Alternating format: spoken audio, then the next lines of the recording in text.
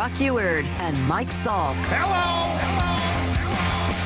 All right, hello. Good morning, everybody. Brock and Salk Show. Seattle Sports on 710, seattlesports.com, the Seattle Sports app as well, and then all those podcast platforms out there. Whichever one's your favorite, you can find us there and listen whenever you want. Plus, of course, we've got YouTube. If you want to watch the show, Mike Macdonald will be with us today at 9:30. Sounds like Mark Sanchez is going to be with us after calling the game yesterday as well. He'll join us at 8:30. And, 97.3 HD2 as well. That's how I was listening on my drive over here to the VMAC this morning. Just, easy way to listen in crystal clear, high definition radio, which is great. Speaking of great, has there ever been a time like this? Certainly not in my time in Seattle. I can't come up with a moment where the Seahawks are coming off a win and the Mariners are coming off of 9 of them to put them into first place in September. Anybody else remember that? I can't.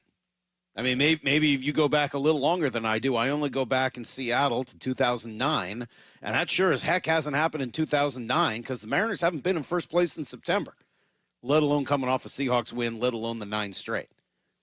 About as good a Monday morning in the city of Seattle sports-wise as you could possibly hope for. It's going to be a beautiful week. Seahawks went to Pittsburgh, and I won't say they waxed the Steelers because that's not true.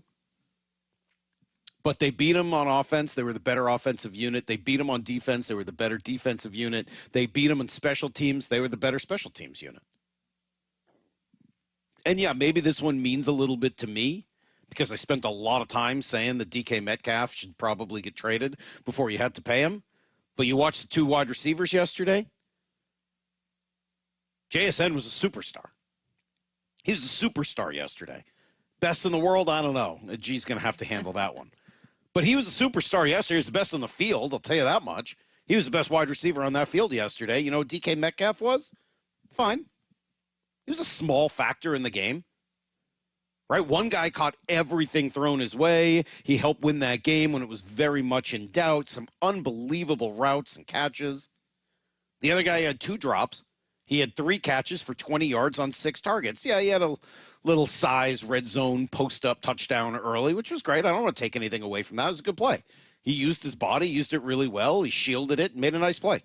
I'm not here to hate on DK Metcalf. But other than that, he was not a relevant part of that game, even without Devin Witherspoon. Even with all of the question marks around the Seahawks secondary heading into that game, how was DK Metcalf? He was fine. He wasn't terrible, but he wasn't a big part of the game.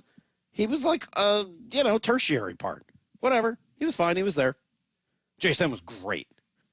That's why you drafted him in the first round.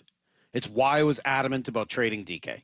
You got to build the team you want, and you can't do that if you're using a first-round pick on a wide receiver like JSN and then paying top money for another wide receiver. DK Metcalf just doesn't work. That's not how you build a team. To JSN were also open. Because they were have open. we seen Ken Walker? We're going to get there. Don't worry. I'm getting to Ken Walker. Don't worry. I'm not ignoring you with Ken Walker. He had a phenomenal game. He was wonderful yesterday. Absolutely incredible. Phenomenal. Not trying to ignore your guy, Maura. I saw Ken Walker, and he was great.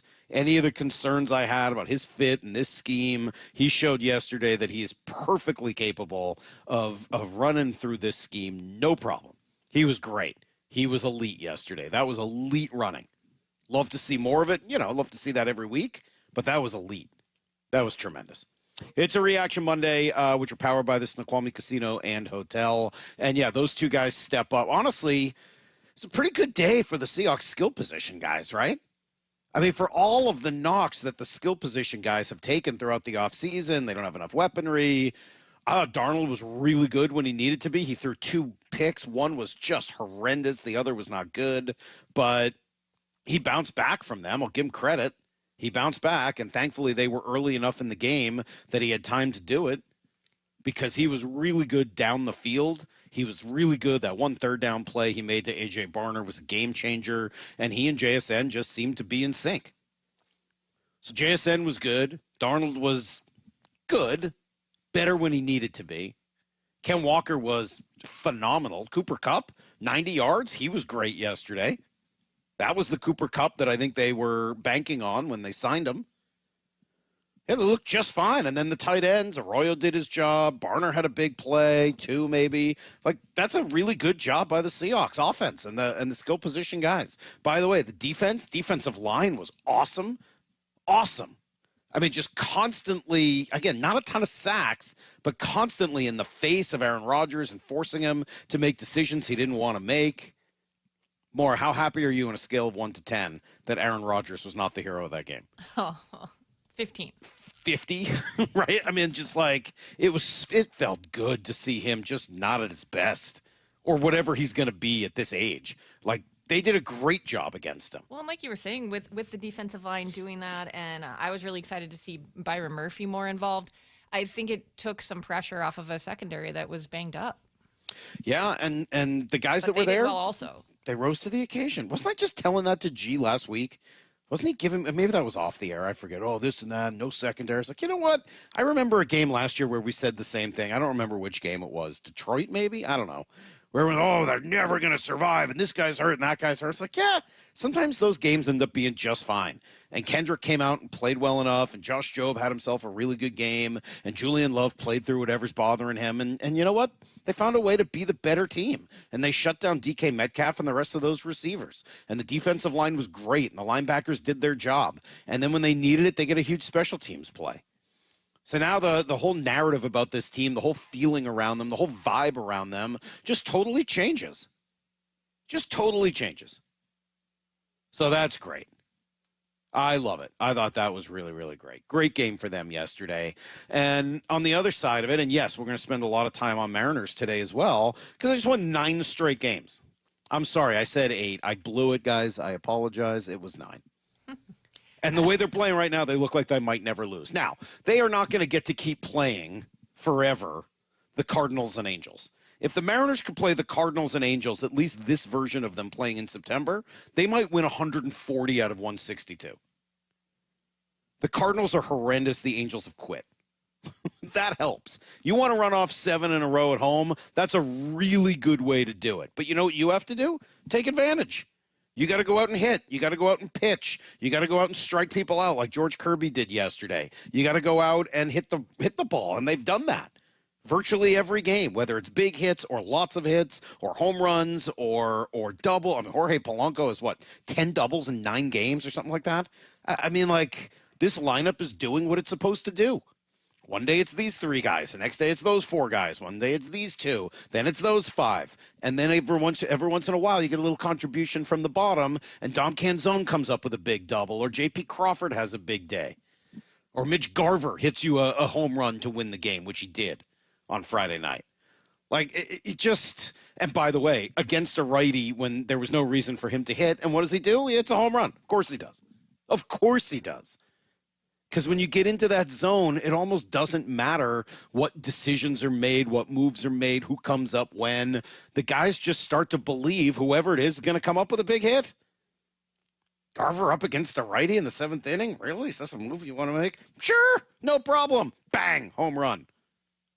I mean, and I bet you everyone in that clubhouse, everyone in that dugout in that moment was not surprised. Of course he did, because they're now all just expecting each other to come up big in a big moment.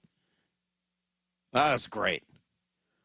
206, all while Gino hasn't had a hit in a week. Doesn't matter. His day will come. Maybe it'll be next week or the week after or whenever. Maybe it's tonight. Or, well, it's going to be hard. They don't have a game. Maybe it'll be tomorrow. Maybe it'll be in Kansas City. We knew he was streaky when they brought him back, but when he's hot, it's worth it. Maybe they do all of this without him. They get to the playoffs, and he hits 6 home runs in a series. Like, they are just in that mode where someone's going to do the job every night. And now you're in first place. The Astros are eventually going to fade, and the Rangers, like, those teams just aren't that good. I'm sorry. I've been saying this forever. Those teams just aren't that good. And since the trade deadline, the Mariners have a better team. Just have a better roster, better lineup. They have better pitching than Houston. All right, Texas' pitching's still really good, but they got a better bullpen. So, yeah, they're in first place on September 15th with just 12 games left to play. The Seahawks are 1-1 coming off a quality win on the road in Pittsburgh. It is a pretty good morning to be here in Seattle. Hawks Live. Touchdown! Presented by the Dining District at the Bellevue Collection. Thursday nights from 7 to 9 p.m. Live from Bellevue Square's center court. Come on by and join hosts Michael Bumpus and Paul Moyer and a different Seahawks player every week. This should be fun. Hawks Live. Thursday nights from 7 to 9 p.m. Exclusively on the home of the Seahawks. Seattle Sports on 710 and the Seattle Sports app. Progressive's Auto Quote Explorer lets you easily compare direct rates from different insurance companies, so you can be confident you're getting the right one, even if it's not with Progressive. Way more confident than you were when you bought that TV in a parking lot. It just happened to not come in a box or include a remote. And when you finally managed to turn it on, all it displayed was the menu of Grumpy's Tacos. So use Progressive's Auto Quote Explorer and be confident you're getting insurance that's right for you. Progressive Casualty Insurance Company and affiliates. Not available in all states or situations. Prices vary based on how you buy. Ready to order? Yes. We're earning unlimited 3% cash back on dining and entertainment with a Capital One Saver card. So let's just get one of everything. Everything? Fire everything. The Capital One Saver card is at table 27 and they're earning unlimited 3% cash back. Yes, Chef!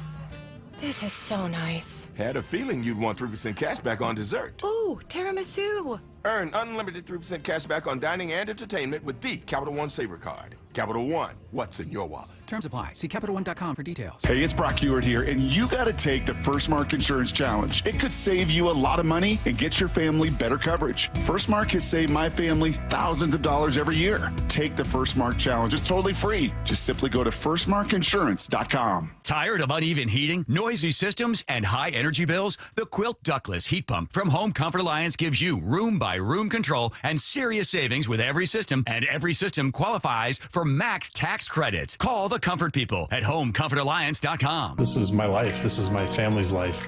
The people that work here, they're my family. When something's not right with them, it's not right with us. We get notifications every time we get a review. And I said, how do you not let it eat you up? Sometimes I feel so responsible. And his answer was, I just look at it as an opportunity. We need that feedback to learn and to do better. I'm grateful for the feedback. Big part of sales is the relationship aspect. People want to do business with someone they can trust, who's a real person. They don't feel like you're just going after their money. And when you take the time to get to know them, get to know their needs, not be a car salesman, but be a consultant, then they feel more comfortable with you, and just the experience is better on both sides. It's not about closing deals. It's about opening relationships, helping people make the right choice. The LJ Way is the Lee Johnson Auto family. Progressive presents Employee of the Month. Small Business Edition. Today's recipient from Terry's Tiny Homes, Terry! Sure, as the only employee of her company, Terry was probably the front runner, but saving money getting personalized discounts with a commercial auto quote from Progressive, well, that gave Terry the edge.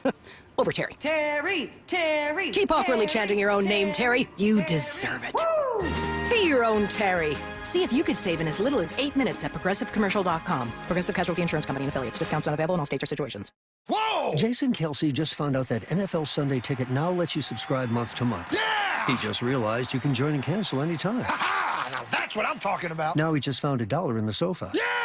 And he just saw a great parking spot open up. Look, just because Jason's easily excited doesn't make NFL Sunday Ticket month to month any less great. Right, Jason? Yeah. Get NFL Sunday Ticket month to month and cancel anytime. Woo! Sign up at NFLSundayTicket.com. Renews every month during the 2025 regular season. Cancel anytime. Terms and embargoes apply. No refunds. Commercial use excluded. Get rid of stubborn fat and address areas of loose skin with ProSculpt, the simple one-day permanent fat reduction and skin tightening treatment. Book your free consultation at ProSculpt.com. From the roof to the deck, the siding to the gutters, and energy-efficient windows, State Roofing and Exteriors is your one-stop shop for home protection. With over 55 years serving Western Washington, we don't just work here, we live here. We know what your home is up against when the cold sets in and the rain starts falling. Right now, we're making it easier than ever to get started with 0 down, 0 payments, and 0 interest for 24 months. Call 866-ROOF-ROOF or visit stateroofing.com to schedule your free, no-pressure estimate. State Roofing, the best roof you'll ever need. Hi, Seahawks fans. Steve Rabel here for Virginia Mason Franciscan Health. Lung cancer is one of the deadliest cancers in the U.S., but early detection can make all the difference. If you're over 55 and have a history of smoking or a family history of lung cancer, you may qualify for a life-saving screening. So join us at Seahawks Crucial Catch Game on October 20th. Virginia Mason Franciscan Health will be offering lung cancer screenings before the game. Spots are limited, so check out vmfh.org/Seahawks to see if you qualify today. It's the biggest car giveaway in the Northwest. We're giving away 30 cars in 30 days, September 1st through 30th. Mustang Madness at Emerald Queen Casino and Hotel, Tacoma and Fife. Get one free entry daily. Earn additional entries just by playing your favorite games. Drawings every day at Tacoma and Fife. It's 30 cars in 30 days in September. Mustang Madness, only at Emerald Queen Casino and Hotel, Tacoma and Fife. The entertainment capital of the Northwest, where excitement lives. Visit emeraldqueen.com for details. Toyota of Renton is in the playoff chase with game-winning deals on your next ride. Score a 36-month lease on the Tacoma at $279 a month with $39.99 due at signing. The RAV4 leasing at $299 a month with $39.99 due at signing. Drive smarter with the all-hybrid Camry leasing as low as $299 a month, or the Corolla from just $219. Whether you're gearing up for the fall or chasing savings, Toyota of Renton is the place to go. Visit toyotaofrenton.com and get in the playoff chase today. Offers valid through September 30th, 2025. Excludes tax, title, license, dealer accessories, and $200 negotiable documentation fee. Model 7540-4432-2559-1852. Need to know.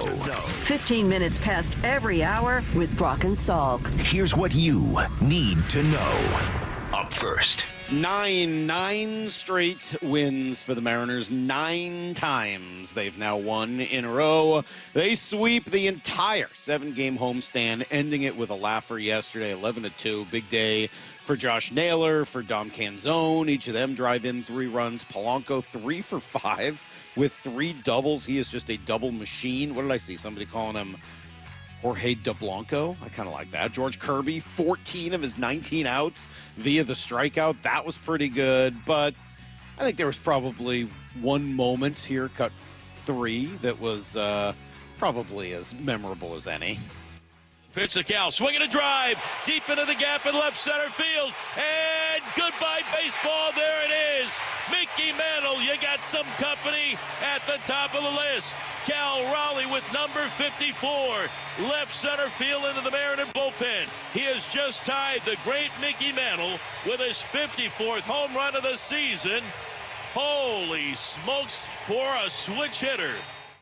Yeah, it's pretty amazing. Next one will obviously pass Mickey Mantle. The one after that ties Junior, and he's still got 12 games to go here. And let's remember, one of the conversations about Mickey Mantle is, hey, he had a shorter season. All right, he did it in 154 games. Cal, he's only in 150. So he did it right on time to tie Mickey Mantle. Pretty impressive. As I said, 12 more games to go. Afterwards, he spoke to what it means to be tied with Mick. Cut 6. It's crazy. I remember going to Yankee Stadium, played hooky. My dad took me out of school. He took me to the old Yankee Stadium, and we did like the whole day there.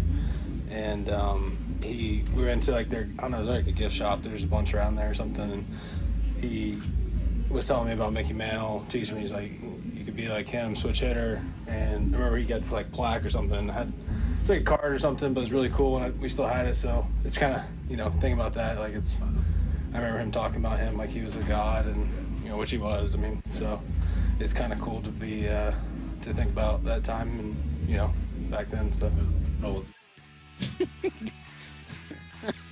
Something about the whole Cal experience is just so awesome. He's so humble. He is so antithetical to all of the records and everything that he's been doing, and there's such an aw shucks quality to the whole thing that just feels incredibly genuine. And I can't even imagine what it must feel like to have your name next to Mickey Mantle, of all people. I mean, just incredible stuff. As for the rest of the team, look, they just keep winning. 9 straight games. Dan Wilson here in cut 4 talks about where they're at and where they're going. Just our determination. It's just the drive that these guys have, and we know what's in front of us. We know what needs to continue to happen, and these guys have a way of doing it. And what we've seen here night after night, I think their preparation, their mindset at game time has been impressive. and that's what's going to continue to need to happen. I think that's what they'll do when they get on the road too, and we'll be ready to go. Well, they're going to have to be only 2 off days left in the season. One of them is tonight as they head to Kansas City for the start of this final road trip. 3 in KC, 3 in Houston, then 3 each at home against the Rockies and Dodgers, and that is it.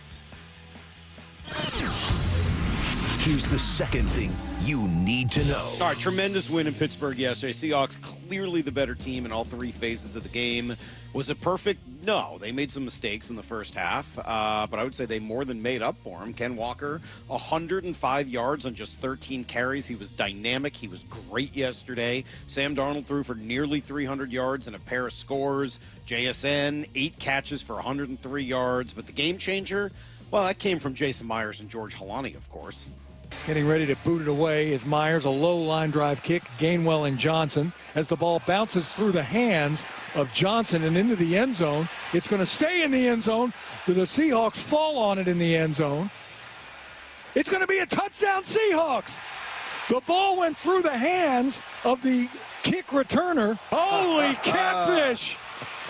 What a break for the Hawks, and what a mind mistake by Caleb Johnson. Yeah, I would mind mistake, mental mistake, just plain old not knowing the rules. Unbelievable moment as the Seahawks steal 7 points. They go on to win 31-17. They get to 1-1. They avoid that dreaded 0-2 start. They just played some really good football yesterday. But that moment for George Holani, Mike Macdonald, pretty proud of the effort. I wish I could say it's like we went over it on Friday night, but you have to talk rules. You got to know the rules of the game and play by them better than everybody else. But I can't tell you when exactly we've talked about it. But it was a heck of a play by George, understanding the situation and then staying in bounds and recovering it, which actually Brian Ayers talked about. Sideline recoveries yesterday, from that matter of fact. So Brian Ayers deserves a lot of credit too. So, but George made a heck of a play there. I was surprised they didn't review to see if he was definitely in bounds. I was just an amazing play. I mean, I thought the whole thing was pretty incredible, and to come away and be heads up to win the mental battle there, pretty darn cool. It leads to a lot of positive vibes afterwards. Quarterback Sam Darnold excited about what the energy feels like in this locker room. No, I was just saying, I think, and the coaches, going right into kind of the plan and what our halftime adjustments were. And then for me personally, just letting the guys know, if we don't turn the ball over, we're marching right down the field, whether, kicking field goals or scoring touchdowns. Obviously, we'd like to score touchdowns. But, I feel like we were driving the football really well. And there were just a couple, bad plays on my end that I'm obviously going to clean up, watch the tape, and get better from. But I felt like there was, a lot to go into the second half optimistic about. Well, they certainly pulled it off. Also defensively handled DK Metcalf well. They held Aaron Rodgers to just 203 yards and a pair of picks. They gave up a total of just 267. That is winning football. Here's the third thing you need to know. All right, elsewhere in the NFC West, Niners win, Rams win, Cardinals win. Yikes. The division, 7-1 as a whole, with the only loss coming in a divisional matchup. That's pretty impressive. Russell Wilson set his career high. He had 450 yards and 3 touchdowns. Unfortunately, most of that came in regulation because it kind of fell apart in overtime. He threw a fumble behind him and then a pick that set up the winning field goal. He was not the same player as he had been for the first 60 minutes. Giants now 0-2. Chiefs and Eagles, physical, rugged affair. Philly wins that again. Kansas City is now 0-2. I enjoyed Michael Penix and J.J. McCarthy last night. Penix gets a little revenge and a win. And unfortunately, coming out today, tough news for the Bengals. Joe Burrow is going to need toe surgery, and he will miss at least 3 months. So at best, you'd see him in December.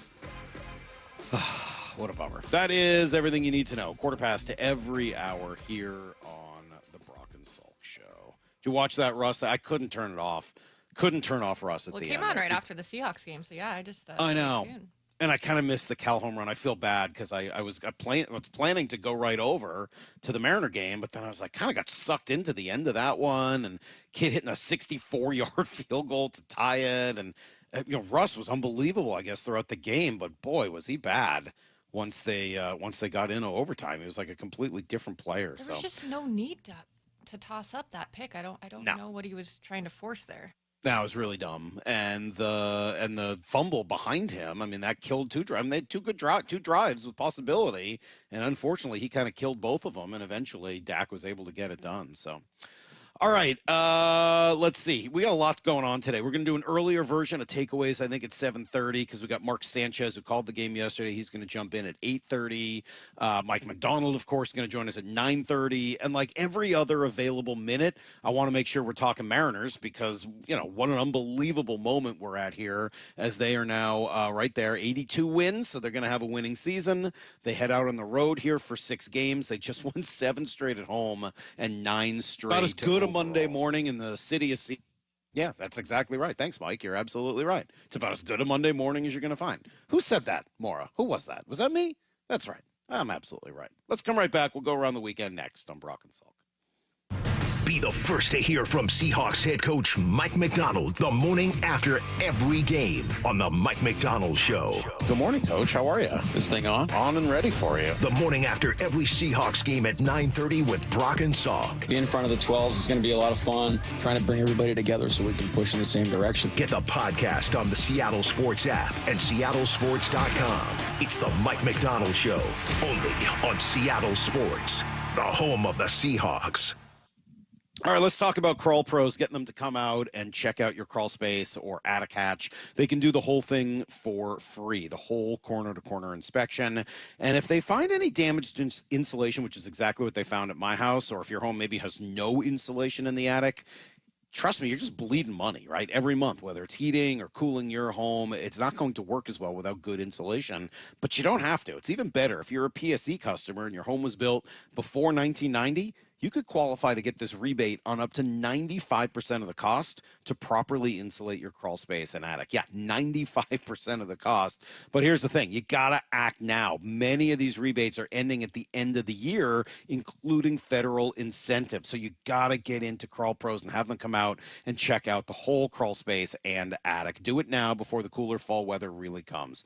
Crawl space experts, that's Crawl Pros. Learn what's going on behind that crawl space and attic hatch for free, and then see what energy rebates you are eligible for. If you're worried about critters, mold, water damage, anything else related to your crawl space or attic, call Crawl Pros or go to crawlpros.com.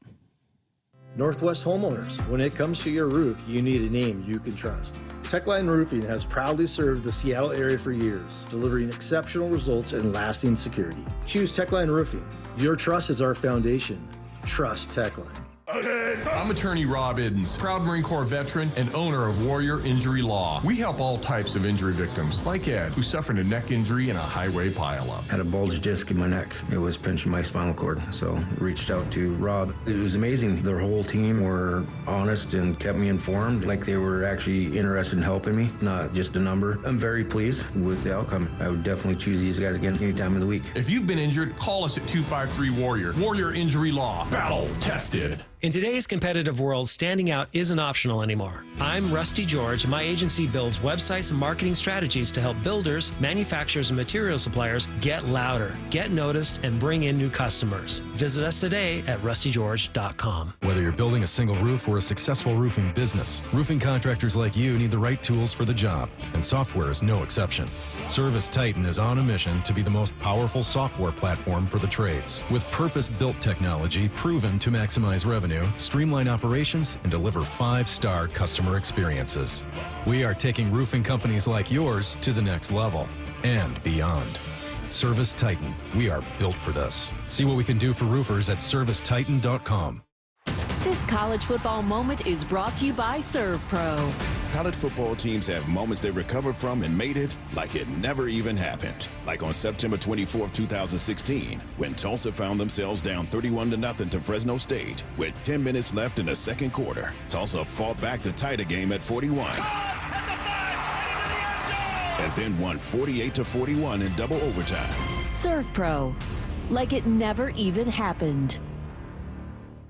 Seattle Sports has your chance to win 4 tickets to the Seahawks game Sunday, September 21st. Head to the Seattle Sports app, click the Win tab in the bottom right corner, and enter to win. You can enter once per day, so the more times you enter through the Seattle Sports app, the better your odds. Do it every day, September 9th through September 15th. Details and rules at seattlesports.com/win. From the home of the Seahawks, Seattle Sports. Want more Seahawks content? Join me, G. Scott, on The Reset. New episodes of the podcast every Monday and Thursday on YouTube or on the Seattle Sports app. It's G. Scott. School's back and it's rally time. Time to rally around the campaign to keep kids healthy. Kids need fruits and veggies to grow strong and stay focused, but for families on tight budgets, that's not easy. Safeway and the Washington State Department of Health have teamed up and need your help. Every dollar you donate at Safeway checkout helps families in need. And with SNAP Produce Match, they get twice as much for the dollar. Next time you're at Safeway, please donate to keep kids healthy. Rick Riz here with Keith Dashafee, a local owner of Pella Windows and Doors of Western Washington. With your help and the Improve Your Play program, Pella has chosen a local youth athletic program to receive a $5,000 grant. Keith, who's the lucky winner this week? Rick, we could not be more excited to announce Mount Baker Youth Baseball as one of 2 winners of this $5,000 grant. Thanks to Pella Windows and Doors of Western Washington for helping our local youth thrive. Why is Mazda of Everett the #1 dealer on the West Coast? Mazda of Everett is locally owned and operated for 20 years. They work hard to get you their best deal every time and to make sure you drive away happy. With over 700 new Mazdas, they stock more than anyone in the Seattle area. Find out for yourself why people keep coming back to Mazda of Everett. Take advantage of the Mazda of Everett price during the More to Move You sales event. MazdaofEverett.com. Claims based on Mazda USA inventory and sales reports. It's the World Fighting Championships at Emerald Queen Casino Event Center, Saturday night, October 25th. Experience the thrill and excitement of high-energy mixed martial arts. Tickets at emeraldqueen.com.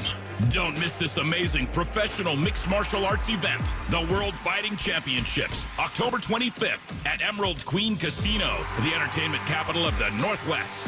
21 and older, need gambling help? Call 800-547-6133 or visit emeraldqueen.com. Brock and Salk's Rewind is presented by Toyota of Kirkland and Toyota of Renton. From the Quantum Fiber Studio, you're listening to Brock and Salk. Weekdays 6 to 10. On Seattle Sports and 97.3 FM HD2. Yeah, going to be a really busy day today as we talk a ton of Mariner baseball interspersed with a lot of football from yesterday.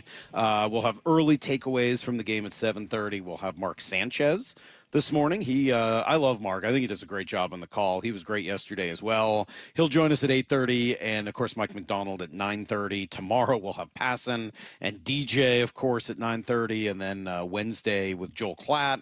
I watched a little college football actually this weekend just to make sure I was ready for Joel, and I'm hoping it'll be a little toned down version that we get on Wednesday.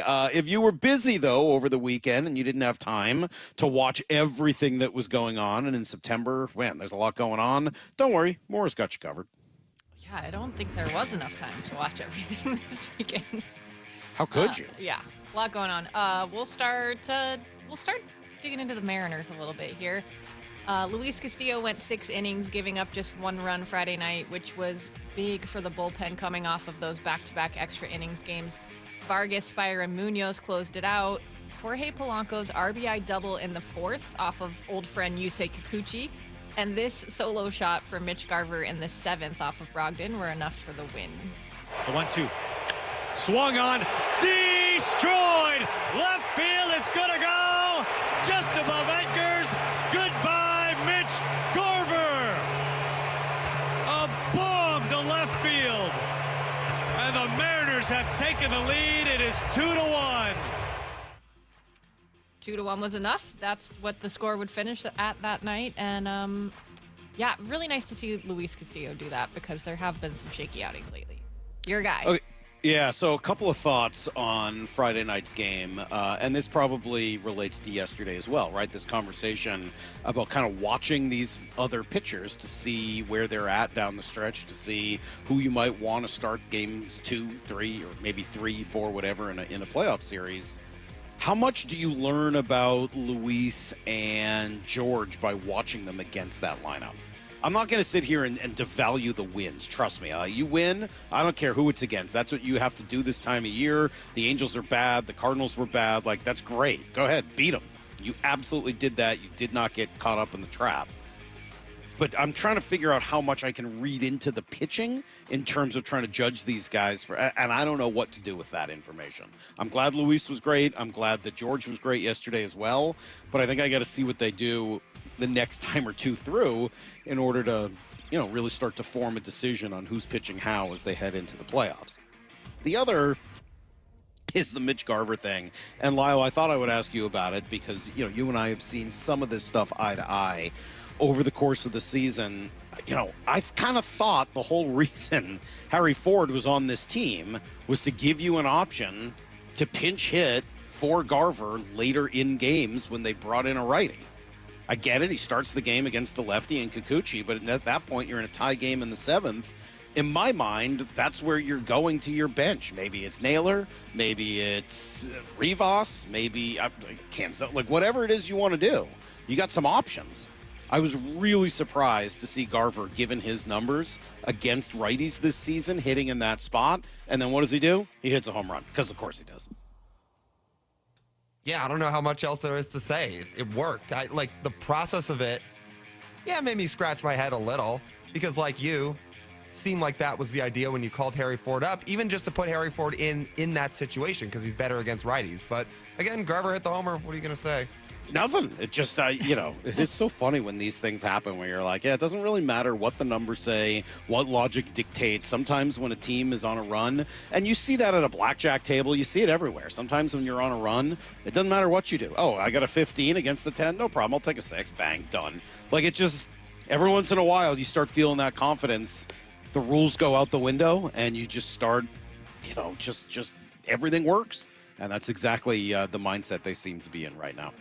Well, and as you've mentioned a couple of times, they have just different people stepping up in every game, and Garver spoke to that afterwards. I should just talk to somebody about that after the game. That's what championship teams do. You never know who's going to do it that night. Could be Cal, could be Hooley. Those are the usual suspects. Could be Leo, could be myself. You never know, man. That's we got a good team. We got a good bond in that clubhouse, and everybody's pulling for each other. 100%. Yeah, I mean, he would know. I mean, he was just on a championship team a couple of years ago. He actually has about as much championship pedigree as anybody on this roster. He knows what it's about, and it was his turn. It was just his turn the other night. I will say, to answer your question about the pitching, I think with Luis, what it just proves to me is what we've already known, which is if the Mariners end up playing these playoff games at home, sure, he could start a playoff game. If they're on the road, I wouldn't. Hasn't it been kind of the same for George this year too, though? Yeah, you can dial that up with a lot of these guys, but Luis's splits are pretty drastic. 2.7 ERA at home, over 5 on the road.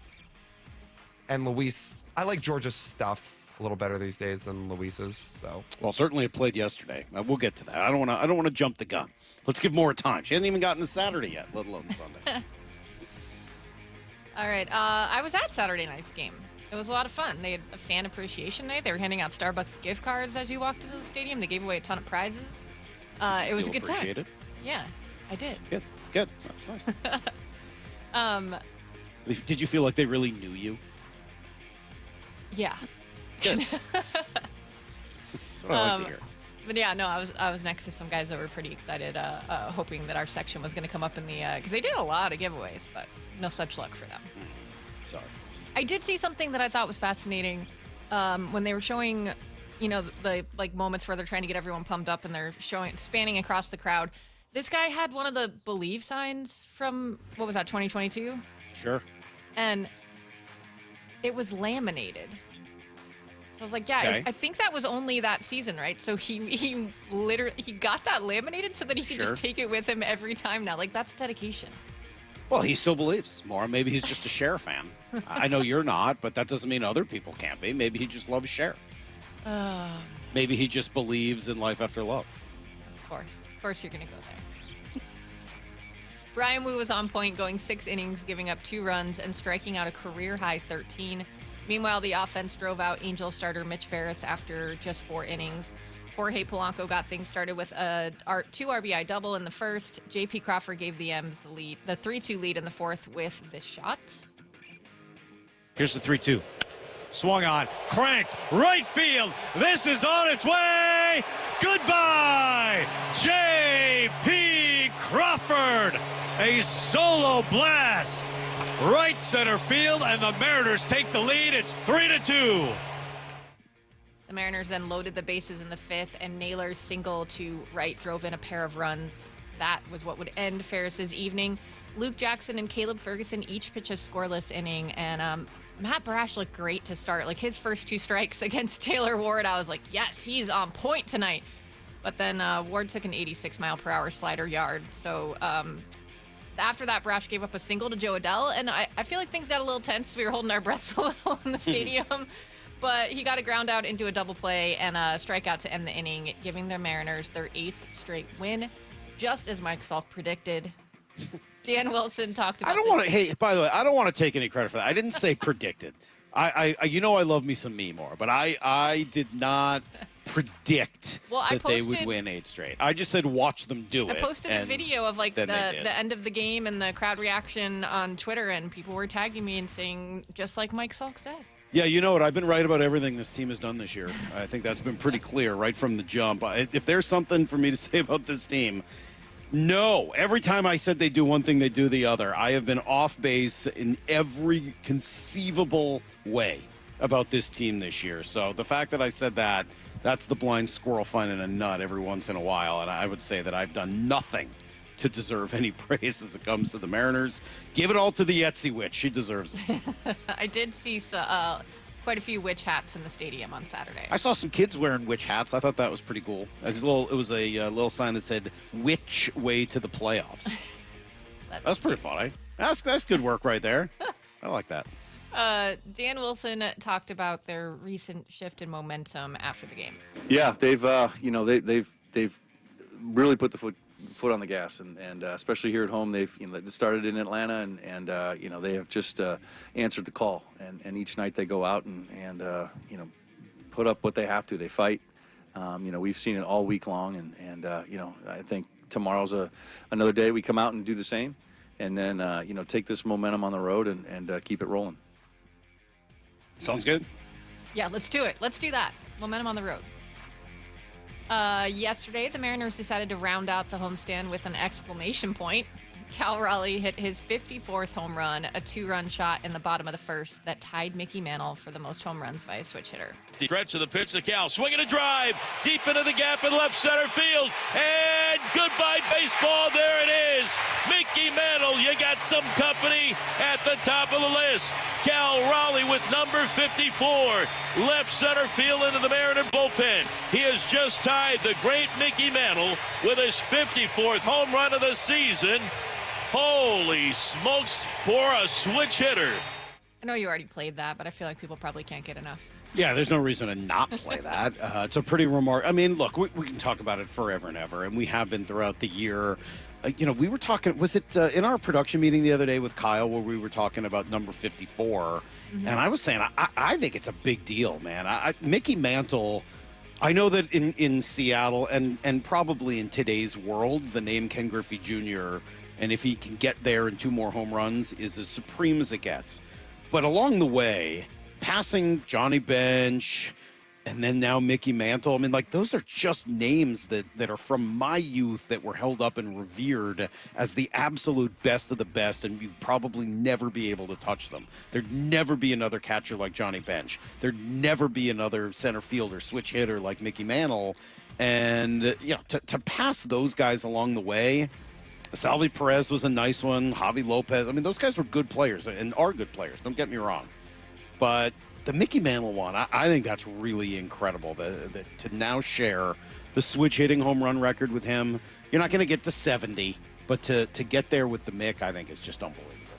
You know how many teams Mickey Mantle faced in 1961? 12? That was my guess, too. The answer is 9. 9? Okay. So he was facing way less pitchers, and he certainly wasn't facing guys that had the That's fifth, true. sixth reliever in their bullpens throwing 98 miles an hour with runs. So he wasn't. It's a way of saying what Cal's doing is even that much more impressive. Yeah, I would say that's true. On the other hand, I mean, he's not using the same technology. I mean, whatever, man. That record stood for a really long time. I think you got to give Mickey a lot of credit. That's pretty good. And I like that Cal did it in 150 games. So there's none of that, well, you know, Mickey only had 154. No, he did it in 150. Good on him. Pretty cool. Cal's work habits are probably a little different than Mantle's. Well, yeah, that's the other thing, right? I mean, like, he's got the advantage of nutrition and, like, getting a full-time job out of this. I mean, like, yeah, it's different. You know what I liked yesterday? It was kind of a random thing, but for whatever reason, it struck me as great. Did you see Julio after the stolen base at third base where where they had to review it? Did you see him give a little swat to the ump right in the butt afterwards? I don't think I could ever recall a player doing that. And then he was like demonstrating to Doug Eddings, the umpire, what had happened. And Doug was laughing. Like, you don't see that very often. Generally, those relationships are somewhat terse, tense, whatever word you want to use. Julio just has a unique ability to smile through things and make it all okay. And I thought that was just a weird, fun, little cool moment yesterday of levity. Cal's home run was the only home run for the Mariners, which we know sometimes when they put up a lot of runs, that's how they do it. But they had no trouble scoring. Jorge Polanco continued his hot streak with 3 more doubles. Canzone and Naylor each had 3 RBIs, and Julio had 2. George Kirby went 6 innings, giving up 2 runs with no walks and 14 strikeouts. Yeah. Emerson Hancock and Casey Legamina closed it out. Sorry, go ahead. Well, no, I was going to laugh for everybody who says that, I called it with the 8 in a row. Did I call it by saying that on Friday that I was a little worried about George Kirby's ability to get swing and miss and strikeouts? Because he just had 14 of his 19 outs yesterday come via the K. So please don't give me any more credit than I deserve. Well, that and the no walks is like what you think of when you think of George Kirby, but that has been a little shaky lately. I always just worry, just because the secondary stuff can be a little hit or miss, but he's just so good with the fastball yesterday, it didn't matter. Yeah. That gave the Mariners the 11-2 win, putting them in sole possession of first place in the AL West. And they finally get an off day. That was a long stretch there, especially with those extra innings games. Yeah, they just played, 10 in a row, including the long trip back across the country. They did have a couple of long games in there as well, but it didn't affect them. Now, look, again, I said this a few times. It really does help in a stretch like that to be playing the Cardinals and Angels. Those teams are bad, and they quit. I mean, I know I spent some time last week complaining about the Cardinals and just that they were an affront to baseball. The Angels just flat out quit. Who the heck is their manager? Do they even have a manager? Ron Washington's been out since June. Who's running the show there? They should bring back that guy from a few years ago, total idiot. What's his name? The old catcher DH guy who was running the show there for half a year. Oh, he was awful. You don't mean Phil Nevin, do you? Yes, I do mean Phil Nevin. At least I know who Phil Nevin is. At least he had command of the team. The guy there now, my God. Do you see the play to center field that Julio scored on? Actually, right after that stolen base at third. The guy hit like a pop-up to deep short. The center fielder like barely threw the ball in. Julio's like, yeah, all right, I'll score on that. Thanks. Like, they just quit. They're awful. Awful, awful, awful. And good on the Mariners for taking advantage. Ray Montgomery is the interim manager. Not true. Not a real person. I honestly, well, actually, I know you guys have now never I see an article that says Ray Montgomery away from team due to death in the family a day ago. So they may be down to a third option. I don't know. I know you guys have never seen this movie because there's no way either of you are an Apocalypse Now fan. But for anyone out there who is as big a fan, I think that's probably the best movie ever made. I love Apocalypse Now. I've seen it a million times. The Angels strike me as the whole scene where he goes in to try to find the commanding officer and nobody's in charge, and he comes back at the end. It's like, there's no CO here. Let's go. Like, there's no commanding officer. The Angels are a train wreck. Dear God. I know you guys have never seen one of the greatest movies ever made, so I'm crazy for knowing anything about it. I had to watch it in a cinema class in college or something. It's probably the greatest movie ever made. It's so good. So good. Here's what the Angels did on Sunday in a quick little recap. Eliminated from AL West contention, got swept in 4 games, clinched a 10th straight season without a winning record, struck out 18 times, used their 6th position player of the season as a pitcher. Oof. By the way, how bad is Mike Trout? How bad is Trout? He hit like 165 for the series with 1 home run and no damn. In every big spot, he was atrocious. You remember when, do you remember the moment that, what was the guy's name? Carson Smith came up and struck out Mike Trout on a couple of sliders, and everyone thought Carson Smith was going to be like the greatest thing in the world because of it? Yeah, 2014. Striking out Mike Trout now, I don't even know if they should count it as a full strikeout. Like, yeah, we'll give you half a K. You got to do it twice in order to deserve one. You're being a little harsh. You're acting like he's Anthony Rendon. That would be like Rendon. It's not that different. Well, Mike Trout still plays baseball games. Rendon does not. Yeah, but when he plays, he 21 home runs. He's shot in the dark. Again, I think he's been fine. He was bad. Well, I had some NFL games to break down here, but we're running out of time. Would you like to hear a little bit about Russell Wilson's day, or we do have some post-game sound from Mike Tomlin and Aaron Rodgers? I'd like to hear about Russell. Sure. Okay.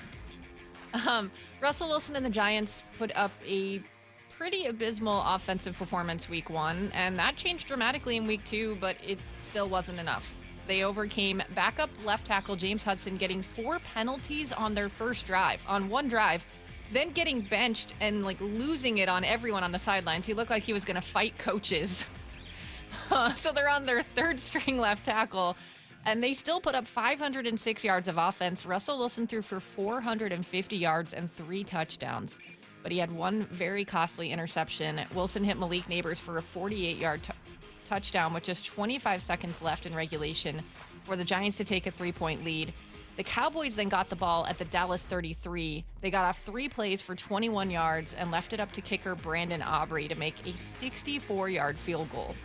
Aubrey, does he have enough? On the way, it is good! In overtime, each team punted on their first possession, and when the Cowboys then punted on their second drive, it looked like the game was right there for the Giants to take.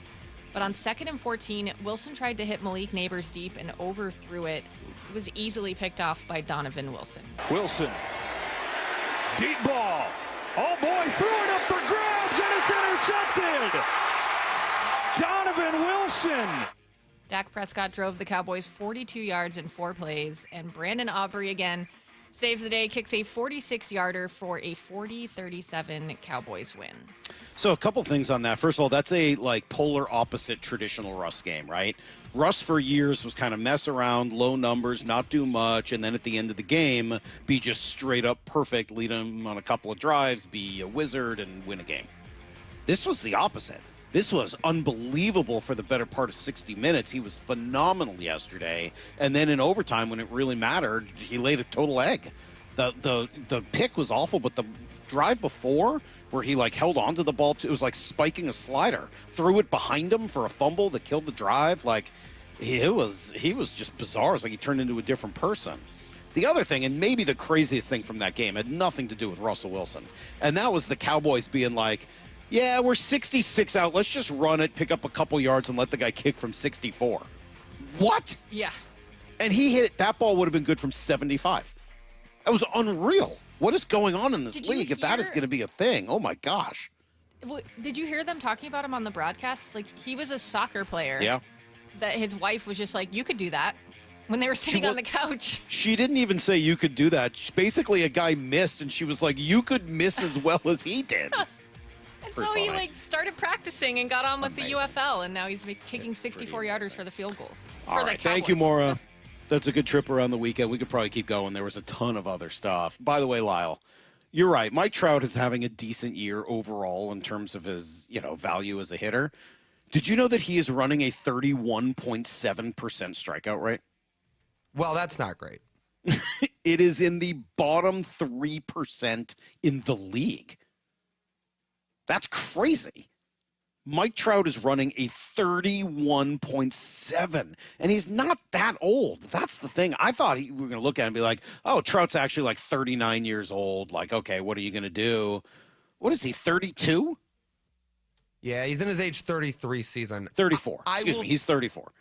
I will continue to cry to get him off that team. Just see what he could do anywhere else. I don't think he could do anything else at this point. So I don't know. Well, we'll see. Regardless, 30, almost a 32% strikeout rate. That is a remarkable number for a guy who used to be the best hitter in baseball, bar none. All right, let's take a break. We'll come back. We're going to talk a lot more Mariners. Seahawks coming up at 7:30. Brock's in next. Brock and Salk, Seattle Sports on 710. Get inside the huddle. The handoff inside. It's Charbonnet. He's going to go. Touchdown, Seahawks. Taking you inside the VMAC every week. Thursdays, noon to 2. Our guys show up to play. Player interviews. It's obviously been paying off. Just going to continue to do that. Previewing this week's matchup. We'll say they come out and just run the ball down the Niners' throats. And everything Seahawks. If anybody had a doubt, don't. The Huddle. Every Thursday at noon. Exclusively on the home of the Seahawks. Seattle Sports. You're listening to Leaf Filter Radio, and the guru of gutter protection himself, Chris Coonahan, is here to take your most pressing leaf-related questions. Hey, everybody, Chris here. I understand we have Ron on the line. Ron, where are you calling from? Uh-oh. Ron, are you calling from a ladder? Well, I was. I wanted to ask Chris what I need to do to get my gutters ready to have leaf filter installed. Oh, Ron, you don't have to do anything. A Leaf Filter Trusted Pro will come out and clean out your gutters, realign and seal your gutters, and install Leaf Filter, America's #1 gutter protection system. So I didn't need to get on this ladder? Ron, Leaf Filter Trusted Pros are in your neighborhood and ready to help. Just visit leaffilter.com/deal to schedule your free gutter inspection and get up to 30% off. Thank goodness. What was that site? That's leaffilter.com/deal for your free gutter inspection today. See representative for warranty details. Promotion is 20% off plus a 10% senior or military discount. One discount per household. And now, tales of another way. How long can one go on with the same scent of shower soap? Sure, sandalwood is your signature aura, but today you went tropical essence. Glamping in the rainforest. Sometimes another way is the better way, like the new SR 509 Expressway, the alternate route that'll help manage congestion on I-5 and other local roads. Tolling begins September 29th. Save $2 per toll with a Good-to-Go pass. Learn more at goodtogo509.com.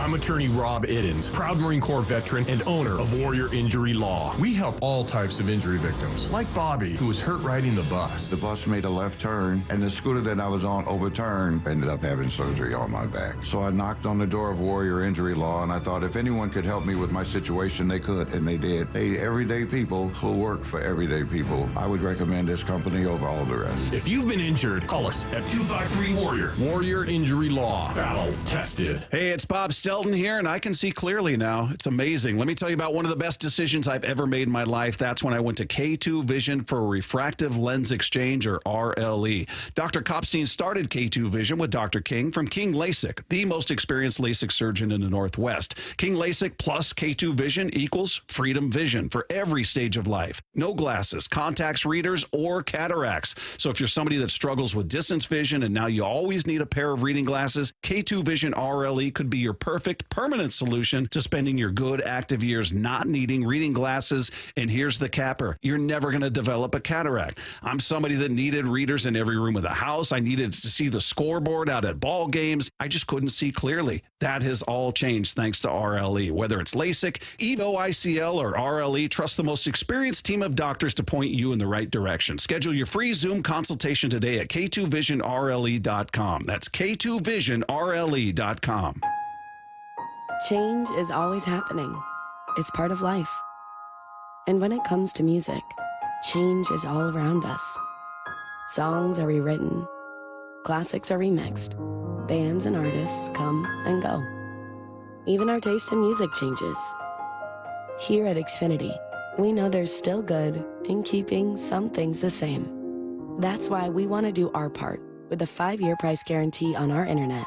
It means no matter what changes, you get 5 years of the most reliable Wi-Fi with our best equipment included for a price that stays exactly the same. Surprised? Life is full of them.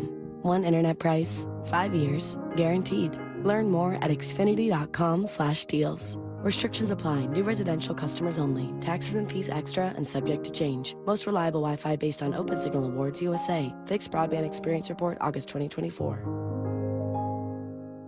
Progressive presents Employee of the Month. Small Business Edition. Today's recipient from Terry's Tiny Homes, Terry! Sure, as the only employee of her company, Terry was probably the front runner, but saving money getting personalized discounts with a commercial auto quote from Progressive, well, that gave Terry the edge. Over Terry. Terry! Keep awkwardly chanting your own name, Terry. You deserve it. Woo! Be your own Terry. See if you could save in as little as 8 minutes at ProgressiveCommercial.com. Progressive Casualty Insurance Company and Affiliates. Discounts not available in all states or situations. Whoa! Jason Kelsey just found out that NFL Sunday Ticket now lets you subscribe month to month. Yeah! He just realized you can join and cancel anytime. Ha-ha! Now that's what I'm talking about. Now he just found $1 in the sofa. Yeah! And he just saw a great parking spot open up. Look, just because Jason's easily excited doesn't make NFL Sunday Ticket month to month any less great. Right, Jason? Yeah. Get NFL Sunday Ticket month to month and cancel anytime. Woo! Sign up at NFLSundayTicket.com. Renews every month during the 2025 regular season. Cancel anytime. Terms and embargoes apply. No refunds. Commercial use excluded. Let's go!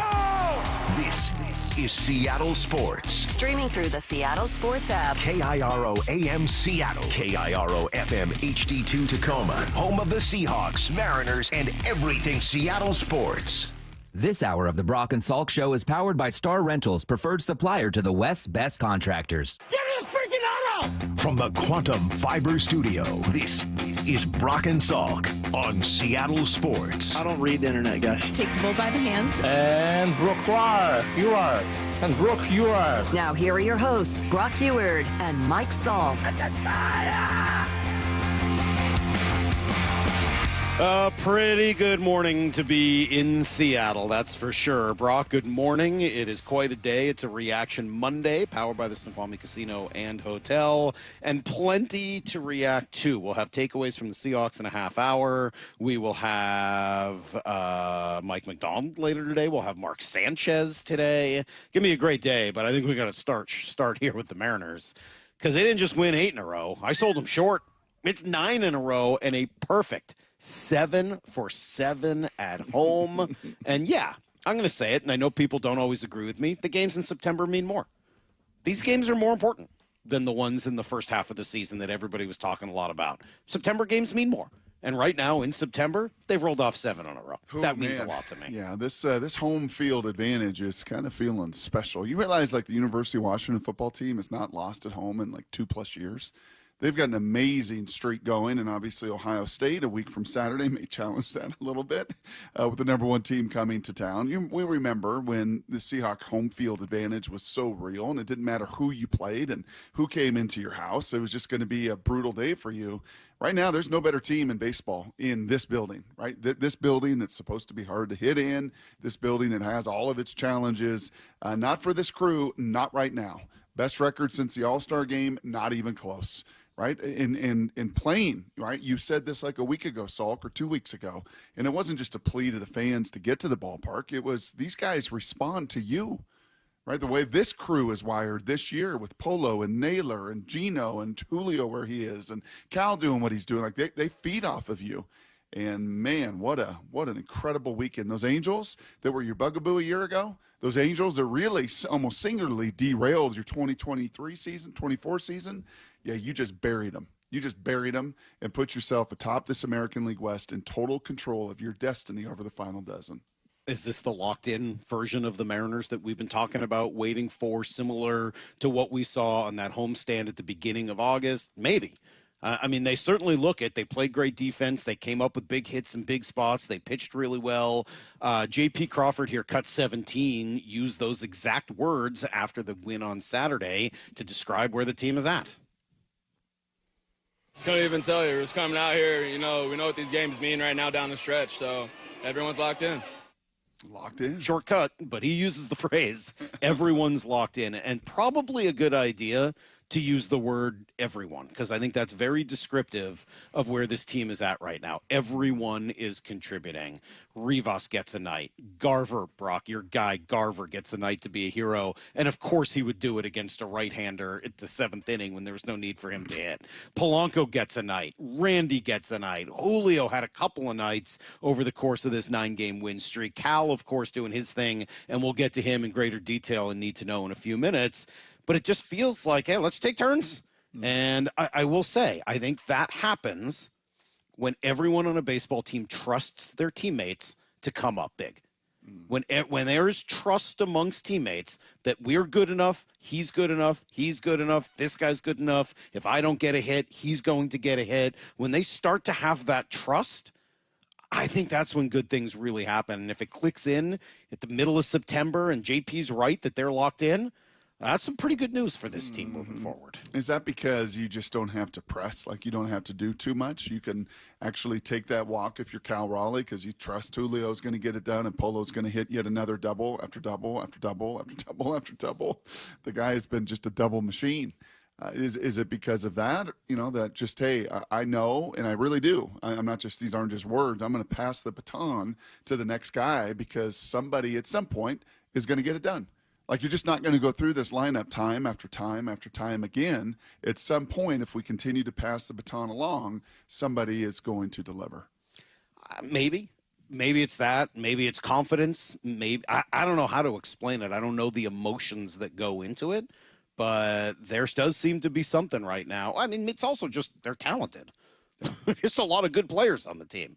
And that's what we said. I mean, it's funny because you go into the beginning of the regular season and you could look around the lineup and see hole after hole and question mark after question mark. But since the trade deadline, you look through the lineup, you look through it every day, and you're like, man, okay, maybe this one person might not be the best in this situation, but there's 6-7 other guys who could come up big in their spot. So it's a function of depth. It's a function of talent. It's a function of confidence. It's a function of trust. I mean, like, you name it, Brock. I could be every one of those things. And to be fair, by the way, some pretty good starting pitching. Yeah, and I was going to say it's also a function of playing two of the worst baseball teams I've ever seen over the last 7 days. Like, that doesn't hurt to be able to face the Cardinals, who had no talent, and the Angels, who had quit and don't have a manager. So, like, that combination certainly helps. I'm not taking away from the wins. The Cardinals left here and swept the Dodgers. Actually, they didn't. That's not true. Get out of here. That's not true. Look, the Angels, I was saying earlier, they look like the scene in Apocalypse Now when there's no commanding officer. Like, there's just nobody even running the show. And so they make mistake after mistake. But good for you. Like, you're not in that situation, and you get them now, and you get to take advantage. And by the way, somebody else is taking advantage of the Rockies, and somebody else is taking advantage of the White Sox, and somebody else is taking advantage of the Braves. Like, that's fine. You got to go do your job against the Angels and the Cardinals, and you did it. Yeah, it shows you when you play these teams that are just kind of out of it and broken down, and it just kind of shows you how stable your building is, how that drafting and that developing, it really does. It just kind of showcases that, you know what, you're a winning ball club, man. You're a winning franchise. You're giving yourself a shot each and every year because you have young difference makers, because you've got really good quality starting pitching, because you've got difference makers. And when you play these teams, Salk, and we'll see the worst team in all of baseball roll in here on the final homestand in a week or so in the Rocky, you just see, like, how do you get to that place? How bad is your management? How bad is your ownership? How bad is your player development to get to this place where you are fielding this kind of club at the major league level? Yeah, it's hard to imagine, but the Mariners taking advantage of it, man. And we knew this was going to happen. We knew, and you said it more than anybody else, this on those brutal East Coast road trips, right? These are some tough teams in their buildings. And let's wait till September turns, because when September turns, that schedule going to get a little bit easier, and this group has just feasted upon them. They certainly have. Curious to see what happens now on the road trip, right? You're going to play a little bit better competition, Kansas City, as maybe a warm-up for Houston and a potential playoff preview, a potential, whoever wins that might have the little edge. But you got to play at home now, man. And I don't know, maybe I'm wrong on that, because baseball, the minute you're declarative on something, will prove you wrong. But my goodness gracious, like, how much more badly do you want that series at home, Right? How much more badly do you want to win this pennant so you can have that first series, that wild card series at home and not out on the road? And you know what? You completely control it. Completely control it with 12 games to go. They're 3 games behind the Tigers. I was just about to say that. Like, they could still find their way into a bye. 3 games behind the Tigers, and they hold that tiebreaker. Skubal went down, right? Yeah. But he's fine. They said he's fine. He is? Yeah. Okay. So they're a game and a half behind New York. They're 3 games. Yeah, well, the New York one I guess doesn't matter. But you're 3 games behind Detroit. Who play the Guardians 6 times, something to play for, and they play the Red Sox 3 times in their final 12. So tough schedule. Yep. That's pretty interesting. Right. I don't know. Don't know what's going on. Don't know how this is going to end. Nice thing, Salk, if you end the season on a 21-game win streak. If you end the season on a 21-game win streak and then lose in the first round of the playoffs, you really don't want to be around after that. Don't do that. Just don't do that. All right, coming up, Brock, let's give you guys everything you need to know. There's football to talk today as well as the Seahawks bounce back with a tremendous win in Pittsburgh. How'd they do it? We'll dig in together next. I'm Brock and Salk. Be the first to hear from Seahawks head coach Mike Macdonald the morning after every game on the Mike Macdonald Show. Good morning, Coach. How are you? This thing on? On and ready for you. The morning after every Seahawks game at 9:30 with Brock and Salk. Being in front of the 12s is going to be a lot of fun. Trying to bring everybody together so we can push in the same direction. Get the podcast on the Seattle Sports app and seattlesports.com. It's the Mike Macdonald Show, only on Seattle Sports, the home of the Seahawks. Well, I know what you're feeling because I'm feeling it too. That little chill in the air, fall right around the corner. Football is in the air. And you know what else it is? It's a great time to reset your workouts on some brand new stuff. And Top Fitness has got great deals going on right now. Hey, Brock Hewart here. And working out in your own home, I've told you guys this for, I don't know, years and years and years. It's the very best. From flooring to everything that goes in that home gym, treadmills, elliptical, strength training systems. My friends at Top Fitness provide it all. They represent the very best brands available, like Washington's very own Precor, made out in Woodinville, the company that created the elliptical, and Inspire Fitness, the leader in strength training machines, along with many others. You give Top Fitness your room dimensions, and you know what? They'll do the rest. A complete fitness room design for you. And right now, get 0% interest financing, and mention you heard it from me, and you'll get an additional $100 off any new treadmill or home gym. It's no secret that everyone from personal trainers to pro athletes love Top Fitness. They got locations in Tukwila, Linwood, and Bellevue, or simply visit topfitness.com for more info. That's Top Fitness, your best place for home fitness equipment. You're listening to Leaf Filter Radio, and the guru of gutter protection himself, Chris Coonahan, is here to take your most pressing leaf-related questions. Hey, everybody, Chris here. I understand we have Ron on the line. Ron, where are you calling from? Uh-oh. Ron, are you calling from a ladder? Well, I was. I wanted to ask Chris what I need to do to get my gutters ready to have leaf filter installed. Oh, Ron, you don't have to do anything. A Leaf Filter Trusted Pro will come out and clean out your gutters, realign and seal your gutters, and install Leaf Filter, America's #1 gutter protection system. So I didn't need to get on this ladder? Ron, Leaf Filter Trusted Pros are in your neighborhood and ready to help. Just visit leaffilter.com/deal to schedule your free gutter inspection and get up to 30% off. Thank goodness. What was that site? That's leaffilter.com/deal for your free gutter inspection today. See representative for warranty details. Promotion is 20% off plus a 10% senior or military discount. One discount per household. With football season comes colder weather, so if you need new windows and doors, don't drop the ball.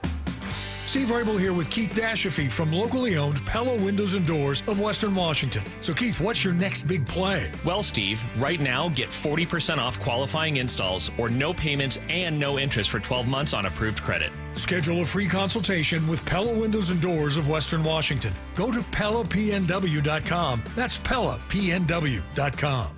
The intent for the training is always to, of course, make a better experience for the customer. But from my position, I would say I'm most proud of watching our own people grow. I think a lot of us really do want the opportunity. I will work my butt off for an opportunity.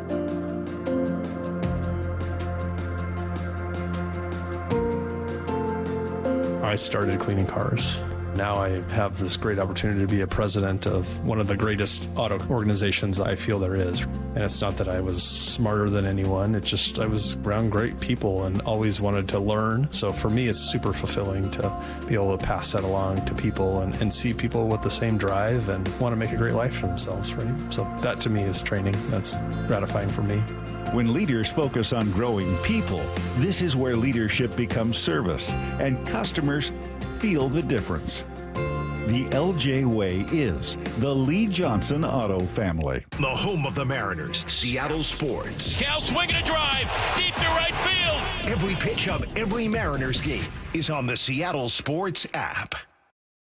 It's G. Scott. School's back, and it's rally time. Time to rally around the campaign to keep kids healthy. Kids need fruits and veggies to grow strong and stay focused, but for families on tight budgets, that's not easy. Safeway and the Washington State Department of Health have teamed up and need your help.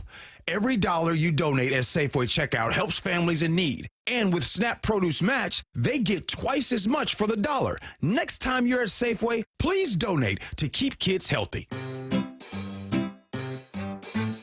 1-877 Cars for Kids. KARS Cars for Kids. 1-877 Cars for Kids. Donate your car today. Call 1-877-CARS-FOR-KIDS to reach a friendly live agent. Donation's super easy, and your car can be picked up as soon as tomorrow. Call us now. 1-877-CARS-FOR-KIDS. Donate your car today. Did you know you can donate real estate too? Hi, Seahawks fans. Steve Rabel here for Virginia Mason Franciscan Health. Lung cancer is one of the deadliest cancers in the U.S., but early detection can make all the difference. If you're over 55 and have a history of smoking or a family history of lung cancer, you may qualify for a life-saving screening. So join us at Seahawks Crucial Catch Game on October 20th. Virginia Mason Franciscan Health will be offering lung cancer screenings before the game. Spots are limited, so check out vmfh.org/Seahawks to see if you qualify today. Temperatures are dropping, but you don't have to settle for a chilly home this winter. Keep cozy and safe with energy-saving products during Washington Energy's home heating sale on now. Upgrading your home is as easy as $1,000, $2,000, $3,000 off. Take $1,000 off furnaces, fireplaces, and water heaters, $2,000 off high-efficiency heat pump systems, and $3,000 off whole home generators and ductless mini splits, plus free financing. Washington Energy Services, your expert resource for affordable home comfort. Call for a free estimate. Need to know. 15 minutes past every hour with Brock and Salk. Here's what you need to know. Up first. That is a, excuse me? Who's got it better than us right now? No one? Nobody. Than us? Nobody. Better than us. Okay. Would that be because of the 9 straight wins for the Mariners, Brock? Yes. 9 straight, 9 times they've now won. They sweep 9. the whole 7-game homestand, ending with a laugher yesterday. Josh Naylor, Dom Canzone, each driving in 3 runs. Polanco 3 for 5 with 3 doubles. That's all he does is hit doubles. Cut 2, George Kirby getting 14 of his 19 outs via the K. Nods his head into the motion. Here comes the 2-2. Strike 3 called. There it is, career high. Strikeout number 14. Burns in a fastball right past Adele. George Kirby dealing all day long. Punching tickets number 14, and that's going to be the day for George Kirby. A sensational afternoon against the Angels. 14 strikeouts is a lot. 14 strikeouts in 6 1/3 is pretty crazy. Did you see the Mariners game notes the other day? Maybe it was just after this game yesterday. This season, Logan Gilbert posted career-high strikeout. This season, Brian Wu posted career-high in strikeouts. Now, this season, Mr. Kirby's posted a career-high, throwing Emerson Hancock as well, and some pretty dominant efforts. Most of those right there in the friendly confines of the building they know oh so well, and the building they've owned since the All-Star break with, by far, the best record in the game. It wasn't the only cool record, though, yesterday. I think maybe we'll want to throw a little love at Mr. Raleigh. Cut 3, he tied the Mick. 50. Stretch of the pitch to Cal. Swinging a drive deep into the gap in left center field. And goodbye baseball. There it is. Mickey Mantle, you got some company at the top of the list. Cal Raleigh with number 54. Left center field into the Mariner bullpen. He has just tied the great Mickey Mantle with his 54th home run of the season. Holy smokes for a switch hitter. That's pretty amazing. 54 home runs, a switch hitter. Ties Mickey Mantle, who did it in 154 games. The season was only 154 then. Cal does it in 150 with 12 left to go. So pretty cool. Next one breaks Mickey, and then after that, it's on to Junior, 56, and breaking Junior at 57 if he can get 3 more home runs here in the next 12 games. Can he do it? Probably, right? I ain't betting against that guy. No kidding. One thing I'm betting against is that little video game metric they have after they show like the avatar of the player and the velo and the launch angle and everything else. And Goldie was totally right.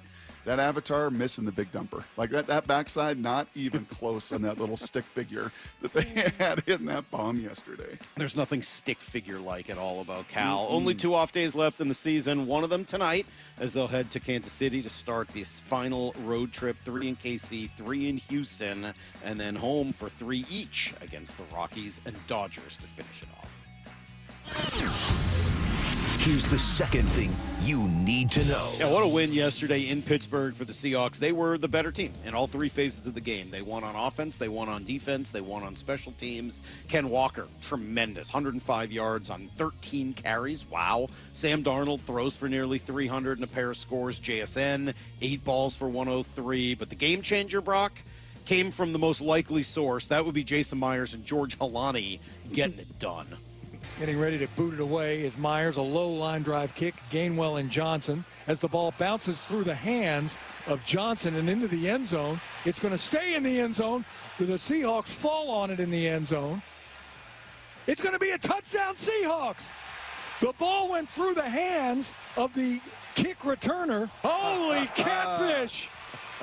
What a break for the Hawks, and what a mind mistake by Caleb Johnson. Okay, be honest. Show unit. Time for the family to be honest here.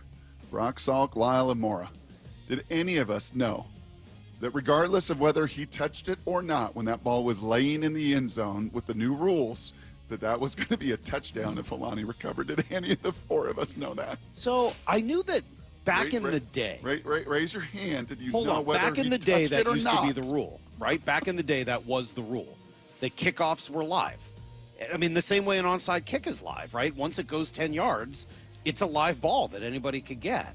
But then at some point, I felt like they made a change. Yeah, to once that across rule. once across the goal line is touchback. So raise That's your how hand. they had changed it. They had changed that a few years ago. Yes. I didn't realize they had changed it back. No, I didn't realize that. I did recover when I was in high school, Brock. One of the great moments of my high school career was recovering a kick. It wasn't in the end zone, but it was at like the 5 or 10 yard line that the other team just didn't jump on. Wow. Tremendous moment. Did you high Not knee quite it George with the ball- Halani's moment, but with the ball above your head? Did you high knee it and carry it to the sidelines? Like probably. a victor? yeah, like I'd torn the head off of somebody. Yeah. 31-17 the final. Seahawks are 1-1. They do not start 0-2, which is the disaster, right? DK Metcalf, not much going on there, man. He didn't do much. Joe, Woolen, Love, give them all credit. They all did a heck of a job. In fact, let's throw a little extra credit at Reek Woolen. Mike Macdonald did after the game here in Cut 12. He was pretty proud of the effort. Reek had a tough week, and I thought he played a tremendous football game. And what people don't realize is we missed a ton of tackles. CP is going to have a field day on tomorrow with the tape, but Reek's the guy that chased him down from the backside. And talking about ultimate effort, committed to the process, having your teammates back, playing with shocking effort. He does that, and he got him down. And we ended up leaving that drive with no points. So we defended a blade of grass, and Reek was the guy that there's a ton of credit on that front and helped us win the football game. So I'm really proud of Reek. He's done a great job this week. Yeah, I think he's referring to Coach Partridge, the linebacker coach there, on that breakaway run by Warren, where he broke like every tackle but Woolen, who did hawk him down, and Duke give him some credit. And it's amazing what a little motivation and competition can do. So when your peers around you also step up.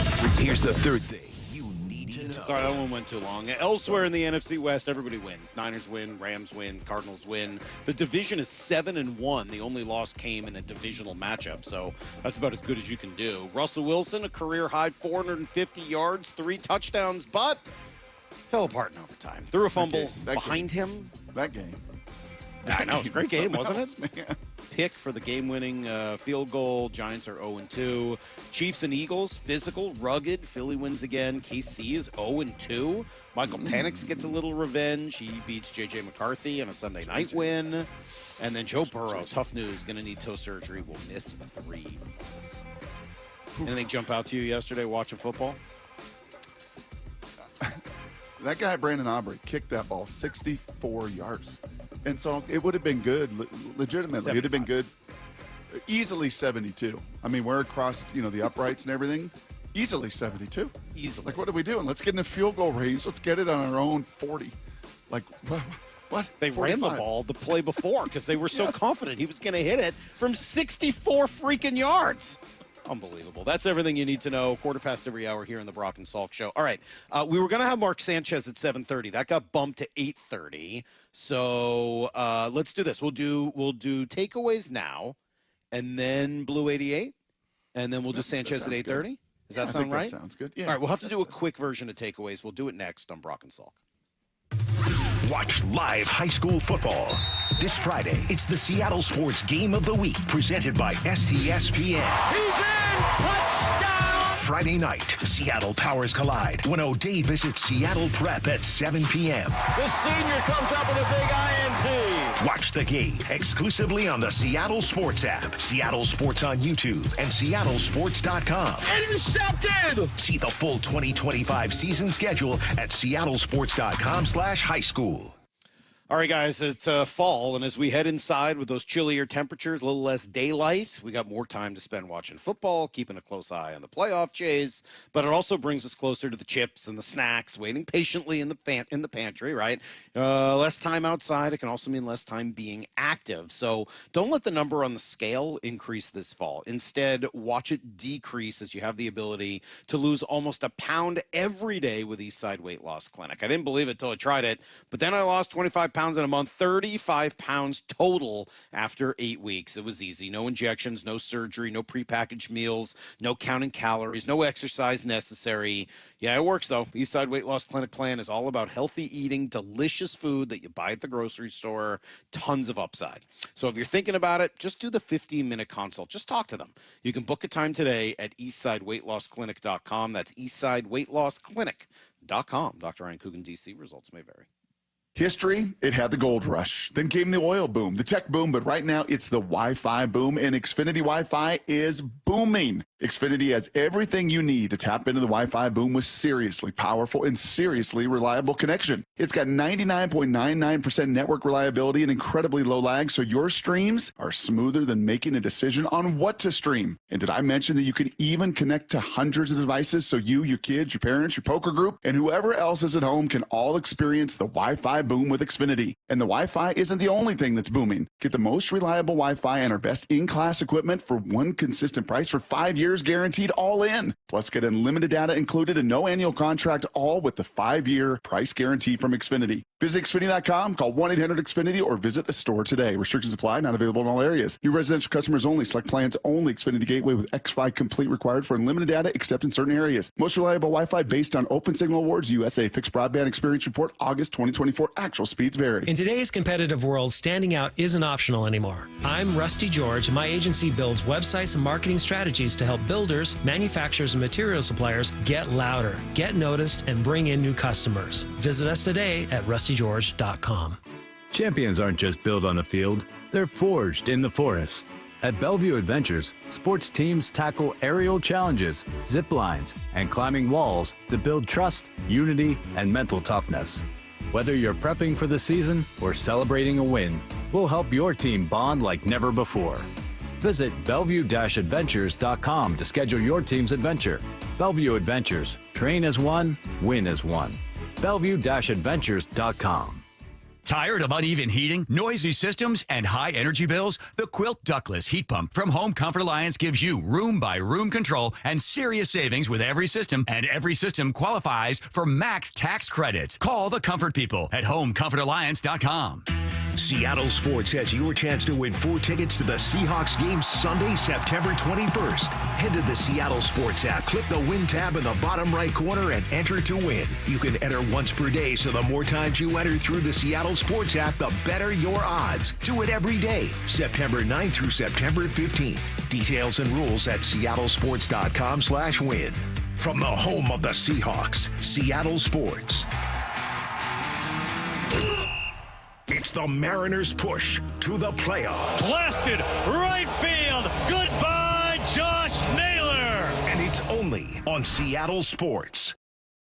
For over 113 years, Pacific Lamp and Supply Company has been your #1 lighting specialist in Washington, from the Space Needle in Seattle all the way to the Riverwalk in Spokane. With the largest lighting inventory in Washington, Pacific Lamp's knowledgeable and experienced staff can assist with any lighting issue, including intricate lighting and control designs. Plus, they work with all utilities in Washington to get you the best available lighting rebates. Pacific Lamp and Supply Company, Washington's lighting experts since 1912. Visit pacificlamp.com. September is Prostate Cancer Awareness Month. I'm joined by Tim Hunter, who underwent treatment in February. Tim, what's it like to go through the CyberKnife treatment? Well, you go in, you do a 5-day-in-a-row stint. You go to the Swedish hospital, and it's they say set aside 45 minutes for each treatment. It's really only about 35 minutes of that little robotic arm dancing around you. There's no pain involved. It was just too easy. Treat prostate cancer with Swedish CyberKnife. Go to swedish.org/CyberKnifeProstate. Yay to Bruce, the streaming king. With quantum fiber internet, he's gonna binge. He wants more, he's got to have more. More bedtime true crime. More podcasts in the shower. Quantum fiber Wi-Fi has the power. More fast internet speed. He's got the gigs to go big, bring him the game. Right now. And his royal we. More sports non-stop, his quantum fiber's on top. Yay to you. Switch today at quantumfiber.com. Limited availability, service, and speed in select locations only. Toyota of Renton is in the playoff chase with game-winning deals on your next ride. Score a 36-month lease on the Tacoma at $279 a month with $39.99 due at signing. The RAV4 leasing at $299 a month with $39.99 due at signing. Drive smarter with the all-hybrid Camry leasing as low as $299 a month, or the Corolla from just $219. Whether you're gearing up for the fall or chasing savings, Toyota of Renton is the place to go. Visit toyotaofrenton.com and get in the playoff chase today. Offers valid through September 30th, 2025. Excludes tax, title, license, dealer, accessories, and $200 negotiable documentation fee. Model 7540-4432-2559-1852. O'Brien. From the Quantum Fiber Studio, you're listening to Brock and Salk. Weekdays 6 to 10. On Seattle Sports and 97.3 FM HD2. All right, Mark Sanchez at 8:30, Mike Macdonald at 9:30, as we're over here at the Virginia Mason Athletic Center on a Reaction Monday, powered by Snoqualmie Casino. Brock, that means a little early version of Takeaways. Takeaways. Seahawks are building the exact kind of reputation you want. Brock Purdy called Aaron Rodgers yesterday and said, man, was that group as hellacious to play against up front as it was for me? And Aaron Rodgers says, that's the kind of game that's going to send me to retirement. I can't take that beating at 42 years of age. I mean, they just, once again, hit, harass, pressure, sacked him a couple times. In fact, Murphy, a career day with 1.5 of those 2 sacks. But Salk, it was like almost every rush. When you watch these NFL games, and you see when a 4-man rush affects and impacts quarterbacks, really hard to play the game. And these first 2 games, that 4-man rush, not having to send anybody else, not even simulated pressure, just those 4 dudes, whoever they are, wearing those Seahawk uniforms, have absolutely gotten after the quarterback. Who jumped out to you from that perspective? Oh, I mean, all of them, really. I mean, Lawrence punctures the edge. Murphy getting pushed. Leonard Williams takes up 2 guys. I thought Uchenna looked a little rusty coming off of, so much time off. Derek Hall was violent. Mafe was in the backfield. All of them really left their mark. You look at the numbers at the end and this was going to be a takeaway, but since we're going kind of quick, Derek Hall finishes the game with 1 tackle and 2 pressures. And yet, I watched him. I thought he played a phenomenal game. And it seemed like he was constantly in the backfield, constantly affecting the play. Yeah, it's a pretty good group, and maybe they're missing that elite guy to take over in the biggest moments, but what they're doing as a group is pretty impressive, huh? Very much so. And again, that's the stuff you put on tape that Spencer Rattler is going to watch this week and go, oh, goodness gracious. That O-line in New Orleans is going to go, oh, San Fran couldn't block him. Pittsburgh couldn't block him at home. Like, this is going to be a tough afternoon. Just honestly, like what your resume says, what that tape says to that opponent that starts to study you is this is going to be a fight, a heavyweight fight that I got to deal with because they just continue to come in waves as well. Takeaways. Well, I have been pretty adamant that running back competition should be more open. I really thought for a long time that Zach Charbonnet might be a better fit for this offense, and I'm still not sure who is. I mean, I think you could still make an interesting case. But yesterday, it was not close. It was K9. He was unreal yesterday. He started again. I was a little surprised, but he was clearly the better back in that game. If there was any argument to be made that he got the short end of the blocking stick in game one, maybe you could make the same for Zach yesterday as well. He didn't really have a lot of chances on any of the balls he got. I felt like they maybe misused Zach a little bit with too many of those outside tosses that I'm not sure are his strength, rather than letting him run downhill as soon as, out of under center, downhill types of runs. But the numbers don't lie. 13 carries for 104 yards for Walker, 15 carries for 10 yards yesterday for Charbonnet. That's insane. And I thought Walker ran hard. He hit the holes quickly. He bailed them out on a couple of occasions when they really needed him. Obviously, the third down touchdown was an incredible piece of running and effort and blocking and everything else. He was great yesterday. 100% phenomenal. Yeah. It was these players, Salk, have made it really clear in a lot of their surveys and such that they want to play on grass.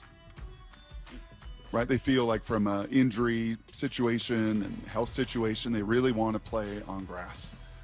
I looked at that field before kickoff. I couldn't believe how horrible it was. I'm like, and there's a point to this when it comes to K9 and Charbonnet, but that field already for week number one, it's a multi-use field. It plays high school games, plays college games, concert, other stuff. I mean, it was horrible. It was long. The track was slow. There were divots all over the place. Like for the home opener, it was embarrassing. And yet that's where you see K9's extra gear on field conditions like that, where he is elite fast and explosive. And it really didn't matter what the field conditions were, how long the grass was, how many divots there were, how slow the track was for everybody else. Wasn't slow for him. He was as explosive as we've seen him as a Seattle Seahawk, and they certainly needed it. Takeaways. Oh, Miss Mara, you got like six.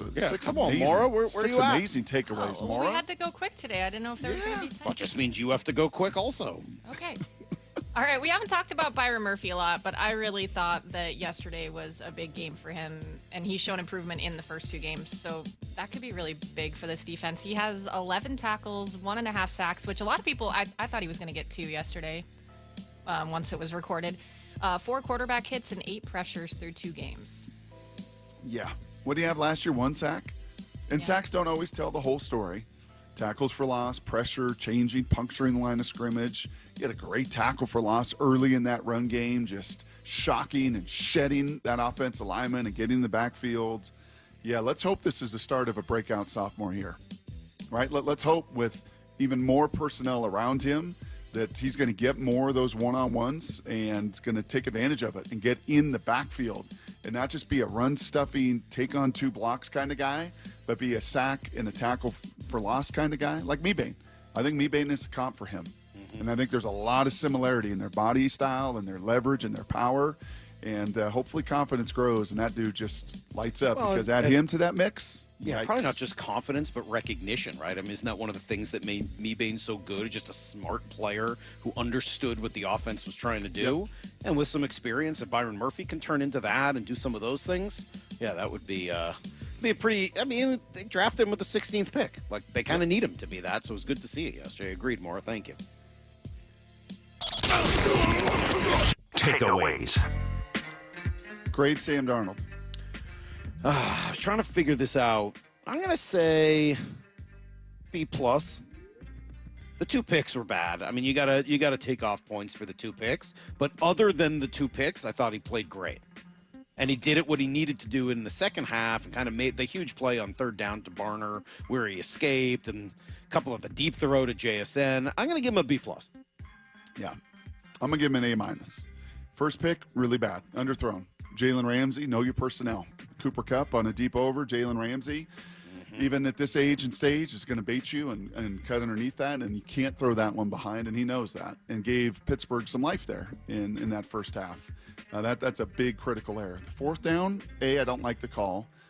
B, bootlegging to your left. C, Oots, who had the most devastating, detonating 2-man block later in the game, whiffed on Hayward there. I mean, he just whiffed on him. So Hayward gets right into his face, let alone the edge player that's outside. And on a 4th down, trying to throw it, ball gets tipped. I mean, I don't know how much more. I'm not going to say it was a no-chancer, but it was almost a no-chancer with what happened, A, with the call, and B, everything around him. And then to respond. Okay, I throw 2 first-half picks. What am I going to do? Am I going to go into a shell? Am I going to become check-down Charlie? Am I going to let that impact me and affect me? No. And he was absolutely dialed in the second half. 3rd downs. You heard Sanchez say it time and again. Whoa! Threading a needle. Whoa! Touchdown pass to Barner, tiny window. Whoa!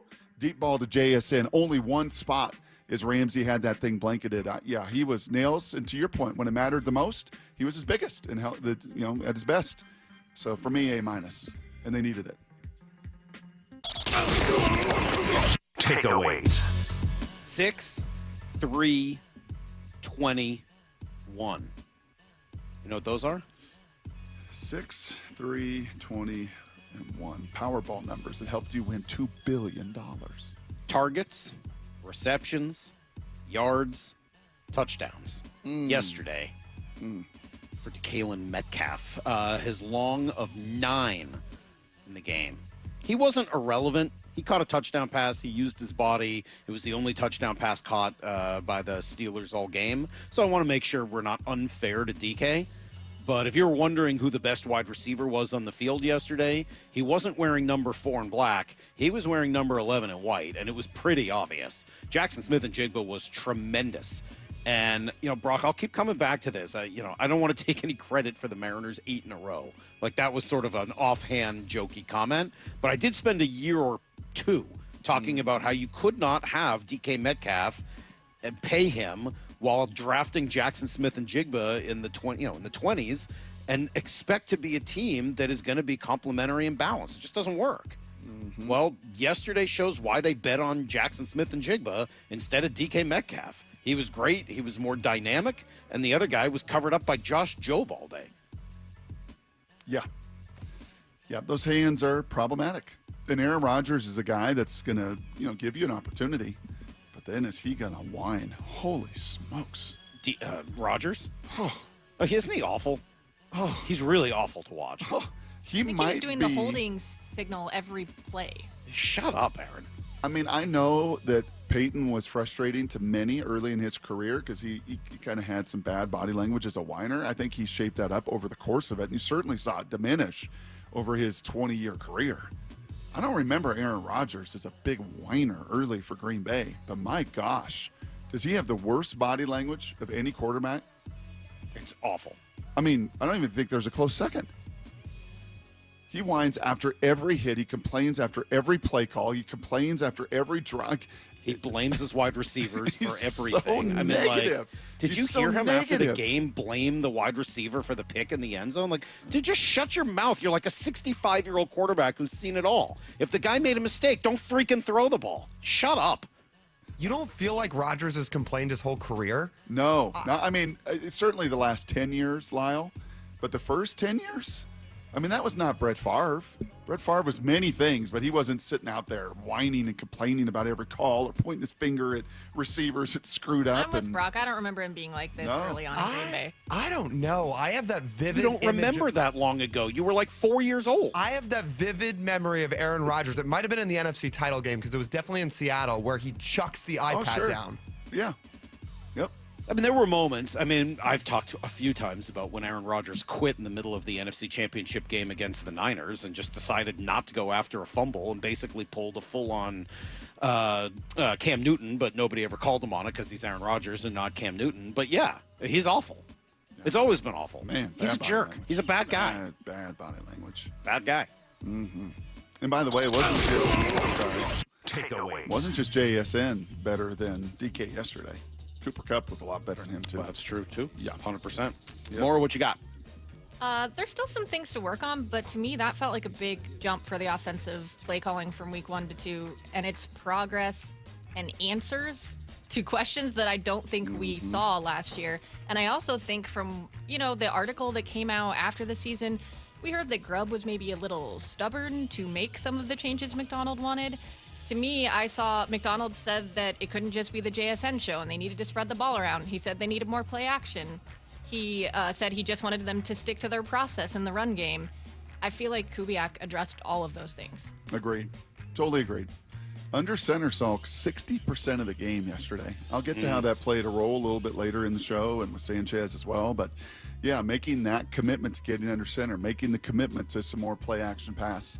A little stick-to-itiveness in some of their outside run that you mentioned earlier was not favorable, right? And you saw Patrick Queen, kind of like D. Winters and Warner a week ago, just triggering and running those things down and beating the blocks, making it really tough on the linemen to try to even get to those linebackers because they were so fast in their trigger.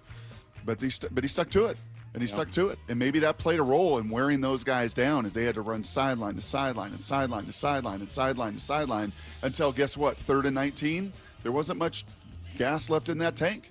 And there wasn't the pursuit that there was earlier in that game. So stick-to-itiveness, process, whatever you want to call it, Maura, I think you're right. It was spot on. And lastly, you remember what my number was, I think on Friday when I said this. One of the big numbers in the game was trying to get to 65 plays. Right, that I think will be a winning formula for this team. If they can be at 65-plus plays, that's a good chance to win. They got to 64 yesterday to Pittsburgh's 59. And a couple of those ones down in the fourth quarter, the biggest of all. Takeaways. I'll give you one more here, Brock, but 2 other suggestions via text for bad body language. Kyler Murray and Phillip Rivers. I mean, Jay Cutler. Jake. Well, I mean, that's in its own elite category. But they didn't kill their teammates. No, but Rivers is a big whiner. He was a huge whiner, huge talker. Whiner. Bless his heart, he never swore through all of that. But it was so much more at the opponent. Big he was whiner. not. He was beloved by his teammates. But he a big did whiner. not tear down his teammates. No, but that's different. That was what I brought to it. You were saying just bad body language. Oh, and no. And it's a tearing down of coaches, teammates, calls. Well, he's It is insane. just- I mean, he's a complete narcissist, crazy person. Just what he is. Give me one more quick one, Brock, and then we'll do some Blue 88. Yeah, I think the ability to stop the run.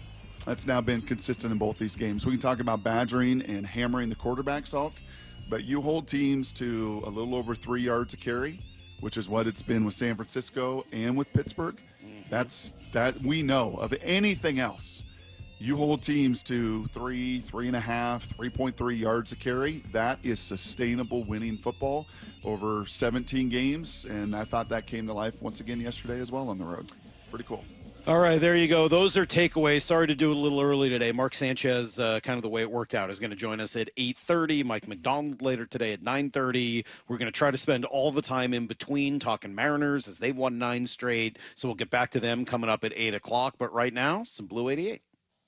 This is Brock and Salk's Blue 88, powered by Xfinity. We're going to go red, right, tight, close, sprint left, G, U corner, halfback, flat, on one. Ready? Brock Heward tackles 3 football questions as only he can. Blue 88. Now here's your hosts, Brock Heward and Mike Salk. All right, Brock, you brought it up just a few minutes ago. Why was it so important to have Sam Darnold under center as much as he was? Because I think A, he's super comfortable with it, Salk, and B, it creates when the whole league is basically shotgun and you get under center and do these things, it creates some zig when everybody else is zagging. And for those guys, and where it really impacts, and you saw it yesterday, maybe more than on any other play, and again, this will be fun to dig into with Sanchez in the 8 o'clock hour, is the touchdown pass to A.J. Barner. That's a play that's in everybody's playbook in the NFL. You'll hear Wyman and Bumpus and everybody else, Paul Moyer that comes on the show, Big Ray. There's only so many different ways to run these routes. You can call them differently, but there's only so many different concepts, especially down in the red zone, that you can get to. And that's a play that's in everybody's book. But because Sam Darnold, in my opinion, is under center running that, it creates it's really hard on those linebackers to see, where his eyes are. As silly as that sounds. And you think, oh, come on. They're in their drop. They're watching him. But when he is under center and he's dropping and he's behind the line and behind the linemen and the defensive guys rushing, I do think it is harder for those guys to track him versus in the shotgun where he's already at the point of throwing. And they can kind of see shoulders, eyes, and it's those tiny little minutia, the tiny little inches, the tiny little microseconds that make the difference in the red zone. And he hit his fifth step, and that ball is right out in that very tight window before both linebackers can converge on Barner. It was cool. And the fact that Sam is so comfortable being under center probably speaks to some of his high school ball, a little bit of his college ball, and then his time in San Fran with Shanahan, knowing the benefits that come from playing the game under center. And 60% of it yesterday, I certainly enjoyed that a whole bunch. All right, question number 2. Who was your favorite Seahawk on the field yesterday? This is a tough one. I've been trying to guess this since yesterday. This is a tough one. So here's who I narrowed it down to. Kind of got 2, yeah. The top 2 for me were going to be Cooper Kupp and Leonard Williams. Oh, close. You got 1 out of 2. Cooper was awesome.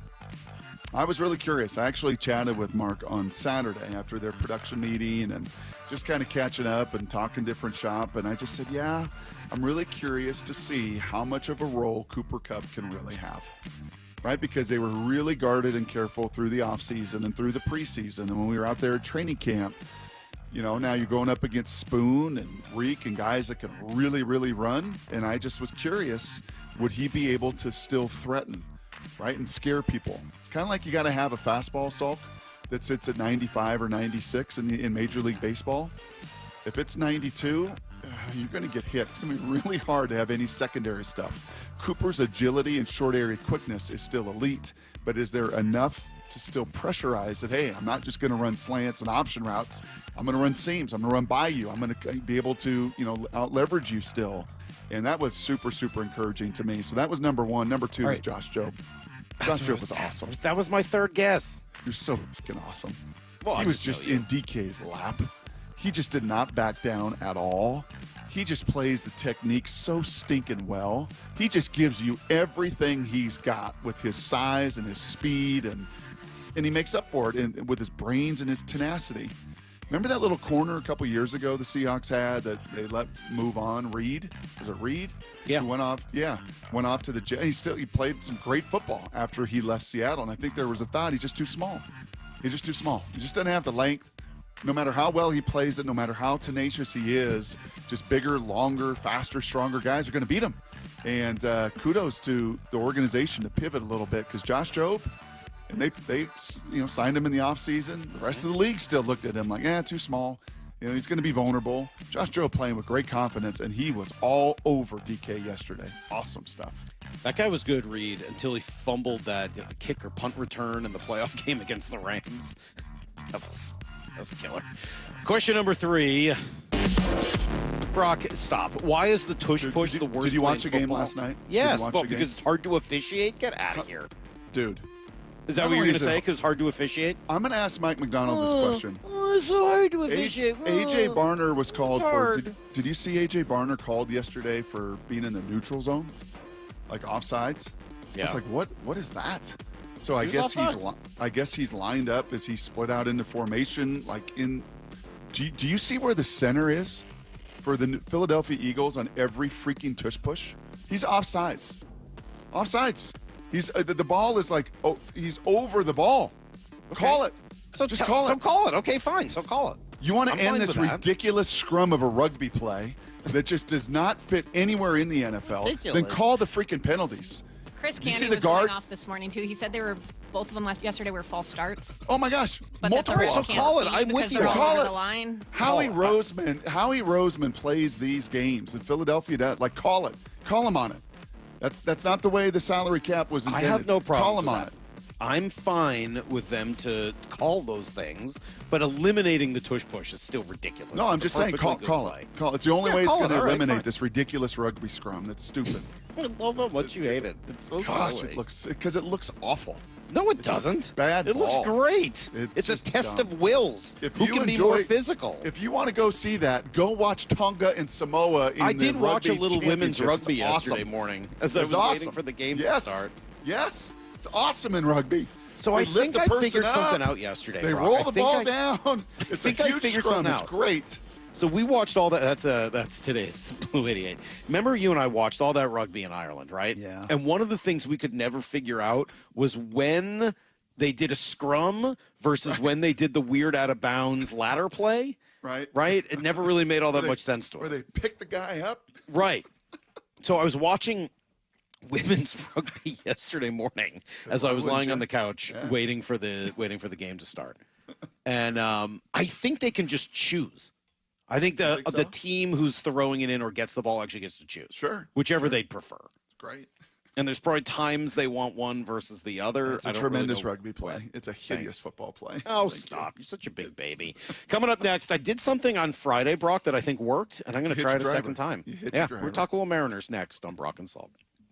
Wyman and Bob, every afternoon at 2. You're looking at all the websites and all the baseball stories out there, and you couldn't get away from Judge hitting 2 home runs and Judge tying Joe DiMaggio. And I couldn't help but wonder, is Cal slipping in the MVP race? Cal needs to have a big surging couple of weeks here to drag some of that conversation back to create that narrative talking about how valuable the catcher is. And I 1,000% agree with him. Dave Wyman and Bob Stelton, only on Seattle Sports and Seattle Sports on YouTube.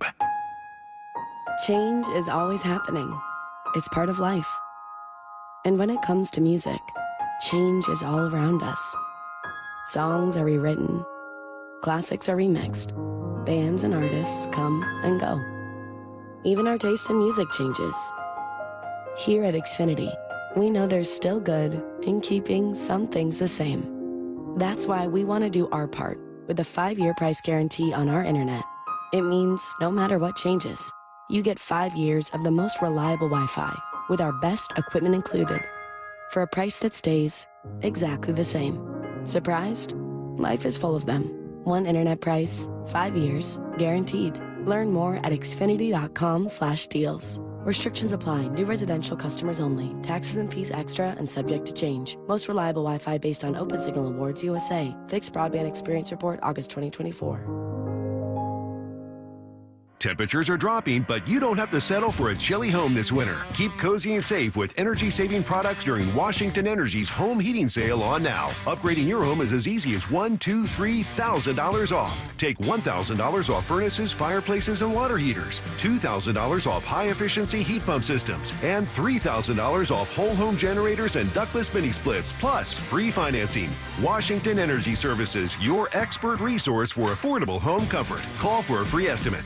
I'm still going for it, even with higher stroke risk from atrial fibrillation, an irregular heartbeat not caused by a heart valve problem. Over a 3-year study, Eliquis apixaban tablets reduce stroke risk better than warfarin, and over 97% of Eliquis patients did not experience a stroke. A first stroke occurred in 2.9% of warfarin patients versus 2.3% of Eliquis patients.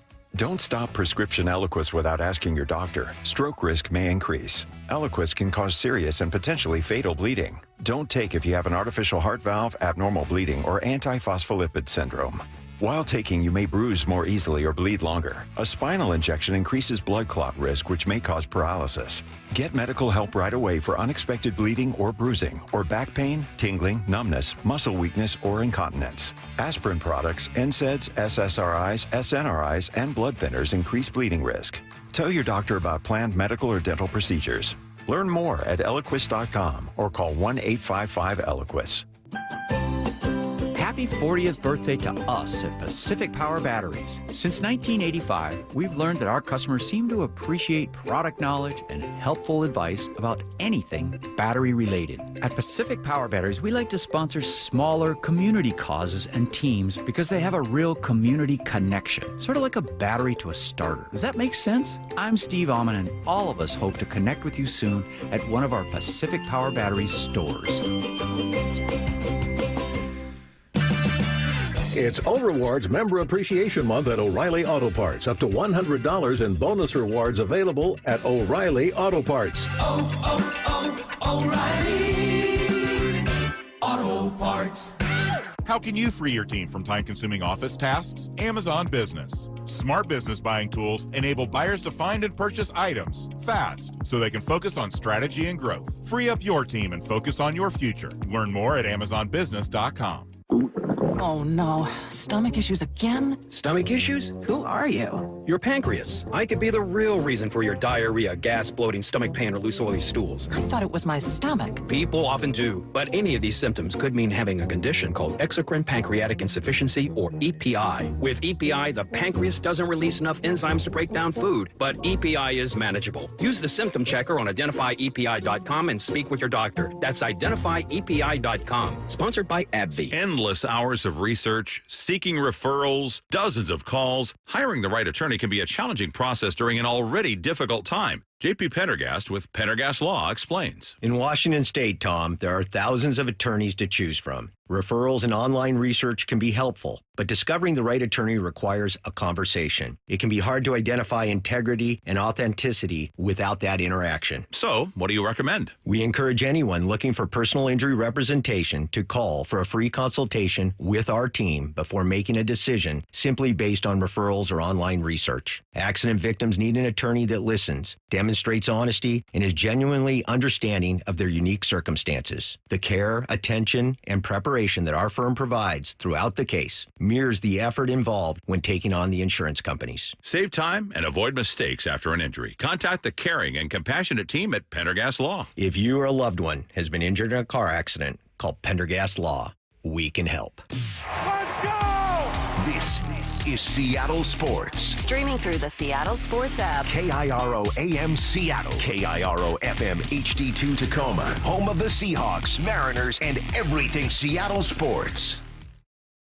Give me a freaking auto! From the Quantum Fiber Studio, this is Brock and Salk on Seattle Sports. Brock Eward and Matt Marcus. Sorry about just Mike. Eward, not exactly Joe Cat there in the pocket. Now here are your hosts, Brock Eward and Mike Salk. All right, Mark Sanchez, one of my favorites, going to join us at 8:30, Brock, as it's a Reaction Monday, powered by the Snoqualmie Casino and Hotel. We've also got Mike Macdonald today at 9:30, and that's always fun. So we'll talk to the coach coming after a win, long trip back. We'll do that coming up at 9:30. In the meantime, the Mariners are in first place, man. It is September 15th. The Mariners are in first place. They are on a roll. They've won 9 straight. They sweep the entire homestand. 7 straight wins, 3 over the Cardinals, 4 over the Angels. They've never done that. Franchise history. First time. They've never swept a homestand? A 7-game homestand. It never, it might be one of those funny numbers, but I believe I heard that right yesterday. It never swept. It's funky given the 20-something wins they had in a row a few years ago that they wouldn't have swept a homestand during that. Yeah, maybe it was a 6-gamer. I don't know, Salky. Right? Yeah, that's fair. I'm just reporting the news. All right. Yes. Well, that's important. I tried. Speaking of the news and the facts, I did this on Friday, and I think I kind of like it. The bottom of the box score, Brock. Looking at it again. And just looking at yesterday, I probably could have done it for each of the games over the weekend, but yesterday was such a nice romp that I thought it was kind of fun to look at. Bottom of the box score. Batting. Doubles. Polanco, 3. He now has 28 on the year. Crawford. Julio with 2. Canzone with a 3-run double. Tells a pretty good story, right? That was one of the problems the Mariners have had for a while, especially at home. It's not a good doubles park.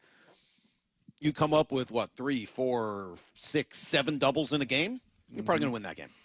Can you do me a favor? Do you have your computer there? Are you capable of doing multitasking? At the very bottom of that box score, by the way, is 42,513, which was phenomenal to see Sunday. Amazing crowds all weekend long in the penultimate homestand. So that was awesome. That's at the very bottom. Can you see where the Mariners now rank with runners in scoring position? After this stretch of some really great baseball, a 9-game winning streak really started in Atlanta on that Saturday and Sunday, and we wondered, like, oof, can this just kind of blow the top off some of the offensive struggles? I know it's hard to change some of those numbers when it's been 140 games or whatever it's been and whatever it was when they ranked 30th, but it sure feels like in this 9-game win streak, they were 5 of 12 yesterday, really save for Gino, who just hasn't yet heated up. Almost everybody else has in many of those moments and spots, from Polanco to, you mentioned, Canzone, and Julio has delivered a bunch over this 9-game streak with runners in scoring position. Are we still at the very, very bottom, or have we been able to climb up a notch or two? If you can keep talking for like another 30 seconds or so, I think I can find that for you. I apologize. Good. I was not. I was not ready for this. No, necessarily. I should have, shot a little text to you here before the segment began. But if of anything, and I was just reading during the break, ESPN insiders rank all the playoff contenders and who's the most dangerous and who's the most sustainable, and it's the Brewers that are the deepest, and it still is the Jays and the Tigers that got more depth, but the sleeper is the Mariners. When we looked at this last, they were what, 30th? 30th out of 30. Yeah, they were 30 out of 30. They're now 27. Come on. Nice. There you go. They've gone up to 237. They've got the Twins, Rangers, and Orioles, and then Royals to catch in front of them. And by the way, they've gone from the basement to 237. To creep up 3 spots, honestly, to creep up 3 spots this late in a season. The Pirates, Rockies, and White Sox. Nice. The 3 worst teams in history. There you go. Don't worry about it. Don't worry about all that. But that's where you were before. And I think the road trip had a lot to do with that, right? Yes. The road trips and the struggles out on the road had a lot to do with. Well, I was going to get to some of those numbers are about to pop up here. Home run, obviously, Cal, we talked about that. RBI, Crawford, Naylor with 3, Julio with 2. Cal with 2, Canzone with 3, spreading around those runs driven in. Sack fly, that's one of those things they want to do. Naylor comes up with a sack fly. Team left on base 8, but team runner in scoring position 5 for 12. Yes. That's not a bad day at the office. Gino, who's struggling, 0 for 3. Polanco, funny, was 0 for 1 despite the 3 triples. But then JP 1 for 2, Naylor 1 for 1. Rosarena's kind of gone back and forth. He's not looked as sharp here over the last week, but Julio 1 for 1, Canzone 2 for 2. So, that part of the game, 5 for 12 with runners in scoring position, this is just yesterday. Yep. And then the base running again, right? Rivas comes up with his 5th stolen base. Julio with his 27th stolen base, and I think he'll probably get to 30 as well. And I love the back and forth with Doug Eddings yesterday, the umpire. That was one of my favorite little parts of that game yesterday. Just Julio's joy and love and smile. It's not every day you see a player swat an umpire on the butt without there being like a major problem. But Julio did it. And Eddings laughed, and then Julio was like, that is a rare quality to be able to pull off that Julio's got. Sure is. So what am I to think of this, Salky? Watching the game yesterday, and Titus is supposed to be doing his homework, but he can't. So he's like turning over his shoulder, and I'm like yelling at him to focus. And what am I to make of this when he said, you know what I want for my birthday coming up here? I want a Naylor jersey. I freaking love that guy. And I said, of all the jerseys on the team, Cal, Julio, Logan Gilbert, you kind of built like Naylor. Did you just say your birthday coming up? Titus's Isn't birthday it in coming April? up. Oh. No, not my birthday. Titus's is right around the corner. He's not built like Naylor. Now, is he willing to? That's a Yes. big risk, right? You don't know if he's going to resign more. We didn't put it on the sheet. Since Brock challenged me to find this stat in the middle of the segment, I'll challenge you to find the Jerry DiPoto sound from the MLB Trade Rumors podcast, because he was asked about Josh Naylor and the future for whether or not he could end up here long term and be a fixture at first base for the Mariners. Here's what Jerry said. Yeah, I think we would, and that remains to be seen how Josh feels about the matter. But it's never easy when you're in a playoff race to to open discussions like that. But I know that there is interest on our end, and I believe that there is interest on Josh's end. And, that's part of the calculus is when you acquire players like that. And, we did this with Gino Suarez. We did it with Jesse Winker. Just number of guys through the years, some that worked out better than others over time.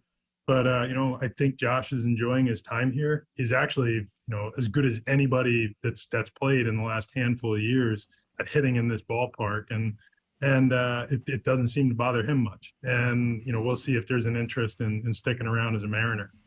I sure hope so. And, I think this next month will be a big part of that. I will say this too, Salk. You're right on baseball a lot. All right? You're right on baseball a lot. But I think you're wrong on something. Are you willing to listen and take some constructive feedback and criticism? Maybe. Okay. Your thought that, and it's built and born out of true experience. I mean, this is one of those where, I know where the opinion's formed from. It's not just out of thin air, nor yours. It was formed out of a third baseman that flipped over to first base and said, anybody can play first base. Josh Naylor's first base is different, bro. Yeah, his ability to pick anything and everything thrown his way. Everything. And he's had to do it in some clutch moments, in some big moments. Like his hands over there at first base around the bag, I'm sorry. You can't just take anybody, Jorge Polanco, and put him at first base. He's not going to pick a ball like that and play a ball like that. Should be able to take anybody who can capably play second or third and put them there. What about Gino after that Harry Ford thing in Atlanta? Shocking. That was shocking. Shocking. Shocking mistake. I was blown away by that. Yeah. That's not where I thought you were going to go. I thought you were going to give me a little grief for my thought that the reason Harry Ford was called up was so they could pinch hit for Mitch Garver in the late innings against a right-hander when they had the perfect opportunity to do that on Friday, and they were like, nah, we'll let Garver with his 25 OPS plus against right-handers hit in this spot, and I was losing my mind at home until Garver hit a home run. And it's a home run. Unbelievable. The player you had texted me not long earlier, Brock, and what did you say? I won't even Don't repeat worry about it. What you said about your feelings for Mitch Garver and watching him play baseball. Hard to watch. And I just could not believe he was in there against a right-hander in that spot for no reason. What does he do? Clubs a home run, game winner, Mariners win again. They are on fire, man, and it doesn't matter what they touch, it turns to gold. We'll come right back here. We'll give you everything you need to know, and then Mark Sanchez as well. It's Brock and Salk. Seattle Sports on 710, SeattleSports.com. The pitch on the way to Junior. Breaking ball, belted into the upper deck. Look out, Junior. You've got company. Swinging a drive deep into the gap in left center field. And goodbye, baseball. There it is.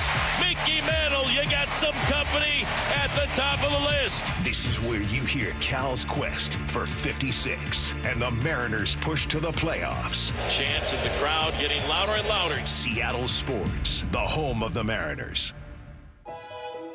When your outside matches how you feel on the inside, that's kindness. And so I think that is the one thing that the Lee Johnson Auto family encourages us, is to be really authentic and really be intentional in how we treat our customers and how we treat each other. To have a good company, have a good culture, have a good crew that takes care of your customer base, you have to take care of your crew. You can't have miserable people and expect them to give a customer a good experience. Walking in here, meeting some of the employees already before I was even hired on, welcoming me in, gave me a good indication what this company was all about. So if I were to make an hour and a half drive here and to have fun here for 8 to 9 hours a day versus if it's the other way around, then I'll take it. It's not a script. It's a belief. The LJ Way is the Lee Johnson Auto family. It is that time of year. I cannot wait for the weather to get warm like it is now on consecutive days. That means I can break the motorcycle out, ride to work, ride all over the place, and I love it more than just about anything. But I also know that it's not a matter of if, but when you get in an accident, what are you going to do? Well, I'll tell you, when you're injured in a motorcycle crash, don't settle for firms that say they're motorcycle lawyers. Trust the ones who live it. Law Tigers has been a part of the writing community for for nearly 25 years nationwide. They're here 24/7, 365 days a year because riders deserve real support when they need it. Law Tigers is the resource riders can turn to when they are in need. Law Tigers is out at all the events and supporting all clubs and shops. The Law Tigers are always by your side. Your case evaluation is always free. There are no fees until your case settles. The Law Tigers, you never ride alone. Law Tigers, Washington's motorcycle lawyers. Jimmy Cook, 539 Broadway, Unit 104, Tacoma, Washington, 98402. For over 113 years, Pacific Lamp and Supply Company has been your #1 lighting specialist in Washington, from the Space Needle in Seattle all the way to the Riverwalk in Spokane. With the largest lighting inventory in Washington, Pacific Lamp's knowledgeable and experienced staff can assist with any lighting issue, including intricate lighting and control designs. Plus, they work with all utilities in Washington to get you the best available lighting rebates. Pacific Lamp and Supply Company, Washington's lighting experts since 1912. Visit pacificlamp.com. Saving for retirement was tough enough for us. Yes, and navigating markets can be challenging at times. I understand. That's why at Fisher Investments, we take a disciplined approach with your investments. Tell us more about that. We take an active approach to money management, positioning your portfolio for opportunities we see ahead. So all your clients get the same portfolio? No, we tailor your portfolio to your individual goals and needs. What about communication? We don't like being left in the dark. We check in regularly to keep you informed on the markets and your portfolio. Which means you'll help us stay on track.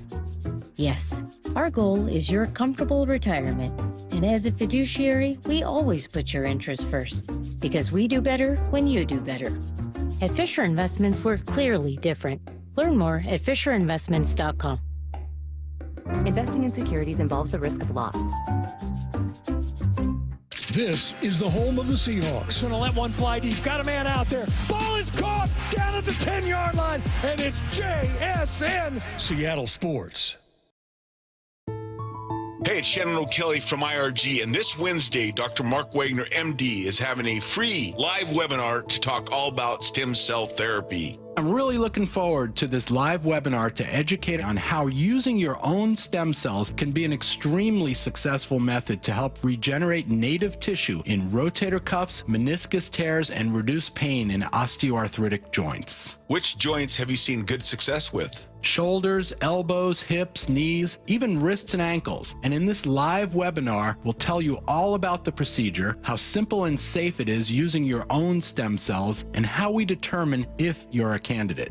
Dr. Wagner has performed over 20,000 stem cell procedures. Are you in pain? Join the free live stem cell webinar Wednesday night at 6 to learn about stem cell therapy with Dr. Mark Wagner, MD. Register at drmarkwagnermd.com. drmarkwagnermd.com. If you're 55 or older and into that whole saving money thing, T-Mobile has an exclusive phone and internet bundle just for you. Right now, get 2 unlimited phone lines plus 5G home internet for just $30 each per month with autopay, plus taxes and fees. And with 5G home internet, setup is easy with just 1 cord and no technician needed, which is great if you're also into that whole keeping it simple thing. Switch now and experience the best mobile network in the U.S. Visit your local store to start saving. T-Mobile, it's better over here. Based on analysis by Ookla Speed Test Intelligence data Q4 2024 to Q1 2025. Ookla trademarks used under license. Unlimited on our network. Customers on voice plan may notice speeds lower than other customers and further reduction if using more than 50 gigs a month due to data prioritization. Video streams and SD on this plan. Home internet pricing after $20 in monthly bill credit plus $5 per line without autopay. Debit or bank account required. See 5G device coverage and access details at T-Mobile.com. Need to know. 15 minutes past every hour with Brock and Salk. Here's what you need to know. Up first. You've been absent 9 times, said Ed Rooney, Brock. And yesterday the Mariners got themselves to 9 wins. 9. Die hard. Who has got? Molly said, I picked her up. She went and saw the newlyweds down in Florida and driving back from the airport last night. She's like, how was the weekend? I was like, I just don't know who's got it better than us. On a Monday morning, a terrific Seahawk win out on the road in Pittsburgh to quiet some of the doubts in these Mariners. These Mariners winning 9 in a row. taking care of all 7, not just taking a day off, not saying, well, we won a series, not taking a breath, just knowing what's on the line now down the stretch and just playing their best ball, man. Invigorating. Big day for Josh Naylor. Big day for Jorge Polanco with 3 doubles. Big day here for Dom Canzone. Here's the pitch. Swung on, line drive, center field, down, base hit. Naylor scores. Polanco around third base. He's being waved. He is going to score. 2 more on the board. It's double figures on the day. Dom Canzone drives in 2. 10-0 Mariners in the 4th. Yeah, it was just nonstop yesterday. They just kept coming and coming and coming. George Kirby, 14 of his 19 outs recorded via the strikeout, which is pretty incredible. And then, of course, Brock, there was Cal. He ties Mickey Mantle with home run number 54, the most as a switch hitter in a season. Pretty incredible. Dan Wilson impressed with how Cal's handled it. I think that's the one thing that I've seen from Cal that's been very impressive. Is just his ability to kind of shut those things out, especially at game time, and really focus on the task at hand. And has just kind of continued to push. And it's been as we've talked about, it's been a pretty consistent role here. And I thought today's at bat, just staying on that ball and driving it the other way was just a great at bat, and that just shows you where he is. But his ability to handle it all and to do what he has done offensively, to do what he does defensively, to do what he does with our pitching staff, again, you just marvel at all the things that he's accomplishing. And, on top of that, making history. And, as we've said before, too, just in a very humble way, that's the kind of guy he is.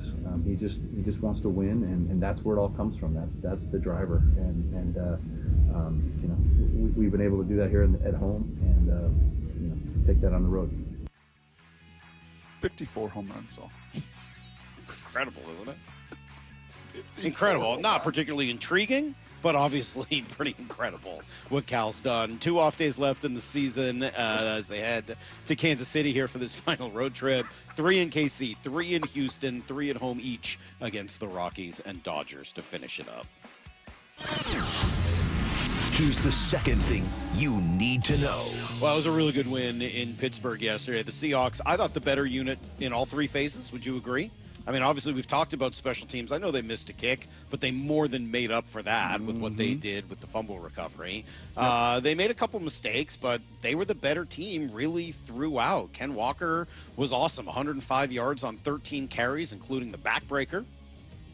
3rd and goal from the 19. Walker now in the backfield. JSN wide to the left side, and Walker's going to get the toss. He's going left side. He's got some blocking. He turns upfield. He's down inside the 5. Touchdown! Seahawks! Ken Walker the 3rd. If the Steelers are going to load up near the line of scrimmage, Walker is going to flank you to the left and run right past you, and he does. The Seahawks score again. It is 30-17. Well, and that one was especially cool because it was a give-up play. Like, let's give up. We'll run a little, run the ball on 3rd and 19 and then kick a field goal. And instead he scores a touchdown by himself. How about his little bicycle kick thing I at like the goal that. line? Yeah. I thought that was great. Can you imagine you or me trying to do that right now at this age and stage of life? No, I don't think so. Or Wyman and Rabel had to come down from the booth and they had to try and do that thing. He is so freaky athletic. He is so athletic, Salk. And when he gets a chance and he gets some of those lanes, like Charbonnet's blue collar, like it's your old blacksmith versus artist. And when the artist has a canvas to paint, like he did yesterday in the open field, the dude is special, and he was special yesterday. Well, the whole team was. I mean, it's a really good win for them afterwards. Mike Macdonald, pretty happy with what they did. Can't wait to watch the tape. I'm sure there's a lot of details that we need to get cleaned up. And again, I mean, let's use this now. What's the big difference between week 1 and week 2? We said we need to make a big jump from week 1 to week 2. I feel like we did, but we're not satisfied. We need to keep growing and keep getting better as a team. How about the first opening touchdown drive since 2023? I didn't think I realized that. I saw you texting about it, other people as well. I didn't realize that was a problem last year. I probably forgot about that. Yeah. Well, they didn't have a single opening drive touchdown last year? No, the last half of 2023, or the last quarter of 2023, the entirety of 2024, not one opening touchdown drive. That ended yesterday. Thank God. curse is over. I was worried about that. Here's the third thing you need to know. Elsewhere in the NFC West, everybody wins, Brock. Everyone keeps winning. Niners, Rams, Cardinals, all 2-0. So the division is 7-1. Russell Wilson had 450 yards, 3 touchdowns. He was great yesterday. Throwback game until he got to overtime. Did you see the fumble that he had in overtime? No. I mean, the pick was sort of the backbreaker, but the fumble looked like a spiked slider. Like he threw it behind him. I don't think I've ever seen that before. Tough. One other note. Not much to say there. One other note for you. Okay. 59-10. Do you know what 59-10 is, Saul? No. 59-10. North Texas beat Wazoo Saturday. I saw that. How is that a real score? Possible. Ugh. The Mean Green Machine from North Texas. Eric Morris, former OC at Wazoo down there. I didn't know there I'm was a step on the gas. You didn't know there was a North Texas Mean Green? Where is it? Nacogdoches? Is it? I don't know. Where is it in Texas? Nacogdoches? If it's in North Texas, it's almost in like Oklahoma. Sure. Ugh. Ugh. That's everything. Yeah, I think that's what Wazoo said too when they went down there. Ugh. Yeah, not a way to Why get ready would you for go on the Apple Cup road this to week. play North Texas? That's a thing? Like, don't schools like North Texas have to come to you? Yes. Oh, man, that's tough. Tough news for the Bengals. Joe Burrow going to need toe surgery. That was the big news this morning. He's going to miss at least 3 months. Did you watch any other games last night? What'd you think of Penix? I thought he was really good. It's in Denton, Texas, for crying out loud. Put some Denton? respect on Never heard of Denton, it. Not a Texas. real place. Oh, Penix didn't have to do much last night. What do you have, 100 yards passing? I mean, Yeah, but I thought he was good. Like, Atlanta he's finally accurate. did. He's- I mean, looks like a pro. when Seattle played Atlanta last year, what did we say coming out of that game? If Atlanta just ran the ball every single play, they would have run for 250 yards. Like their O-line and Bijan, and they're good, really good. And for as talented as Penix is, take some of the burden off of him, and they ran it 3 times as much as they threw it. And JJ had a rough one. Well, and they went about trying to fix their weakness. They had a problem, right? They couldn't rush the passer. What'd they do? They went out and drafted 2 pass rushers and signed a third, and now they're pretty good at rushing the passer. Like, it's amazing how those things work. When you look at a weakness and say, this is how we're going to take care of it, and then you go out and draft and sign, and the next thing you know, it's not a weakness. Before Sanchez jumps on, let's have a little Sam Darnold conversation. He's going to be a little late. We're giving him a little extra sleep. He's got twin 6-month-old girls. Bless his heart. Oh, gosh. It's awful. I text him, you're going to love really hard. the hotel bed. There's going to be nothing better for you than to slump into a hotel bed on Saturday nights, and you're going to sleep like you've never slept before because the home is a little bit busy. So we'll let him sleep in. But I like to have a little extended Sam Darnold conversation. All right, I think his we'll do performance that. yesterday was pretty worthy of that. Sam Darnold, Mark Sanchez, Mike Macdonald, more Mariner talk. Lots still to come here on Brock and Salk. Get inside the huddle. The handoff inside to Charbonnet. He's going to go. Touchdown, Seahawks. Taking you inside the VMAC every week. Thursdays noon to 2. Our guys show up to play. Player interviews. It's obviously been paying off. Just going to continue to do that. Previewing this week's matchup. We'll say they come out and just run the ball down the Niners' throats. And everything Seahawks. If anybody had a doubt, don't. The Huddle. Every Thursday at noon. Exclusively on the home of the Seahawks. Seattle Sports. All right, guys, we are creeping into fall, which means chillier temperatures, a little less daylight, right? More time spending in front of the TV, watching the football, watching the playoff chase as we're getting real close to October. But it also brings us closer to the chips, the snacks. They're just sitting in the pantry patiently waiting for us, right? It's a little bit less time outside and maybe not as active as you were during the summer. Well, don't let the number on the scale increase this fall. Instead, let it go the other way. Let it decrease. You got the ability. You could lose almost a pound every day with Eastside Weight Loss Clinic. I did it. Didn't entirely believe it until I tried it. But then I lost 24 pounds in a month, 35 pounds after just 8 weeks. And it was easy. No injections, no surgery, no prepackaged meals, no counting calories, all real food that you buy at the grocery store. And the recipes taste good. So if you're thinking about it, just try the 15-minute phone call. You can book it online by going to eastsideweightlossclinic.com. That's eastsideweightlossclinic.com. Dr. Ryan Coogan, D.C. Results may vary. Seaport Airlines, offering high-frequency shuttle service between Seattle's Boeing Field and PDX Business Aviation. Use code FALL2025 to save 20% off flights. Book today at flyseaportair.com.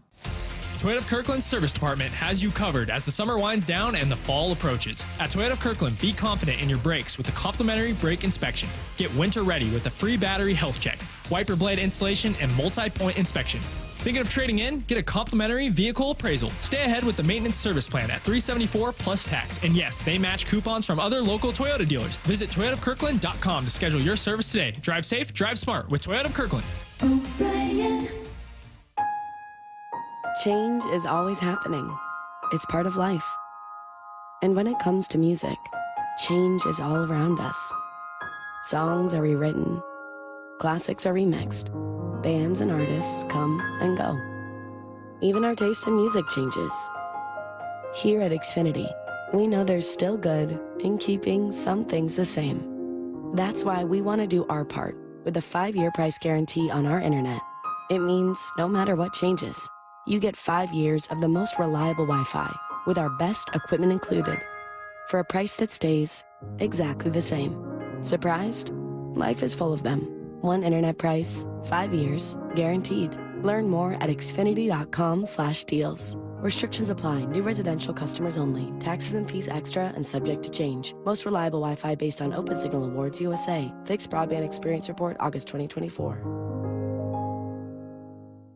Rain is coming. Is your roof ready? The rainy season is approaching fast, Seattle, and 3 Tree Roofing has your roof replacement covered. Get $500 off by scheduling your free estimate at 3treeroofing.com. Their professional installers guarantee a seamless replacement this rainy season. 3 Tree Roofing, your Puget Sound roofing experts. Bonneville International radio station contests are open to participants 18 years of age or older that are residents of Washington State unless otherwise specified. Employees or agents of the station, Bonneville International Corporation, other area radio stations, or any entity associated with the contests are not eligible to win unless the station otherwise specifies at its own discretion. Persons who have won in the last 60 days from a station contest or event may not be eligible. Full general contest rules are available on seattlesports.com or in person at the station during regular business hours. Where you hear Cal's quest for the MVP. Goodbye, baseball, number 50 for Cal Raleigh. Seattle Sports, the home of the Mariners.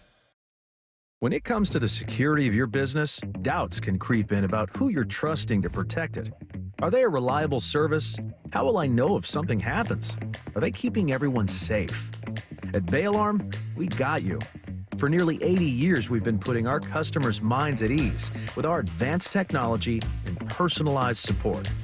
Feeling insecure about your current security service? Visit bayalarm.com today to talk to a local security expert.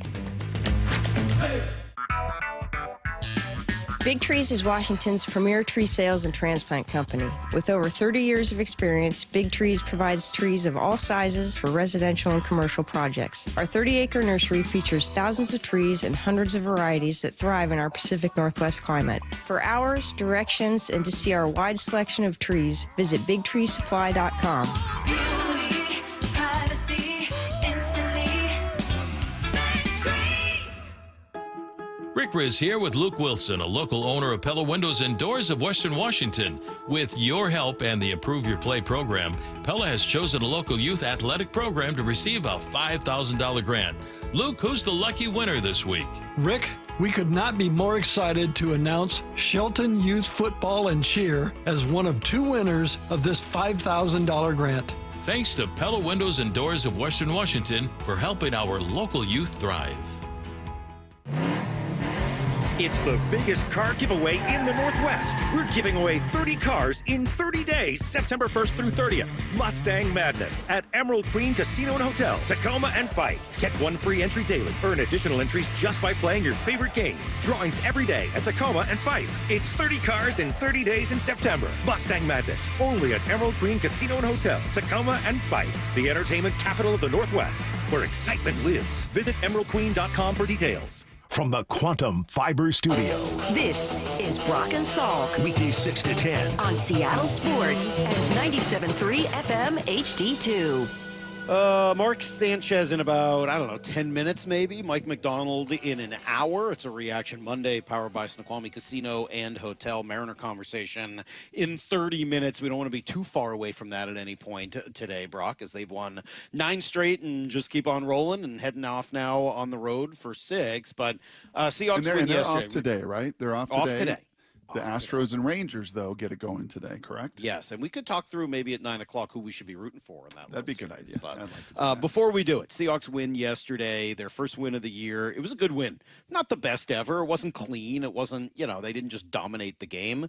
But as I've said, I think a few times, I thought they were the better unit in all three phases of the game. And if that's the case, you should win. Quite frankly, they could have won by another 10 to 14 points.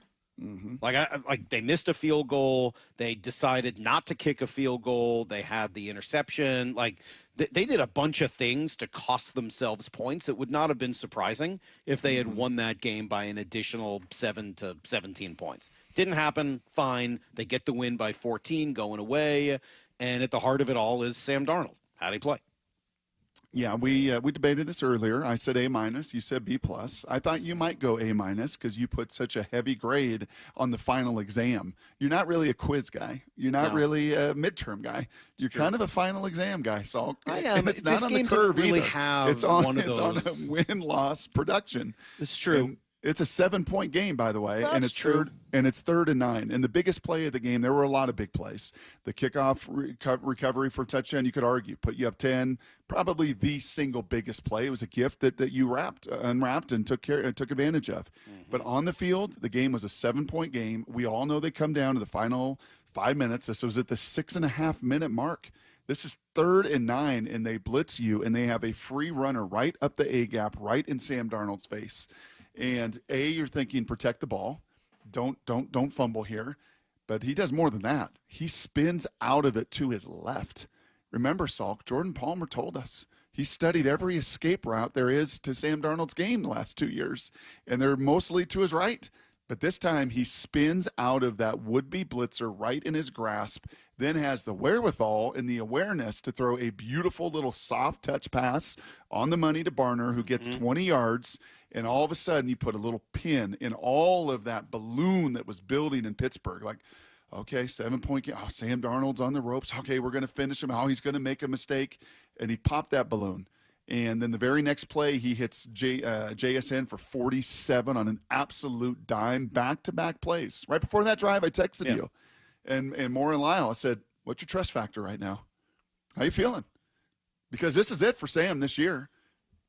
For us, I got texts from friends around the country like, man, Sam does so many good things, but I don't know if I trust him. This is what he's going to have to do. This is what the elite guys do. This is how you take that step, like Baker Mayfield did, Salk, from a journeyman to a difference maker. When the game's on the line, you finish. You make the play. You spin out of a blitz. You convert a 3rd down. You throw a dime. You finish that game, and you win on the road. So, yeah, I say an A- for Sam. Coach Macdonald was asked about it. If you got that cut, Salky or Mora, Coach Macdonald was asked about what he saw from his quarterback. This was the head coach's perspective yesterday. Sorry, I thought we were playing that for Sanchez. I was not ready here, Brock. Which one do you need? Oh, just the one that he was talking about Sam Darnold's performance overall, what Mike Macdonald saw out of his quarterback that led him on a very big touchdown drive at the end of the game. Okay. Yeah, it had some adversity early, but, it's not like I'm talking to him the whole game, but I'm looking at him. The guy's stone cold out there and just keeps playing. And when we finally closed it out there at the end, you saw the emotion, saw the excitement, and he deserves it. I thought he played a really good game. He's pretty neutral too, right? I mean, he doesn't his counterpart on the other low. His counterpart on the other side just is. I mean, teammates talk about him. Thank God they beat him. I can't even discuss Aaron Rodgers. You know what? It feels like? You could convince me on Brock the Purdy. A-. It feels like Brock Purdy, to be honest with you, and shouldn't be a surprise. That's where the training, the biggest training, if you believe the outside kind of voices, the biggest training in Sam's career came in that incubator of San Francisco for a year. And watching Brock Purdy, who's pretty average physically, there's nothing Brock Purdy has. In fact, Sam's got a much stronger arm. Can throw it a lot harder and a lot farther and everything else. And I felt for these two games, I felt a lot of Brock Purdy out of Sam Darnold. Yeah, it's funny, Brock. You could convince me on the A-. I mean, B+, A-. I don't know whether there's that significant a difference between them. Like, I think I agree with all the things you said. I thought he played a good game yesterday. I mean, I certainly didn't mean B+ as an insult. There were a couple picks, and unfortunately that's just going to – kind of demerits right early in the game. You just can't throw picks, and you can't set the other team up with good field position. Like, those things are just killers. But other than that, I mean, if it wasn't for those two picks, the game would be an A. He managed the game really well. He was huge in the fourth quarter, which is exactly what they needed. He was great coming out of the tunnel in halftime, which they need. Like, he did so many of those things really well that was really important in the game.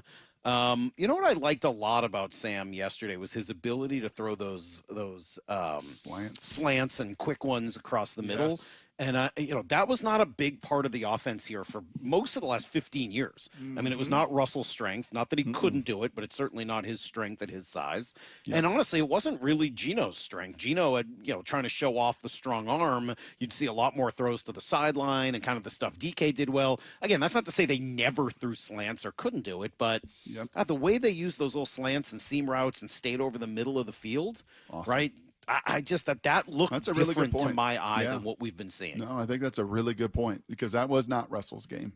And Gino's arm was capable and accurate, and you saw some of those certainly, but man, that was majoring in it. That was old school West Coast stuff. And Mark was talking about that. They ran a play, and I just kind of chuckled sitting on my couch like, there it is. There's West right, 322, Y stick from under center. Like quick game from under center. When was the last time in the NFL or the Seahawks that you saw like get under center and run an old school 3-step drop like we ran at Spark Stadium in the mid 1990s and throw a little stick route to your tight end? Like that doesn't funny happen. that you looked at that one. The one that jumped out to me was a somewhat deeper cross to, I think it was JSN. It may have been Cooper Kupp, where I was like, oh, that's just a Rams play. Like, I've just seen that play a million freaking times against the Seahawks and been kind of waiting to see them, for the last few years in the conversation about emulating what these other teams in your division do offensively. I finally saw a couple of those deep crossing routes that seemed to beat the Seahawks all the time. So I thought that was great, too. Yeah, I thought Sam played a good game, Brock. It was definitely – I thought he played a good game in the first game also. Like, I think he's played pretty well. It's just a couple of those key moments. And in the first game, he fumbled. And in this game, he didn't. That's right. And that's a pretty huge difference. That play to get away. I mean, you talked about the Barner play and went through it. I love your analysis of it, but the move to get away was huge. I mean, like that was a really athletic play. It was. And then, quite honestly, the second down play in the red zone where guess who was not going to have a sack fumble on that play? TJ Watt. Why? Because 3 guys went to block him. AJ Barner, Abe Lucas. Have we even mentioned his neck roll? We've not mentioned Abe Lucas's neck roll. I would like to talk about the neck roll a little bit. I did notice that, Brock. Charles Haley neck. That's Charles Haley neck rollish, is it not? Oh, yeah. I mean, it's massive. And then even the running back. So they had a 3-for on Watt. The only problem was Jack Sawyer was totally unblocked right next to him and came in. He's a rookie.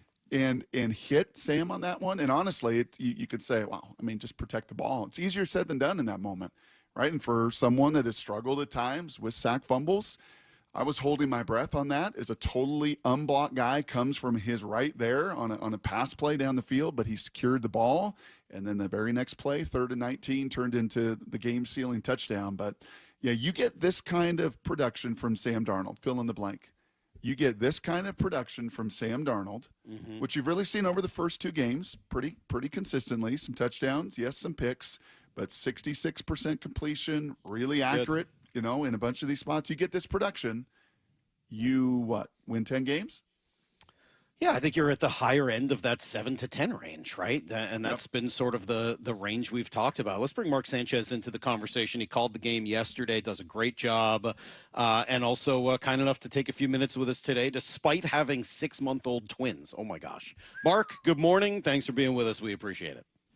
Good morning. We got the morning feed out of the way. We're in the clear. Let's do this. Let's talk some ball. You like ambidextrous tell me with that help. thing? Like you use a bottle in each hand? Mark, tell me you have help. Tell me you have help. She's still doing the au natural, so mom's a milk truck right now. So I'm just like changing tires like a NASCAR pit crew, Just bam, bam. Yeah, and there's nobody listening to the show, so there's no way that'll get back to her. You're totally fine. Don't even worry about it. So you watched this game yesterday. Was this a case where the better team won? I know sometimes you have those conversations like, hey, who was the better team regardless of score? Did you think the Seahawks were the better team yesterday? You know what? I said at one point on the broadcast, this is going to be whatever team figures it out is going to look back in, November, December at this game, playing down players in the secondary, losing players during the game. And it's just one of those games you got to grind it out steal a win in September that you'll be thankful for later on, so you're not chasing one of those wins at the end of the season. It's hard to say who's a better team because both of them showed flashes. They came out hot, and then both offenses sputtered. The defenses looked good for a minute, and then just the momentum swing of the interception, in the end zone and from Rodgers, and then, Sam Darnold leads them on an incredible drive, then the kickoff, and then they seal it with another really good drive. Like they just took the game over, and it was going to go one way or the other, and the Seahawks just grabbed it and stole it and never looked back. It was it's hard to say who's better though. Mm-hmm. Your biggest takeaway, Mark, from your production meeting with the Seahawks that either played out the way you thought it would after that meeting, or was a kind of a turn from maybe what you anticipated and from what you heard in that production meeting?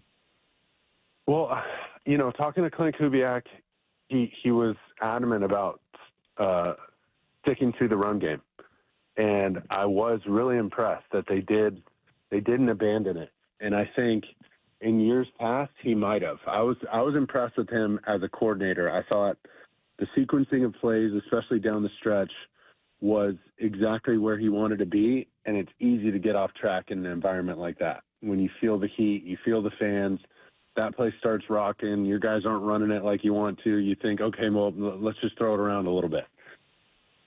So that I was impressed with. And then talking with Coach Macdonald, he just talked about, guys being down in the secondary. He goes, we're going to find out who we are. We're going to find out our depth. We're going to find out, can guys handle this load? And where's Reek Woolen? How's he going to play tomorrow? Him and DK, he's got to erase him tomorrow. And I thought he did an excellent job. He played a pretty good game and much better than week one. You could tell it was a little different attitude, a little different effort, and he turned it up. And then the other one was Kenneth Walker. I thought Charbonnet, he's been more available, and just healthy. He's a complete back. And so I thought he was going to kind of take over that running back spot. And once Walker got hot, they just rode the hot hand. So those were some of my takeaways, but an impressive way to go steal one on the road. They just kind of outlasted the Steelers, really. Mark, as you might imagine, there's a lot of interest in how DK Metcalf would do yesterday here in Seattle after a somewhat controversial decision to move on in the offseason. I was a big fan of that and really wanted them to do it because I think they want to be a complementary team, and I think it's hard to do when you draft a guy in the first round in JSN and then try to pay DK Metcalf. I think it's really hard to then invest where you got to invest. But what did they do? I mean, he didn't do a whole lot yesterday outside of the touchdown. How did they shut him down? Well, I think, they did an excellent job of making sure they had help over the top almost the entire game. And if he was going to get anything, it was going to be underneath. They're not going to give him stuff over the top where he can go use his size and speed and all that and just go catch jump balls one-on-one. So they helped Job a ton. They even helped Woolen a ton over the top on DK.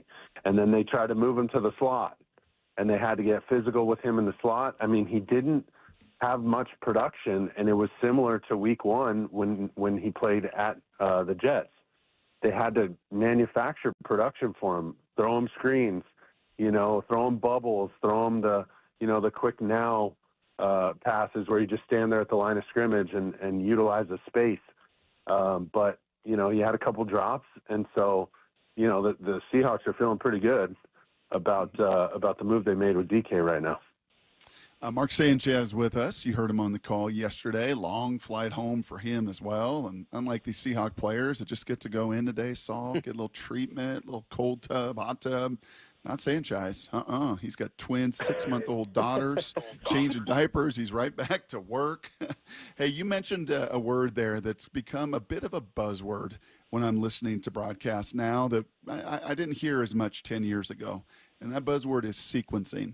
You said that Clint Kubiak did a really good job of sequencing.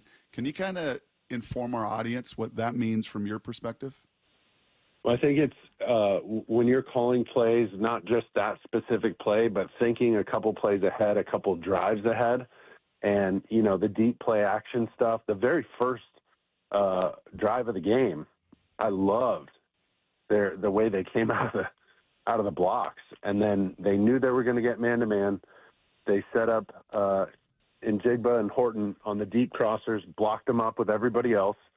And, they went after two premier corners in this league with Slay and Jalen Ramsey and just said, go use your speed, run away. And Horton ended up being the guy. That play, this, Brock, as a quarterback. I mean, you got two guys in the route. You should be protected. Give a really good play fake, low pad level up front, and then just lollipop one, whoever you think is coming open in that exchange. Whoever wins the crisscross, just take them and throw it to a pylon.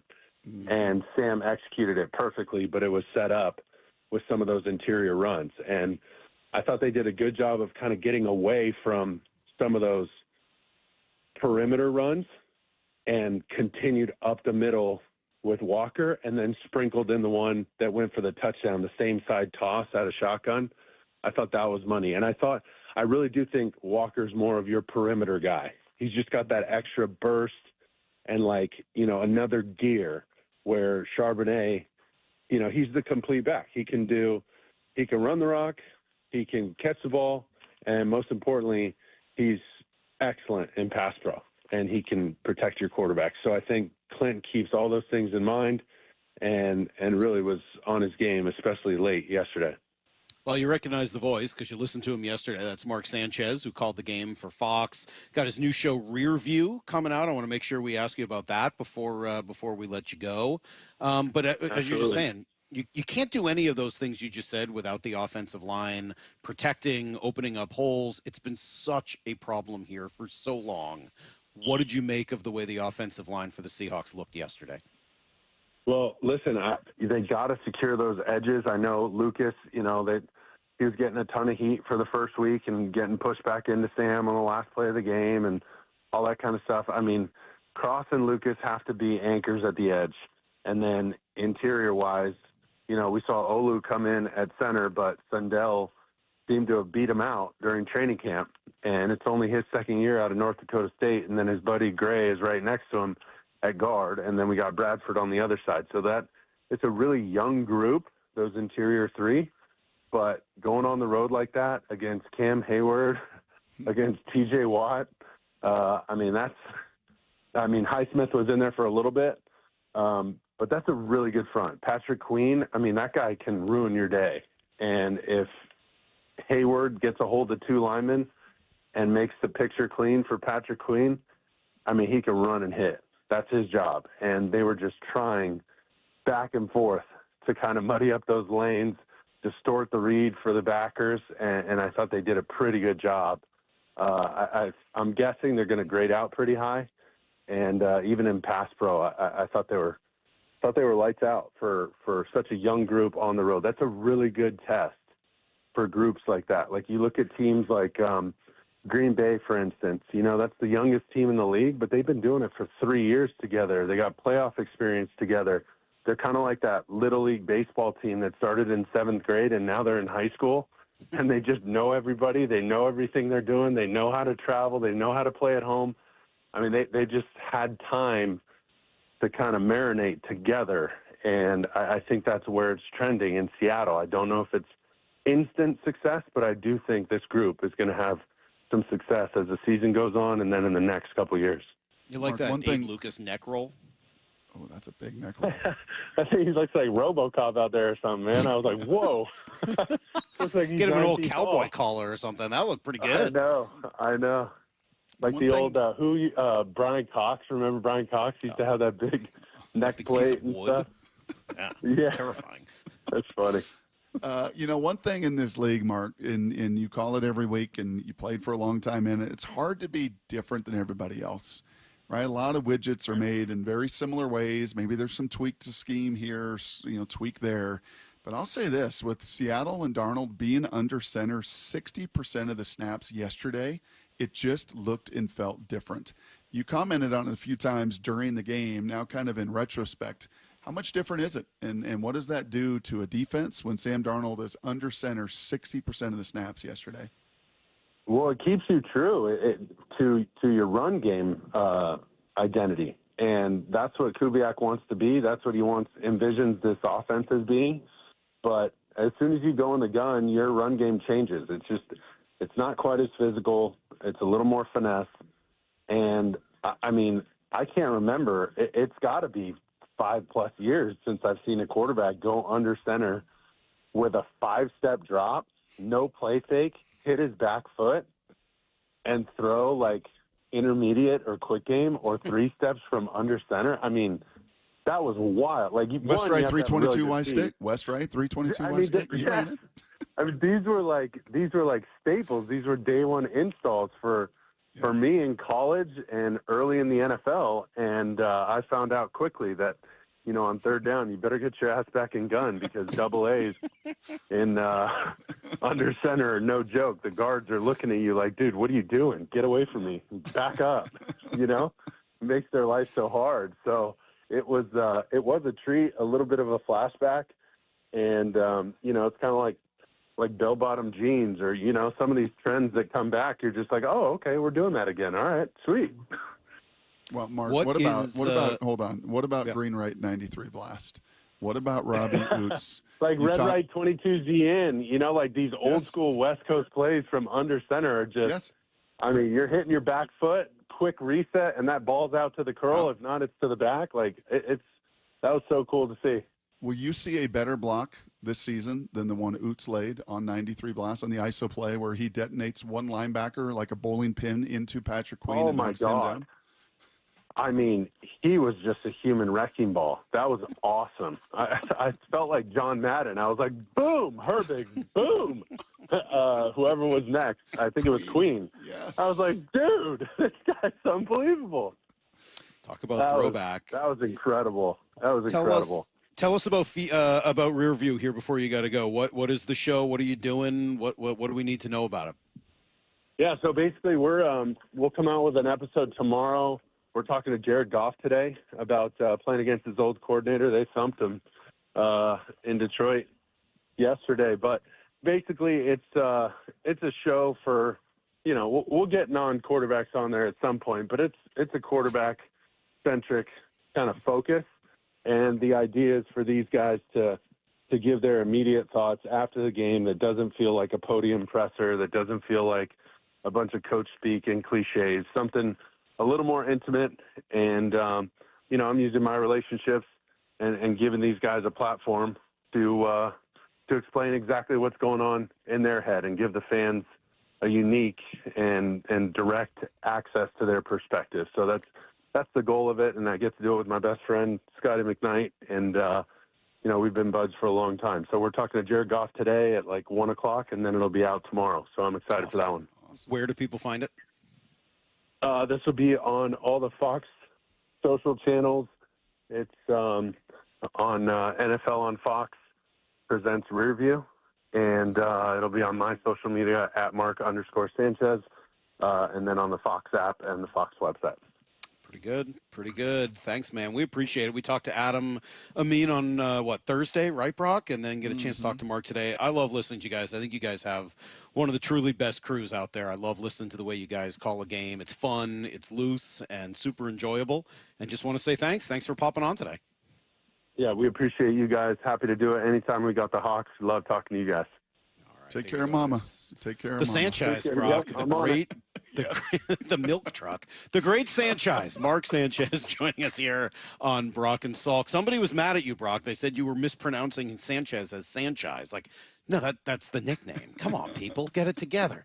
Let's come right back. We got a dilemma for the Mariners tonight, tomorrow, and Wednesday. It's next on Brock and Salk.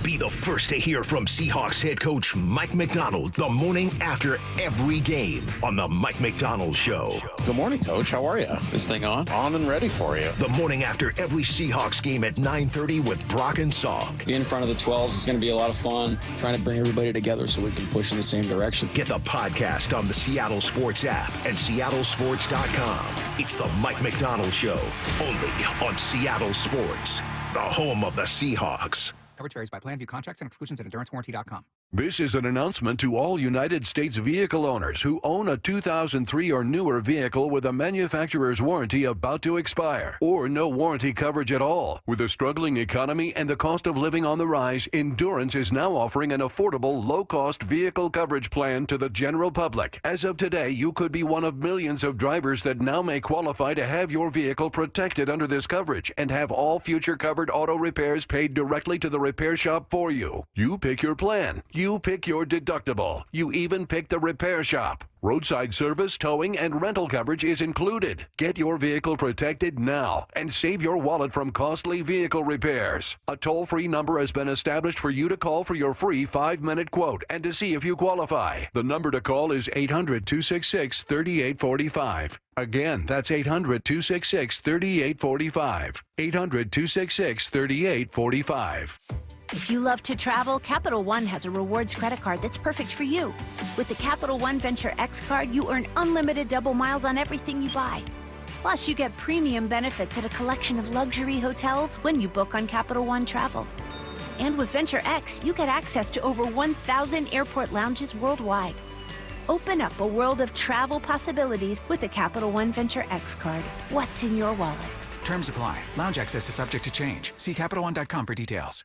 Hi, it's me, Flo, here to tell you that with the Progressive Home and Auto Bundle, you get 24/7 protection, so you're covered no matter where the day takes you. Even I added too much water to the pizza dough day? Yep. How about getting a call from my daughter to pick her up at the airport because her boyfriend is unreliable day? Especially that day. What about finding out that one of my pipes suddenly burst in my basement day? Progressive has every day covered 24/7 with the Home and Auto Bundle. Also, you have a lot of bad days. Oh no, that was all the same day. At least you're covered with Progressive.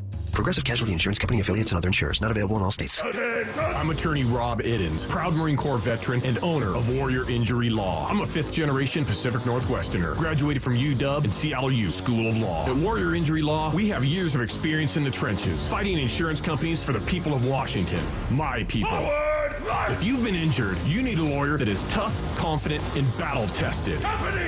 Call us at 253-WARRIOR for your free case review. Warrior Injury Law, battle-tested. Eddie's! Do you need a new roof? Then visit 3treeroofing.com to get $500 off your roofing project by scheduling a free estimate. 3Tree Roofing's certified team builds a custom plan for your home using top-tier materials with industry-leading warranties. All of their install crews are factory certified to ensure that your roof can handle any weather Seattle can throw our way. Don't wait until leaks turn into expensive damage this rainy season. Visit 3treeroofing.com to schedule your free estimate today and secure your $500 discount. 3Tree Roofing, your Puget Sound roofing experts. Hey, Brock Heward here for my friends at PCF Construction. You know, it was a couple years ago. We were seeking a complete outdoor living space. Molly wanted a new deck. She wanted to really make our outdoor space pop. And boy, am I glad we called PCF. Why? Because whether it's a very specific project or outdoor living, like an underdeck ceiling, deck, patio cover, railings, PCF has you completely covered. You know, Molly's an interior designer. She knows construction. She knows attention to detail. And PCF, they checked every single box along the way. And right now is the time to make the call. Up to $6,000 off your project, plus no payments and no interest until 2027. And you can save an extra $1,500 when you bundle your deck with a patio cover. Find all the offer details, get project ideas, and browse photos at pcfgroup.com or simply call today at 425-629-8476. That's 425-629-8476, PCFgroup.com. You're losing your hair and you simply need a solution that works. You want the best. Modern technology, top-rated physicians, something that's guaranteed to work. Guys, you need world-class Dr. Perungo and his team at Advanced Hair. Advanced Hair has completely redefined hair restoration. From the experience itself to their unmatched results. Receding hairline, bald spot, thinning hair, maybe all three like I had. Get your hair back with Advanced Hair's simple one-day treatment that begins to regrow your own natural hair the very next day. Advanced Hair has changed tens of thousands of lives, including mine. And get this, Advanced Hair is once again the winner of the 425 Business of the Year. For your free consultation, call 425-449-8185. Right now, you'll get $250 off and 250 free hair grafts.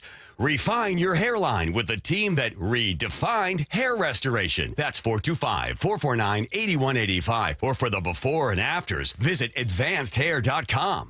Let's go! This is Seattle Sports. Streaming through the Seattle Sports app. KIRO AM Seattle. KIRO FM HD2 Tacoma. Home of the Seahawks, Mariners, and everything Seattle sports. Give me a freaking auto! From the Quantum Fiber Studio, this is Brock and Salk on Seattle Sports. Brock Ewert is my hero. Jay Buhner just punched me in the kidney. Who's going to accuse you of managing? Doesn't really work that way, Sherm. This is a show that has my name on it. It kind of does, though. Now here are your hosts, Brock Ewert and Mike Salk. Mike Macdonald going to join us in 30 minutes for the Mike Macdonald Show. It's a Reaction Monday here on Seattle Sports. That's powered by Snoqualmie Casino and Hotel. Mariners are off. We've been reacting to their 9-game winning streak, the 7 straight at home. What a wonderful homestand that was. Just incredible start to finish. Great stuff from the Mariners. They get today off as they head off to Kansas City. And tomorrow, we can talk through what we expect to see on the road and what's reasonable as they're going to face some teams that are going to be a step up in competition from what we watched here over the last 7. In the meantime, it's been really easy every night, right? You look around, you're like, I'm rooting against the Rangers, I'm rooting against the Astros, I'm rooting against the Royals, I'm rooting against the Guardians. Like, for the most part, it's been pretty easy.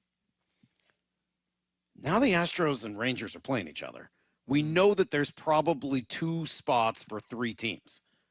Who are you rooting for? Who are you rooting for, Brock? Who are you rooting for? So as it sits today with the dirty dozen to go, right? 6 on the road, 6 at home. That's it. Get an off day today, get an off day next Monday. So we got the dirty dozen left. As it sits today, you have a 2-game lead on Texas. Is that correct? Or 3? 3-game lead on Texas. 3-game lead on Texas, but really a 4-game lead because you totally own that tiebreaker. Do I have those numbers? Just want to make sure my numbers and facts are right. Ask Lyle. He's sort of the facts guy here.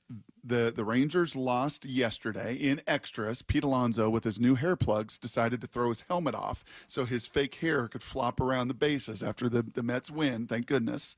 But they win, so we are Mariners are 3 games up on Texas, but own the tiebreaker. So really, it's a 4-game lead with 12 to go. They're 2 up on Texas, so it's more like 3. No, they're 3 up on Texas. I'm looking at the numbers right here. You're right. Okay, Lyle. Yeah. How many are they up? They're up 4. Yeah, 3, you got it. But really, it's 4. So I'm rooting for Texas to take 2 of 3 from Houston. No question about it. Do I want them to sweep Houston? Would I mind if they sweep Houston? As long as you take care of your business, and I'm not saying sweep the Royals, just win the series in Kansas City. And you win the series in Kansas City, I'm absolutely rooting for the Rangers. The text line is pretty unanimously saying Rangers 2 out of 3. Yeah, I'm rooting for the Rangers to sweep. I know it's the now, AL you could West. root for the Astros. You could root for the Astros and say, hey, man, it all comes down to you beating them. Have the Astros wipe out the Rangers. Have them take 2 or 3 or sweep them and have the Rangers 5-6 back from you with 9 to go and just wipe that team out of the equation. If the Astros wipe out the Rangers here, that's it. I mean, you're in the playoffs. And that's where my mindset goes, is just end this whole Texas narrative already. I don't want to hear about the Dylan Moore, Rowdy Tellez-led Rangers anymore. Just end the Rangers season, because if you're the Astros and you go sweep the Rangers and the Mariners win 2 of 3, yeah, it's done. Like the playoff field's locked up. Then you worry about the West, which, by the way, is in your control because you play the Astros. You don't play the Rangers anymore. I think there's a lot to that, right? I think there's a lot to that, Lyle, now that we got the numbers right. I think there is a lot of merit to that line of thinking. Who's the more dangerous team?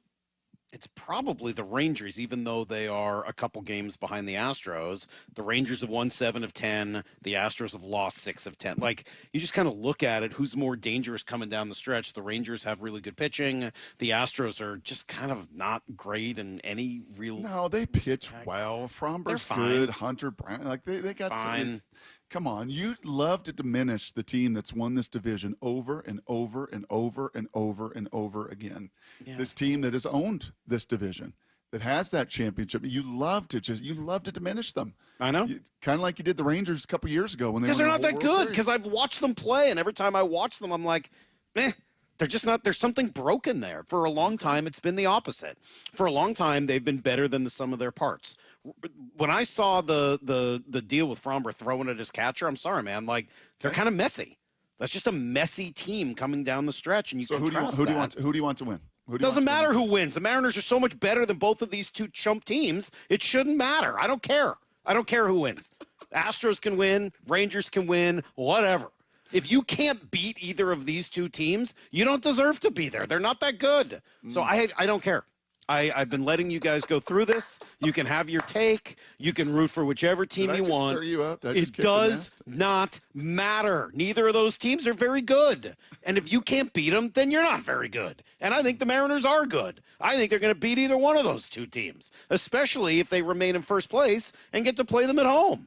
Forget Texas. Forget Houston. I'm looking at the Tigers. Who are they playing this week, Brock? I want the Tigers to start losing some games so you can go after the possibility of maybe getting a first-round bye again. I know it wasn't that long ago, and they're playing, the Guardians here? They've got 6 against the Guardians and a few against Boston. They got a tough schedule ahead of them. The Guardians haven't quit yet. You saw how dangerous they can be when you played them. They're not a terrible team. You got an opportunity to try to get that second bye. And if you can get that, dude, you're as dangerous and as good as anybody in the American League. So let Houston and Texas do whatever the heck they want. They're almost barely more relevant than the stupid Angels. They're just not that good. Why don't you just root for both? Why can't we root for the Rangers to win and then for the Tigers to lose? I just don't care about the other one. Like, they're beneath me. I'm not even I don't even feel the need to does the wolf concern himself with the sheep? I don't like this because we already know Salk's a jinx, and the last time he kept saying the Rangers were bad, it didn't go. No, this feels overly confident for a team that hasn't won the AL West in 25 years. I know what I see. I see one good team and 2 mediocre ones, man. If you can't beat them, that's on you. If you can't beat them, that's on you. You got a game lead on Houston with 3 games against them. You got a 4-game lead on Texas with 12 to go. If you can't beat them, that's on you. You should beat both of these teams. They're chumps. You know what I really want? 3 15-inning affairs. I just want let them beat each other up. Who cares? Go after them. Worry about Detroit, man. Go see if you can track down Detroit because that really has some benefit. If you can get into the playoffs, fine, whatever. You play Houston or Texas or whoever else in the wild card, fine, whatever.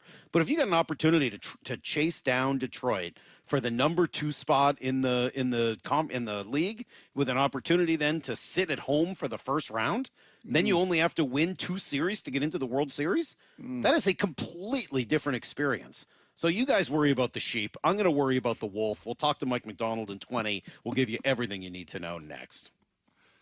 Be the first to hear from Seahawks head coach Mike Macdonald the morning after every game on the Mike Macdonald Show. Good morning, Coach. How are you? This thing on? On and ready for you. The morning after every Seahawks game at 9:30 with Brock and Salk. Being in front of the 12s is going to be a lot of fun. Trying to bring everybody together so we can push in the same direction. Get the podcast on the Seattle Sports app and seattlesports.com. It's the Mike Macdonald Show, only on Seattle Sports, the home of the Seahawks.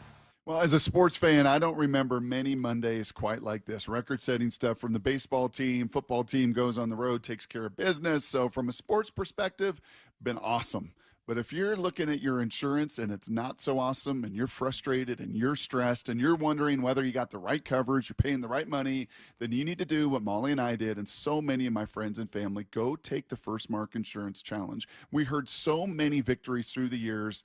The only thing I was bummed about is we didn't do it earlier. Here's how First Mark goes to work for you. They will fully analyze your current coverage, making sure you're not overpaying for the wrong coverage. Then, unlike you and me, they go to the market, dozens of carriers they've worked with to find you the best fit. That's it. No stress, no confusion. And did I mention it's totally free? They're your teammate, and they spent the last 30 years helping thousands of families, yes, including mine, successfully manage this world of insurance. So please don't wait a morning longer. Go take the First Mark Insurance Challenge. Like I said, it's totally free, and you might be the next First Mark Challenge victory. Just go to firstmarkinsurance.com. Firstmarkinsurance.com, your teammate that goes to work for you. Go from daydreamer to industry leader with Amazon Business. From office supplies to IT essentials, Amazon Business provides tools that help you save costs and make insight-based decisions. Learn how to bring your visions to life at amazonbusiness.com. This message comes from Viking, committed to exploring the world in comfort. Journey through the heart of Europe on an elegant Viking longship with thoughtful service, destination-focused dining, and cultural enrichment on board and on shore. With small ships that bring travelers closer to the destination, there's more time to explore. And every Viking voyage is all-inclusive, with no children and no casinos. Discover more at Viking.com. You still got it, but your immune system weakens as you age, making it harder to fight flu, pneumococcal pneumonia, RSV, and COVID-19. Ask your doctor or pharmacist which vaccines you need. Sponsored by Pfizer. In today's competitive world, standing out isn't optional anymore. I'm Rusty George, and my agency helps builders, manufacturers, and material suppliers get louder and get noticed in order to bring in new customers. From effective brand strategies to websites and marketing campaigns that drive business, Rusty George is for builders just like you. No fluff, just results. You can build the future. We'll help you build your new business pipeline. Visit rustygeorge.com today. rustygeorge.com. John here with Happy Hauler. We want to help get your unwanted items to those in need. Furniture and household items you plan on throwing away? We'll take them and prioritize donating and recycling, keeping items out of the landfill, and giving useful items a second happy home. Happy Hauler is Seattle's eco-friendly junk removal. We work with over 20 nonprofits all over Western Washington to donate used items. Make yourself, your community, and the planet happy. Reclaim your space. HappyHauler.com, hauling with a heart. Toyota of Kirkland's service department has you covered as the summer winds down and the fall approaches. At Toyota of Kirkland, be confident in your brakes with a complimentary brake inspection. Get winter ready with a free battery health check, wiper blade installation, and multi-point inspection. Thinking of trading in? Get a complimentary vehicle appraisal. Stay ahead with the maintenance service plan at $374 plus tax. And yes, they match coupons from other local Toyota dealers. Visit toyotaofkirkland.com to schedule your service today. Drive safe, drive smart with Toyota of Kirkland. O'Brien. Want more Seahawks content? Join me, G. Scott, on The Reset. New episodes of the podcast every Monday and Thursday on YouTube or on the Seattle Sports app. Comcast Business High Five Hotline. What's the state of your excitement? I signed my business up for the 5-year price lock guarantee, and I can't stop high-fiving people. High five! Okay, deep breath. High five. You're in a good place. You signed your business up for 5 years of gig speed internet and advanced security, all on our ultra-reliable network. Gig speeds and advanced security? I'm so stoked. Yep, and you get it at a great rate that's locked in for 5 years. Woo! The high five is just your body's way of saying, I'm winning. So this is natural. High-fiving everyone you see in a state of business savings enthusiasm? Totally natural. Sweet! Thank you! Thank you! High five, everybody! High five! The Comcast Business 5-year price lock guarantee is back, but only for a limited time, so sign your business up today. High five! Comcast Business, powering possibilities. Ends 9/21/25 for new customers with qualifying bundle. Current customers may be eligible depending on services and area. Guaranteed rate applies to monthly service charge, excluding taxes and fees. Other restrictions apply. eBay has reinvented vehicle buying. From click to curb, everything's covered. Ever try to buy a car online and end up in a parking lot with a stranger and some blind trust? That era is over. Now with Secure Purchase, eBay isn't just where you find your car. It's where you buy it, start to finish. Title, financing, registration, delivery, it's all built in. This is the modern way to buy your next ride on eBay. eBay. Things people love. Secure Purchase is powered by Caramel Dealer Services, LLC, an eBay subsidiary. As a scientist, I can tell you that Sundays are only 24 hours long. But with NFL Sunday Ticket and YouTube TV, you get every game every Sunday all in one place. That's upwards of 30 hours of NFL in one day. How can there be 30 hours in 24 hours, you ask? I have a theory. Magic. New users get NFL Sunday Ticket for 8 payments of $34.50 per month. Sign up at NFLSundayTicket.com. Local and national games on YouTube TV. NFL Sunday Ticket for out-of-market games excludes digital-only games and commercial use. Terms and embargoes apply. Availability varies. Need to know. 15 minutes past every hour with Brock and Salk. Here's what you need to know. Up first. Yeah, that's 9 straight wins for the Mariners. Brock, they are in first place, and right now they are rolling. I do mean what I said. Like, I get it. You got to make the playoffs, and that's the goal heading into the season. But at this point, with 12 games left to play, knowing and having seen both the Astros and the Rangers, yeah, you might not beat them. But if you do, that's on you. I mean, like, you've got the lead on both of those teams with a schedule right now. You get 3 against Colorado. Kansas City's, been fading away. Like, you should be in pretty good position. You get your 3 games against Houston. If you lose to them, that's on you. You get an opportunity to still go after a first-round bye with Detroit having a very tough schedule left. To me, that's the conversation. In the meantime, you win 9 straight games, including the 7 at home. You know who was a big part of it? And the guy who got another home run yesterday? That would be Cal Raleigh. The stretch of the pitch to Cal, swinging a drive deep into the gap in left center field, and goodbye baseball. There it is, Mickey Mantle. You got some company at the top of the list. Cal Raleigh with number 54, left center field into the Mariner bullpen. He has just tied the great Mickey Mantle with his 54th home run of the season. Holy smokes for a switch hitter. And you'd imagine, Brock, after tying Mickey Mantle, Cal is probably brimming with overconfidence, arrogance almost, just a swollen head, given how exciting that is. No, not so much. Here's Cal. Cut 6. It's crazy. I remember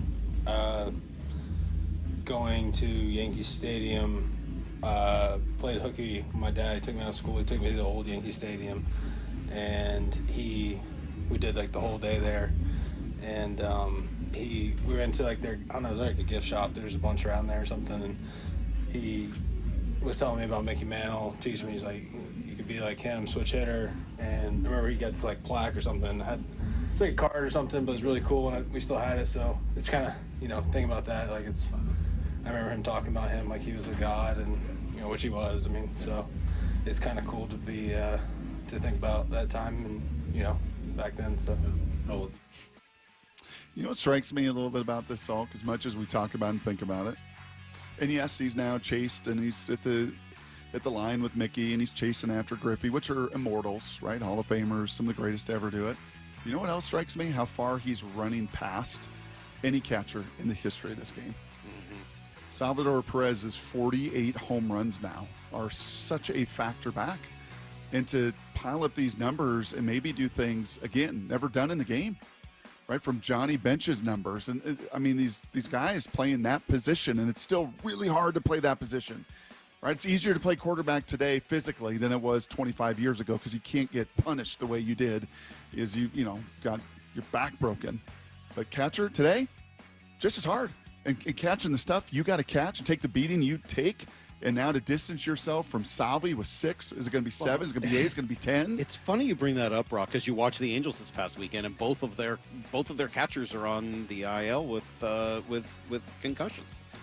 I mean, like, it really is an easy position to get hurt, and for Cal to have done everything he has so far is really, really remarkable. They got a couple of off days here left in the season, one of them tonight, then they go to Kansas City for this road trip. It finishes, of course, in Houston, and then they come home for the final homestand, 3 against Colorado, 3 against the Dodgers, and that is it. Here's the second thing you need to know. I like the Seahawks win yesterday. I'm glad they didn't go to 0-2, and I thought they looked like the better team. That's what I was trying to get to with Sanchez. I maybe didn't ask the question the best way, but like there are games where you say, well, I don't know, like at the end of it, you're not really sure who the better team was. Did the better team on paper win? After watching the game, I thought the Seahawks were the better team, and they won by 14. I thought they could have won by 28. Like, I just thought they were the better team. That doesn't mean that they didn't make mistakes. They did, but I felt like the game very much hinged on them. They were the deciding factor, and ultimately they outplayed the Steelers in all 3 phases. Yeah, and once again, you just kind of knock your opponent around. It was a 49er game, and you had a bunch of their guys leaving the ring to get taped up and braced up and put back on the field and try to finish the game. And Trent Williams and Pooney and some that didn't. And Jennings in this game, same way.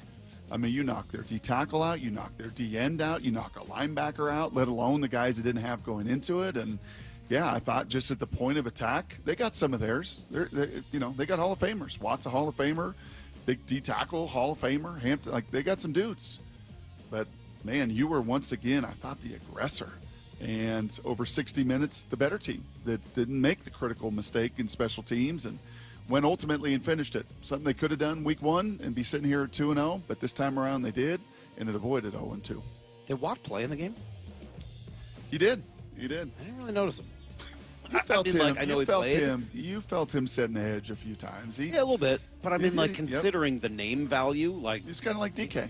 Yeah, he's kind of like DK. He did a few things. He was there, but it was not like the TJ Watt show, nor was it the DK Metcalf show at all. I mean, DK caught a touchdown, but other than that, largely a very quiet game for him as well. You know what? They only gave up 267 yards, so that's a pretty good defensive effort. We'll talk to the coach more about it here in about 10 minutes. Here's the third thing you need to know. Let's see. Elsewhere, NFC West, Niners, Rams, Cardinals all win. Division 7-1. Russell Wilson throws for 450. Not so good in overtime. He falls apart. A fumble, a pick. Giants are 0-2 as the Cowboys win. Eagles beat the Chiefs again. Are you concerned about Kansas City, Brock, 0-2? They do look like they're getting a little old. Not Mahomes, but Kelsey definitely looks like he's getting a little old. Chris Jones, not as dominant. I don't even know who their receivers are, right? And obviously the one guy suspended for the first 4 or 5 weeks, and the other guy hurt, Xavier Worthy. And yeah, they just this is a time where they feel vulnerable, very, very vulnerable. In an AFC where, once again, Baltimore and Buffalo, the head of the class, as they were dominant in both their wins yesterday as well. Yeah, speaking of top of the AFC, I don't know whether we're going to be talking Cincinnati in that role anymore. Joe Burrow out, going to need toe surgery. He will miss 3 months. That's everything you need to know. 1:15 every hour here on banged up every year but one, right? Yeah. I mean, every year he's had substantial injuries. That's why Maura didn't draft him in the fantasy draft. She knows. She got that big fantasy. Well, a lot of people have been brain. making the correlation that every year they have a bottom 5 offensive line too, so they're not protecting him very well. Well, he spent $50 million on a receiver, $40 million, and $30 on another receiver, and $40 on a pass rusher. Like, and you're the Bengals, and you don't even have a cart. Did I read that right? Did you see that? They don't even have a medical cart. Oh, come on. Burrow that can't be real. Burrow they made Boomer Esiason pay for his own. I know, but the NFL must make them have a medical card. That has to be mandated. Burrow had to limp the whole way back to the locker room, and the thought was maybe he wanted to. Stop it. They can afford a cart. How dare you? How dare you? That goes too far, Brock. That goes too far. All right. Let's see. Coming up, Mike Macdonald to finish up today's show. Let's see what kind of mood he's in coming off the win. I hope a good one, man. His team, I thought, played hard, played well. They're 1-1. They're on to New Orleans, and we'll talk to the coach next. Be the first to hear from Seahawks head coach Mike Macdonald the morning after every game on the Mike Macdonald Show. Good morning, Coach. How are you? This thing on? On and ready for you. The morning after every Seahawks game at 9:30 with Brock and Salk. Being in front of the 12s is going to be a lot of fun. Trying to bring everybody together so we can push in the same direction. Get the podcast on the Seattle Sports app and seattlesports.com. It's the Mike Macdonald Show, only on Seattle Sports, the home of the Seahawks. All right, as we're creeping into fall here, it's a good time to talk about Crawl Pros. They'll come out just like they did at my house and just do a full inspection, corner to corner, of your crawl space and attic. One of the things they'll look for is insulation. Do you have any? Is it damaged? If you got any problems with it, like I did, you're probably bleeding money every month, whether it's heating the house or cooling your house, depending on the time of year. The insulation really helps. You don't have to have a problem. Call Crawl Pros. They'll come out. And if you need help, well, guess what? PSE customers, home was built before 1990, you could qualify to receive a rebate on up to 95% of the cost to get your crawl space and attic properly insulated. Yeah, 95%. But you got to do it now. Many of these rebates end at the end of the year, including federal incentives. So let Crawl Pros get into your house and make sure it's properly insulated before all the cooler fall weather comes and before these rebates run out. If you're worried about critters, mold, water damage, anything else related to your crawl space or attic, call Crawl Pros and do their free corner-to-corner inspection. Schedule it now at crawlpros.com. Jaden Schwartz for Techline Roofing. Summer is the perfect time for a new roof. Take advantage of our easy financing, summer specials, and the best warranty in the business. Have a great summer. See you next hockey season. Trust Techline. Your time is money. So why are you wasting it stuck in I-5 gridlock, TSA slowdowns, and SeaTac crowds? Isn't it time to travel smarter? Seaport Airlines offers high-frequency commuter shuttle service from Seattle's Boeing Field to Portland. Park for free next to our terminals. Check in 20 minutes before your departure. Get there faster without the hassles. Seaport Airlines. It's about time. Book today at flyseaportair.com. If you've been in a wreck or a fender bender, you have the right to take your vehicle to any repair facility, not just where your insurance company tells you to go. Accurate Auto Body has been family owned and operated since 1994, and they work for you, not your insurance company. With over 25 years of auto repair work, they'll exceed your expectations. we meet by accident, fixing every last dent. Accurate Auto Body. At Accurate Auto Body, all their work is performed by certified technicians, only using OEM parts to guarantee the safety of you and your family. For the best in auto body collision repair and customer service, give them a call at 425-883-2450 or AccurateAutoBodyWA.com. Your insurance company may not love them, but you will, because we meet by accident, fixing every last dent. Accurate Auto Body. Tired of uneven heating, noisy systems, and high energy bills? The Quilt Ductless Heat Pump from Home Comfort Alliance gives you room-by-room control and serious savings with every system, and every system qualifies for max tax credits. Call the Comfort People at HomeComfortAlliance.com.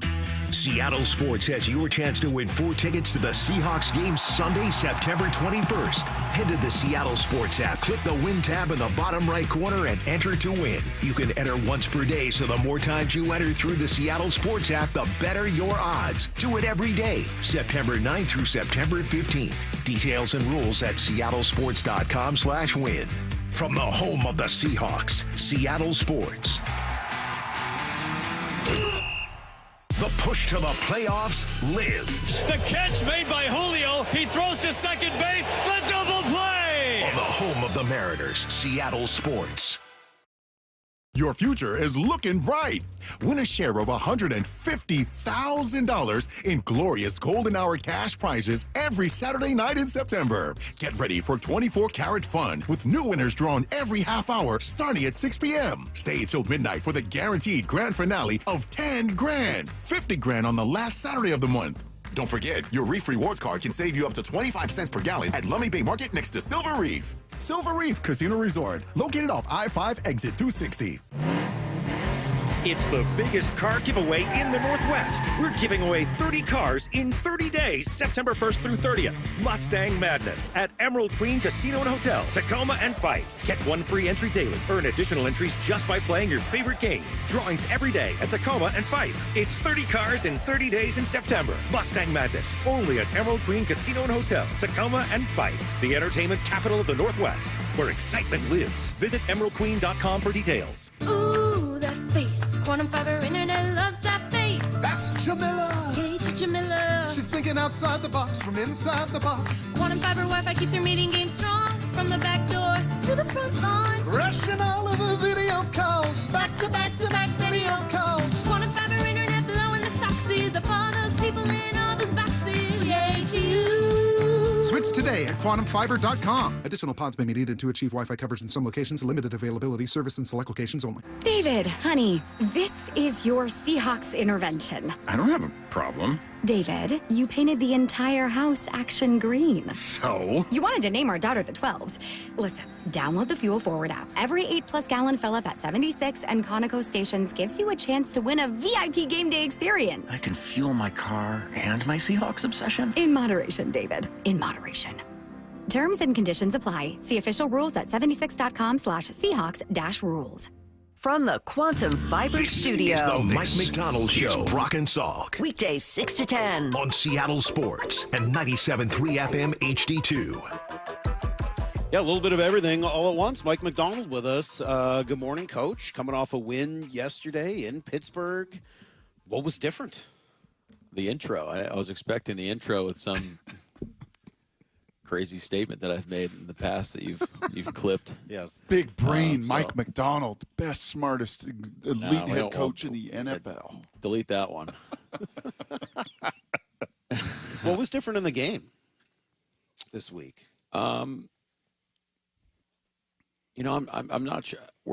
I think we're learning how to win those types of games that don't necessarily where you face adversity, and I hope that we need to keep learning how to do that, and I think we're gaining confidence on the team that we think that we can be, and taking advantage of opportunities that come our way. Because if you do the right things, at some point in the game, you're going to have an opportunity, and I think our guys realize that, and I thought we took advantage of it for the most part. And then the things that went wrong, I thought we mitigated, to the most part. And that's a shout out to our guys' poise and connectedness and determination. And a lot of those things showed up in San Fran too. There's a couple things here or there in the San Francisco game, and we're having different conversations throughout the week too. So I think you have to understand where you're at in the process and all that. So I think that was the difference. At which point in the 4.5-hour flight home did the guys go from talking, celebrating, laughing, fun to just conked? I don't know. I think the first couple hours I was out and about talking to the guys. No, I would say a couple hours, maybe an hour or so. But yeah, it was great. It's great.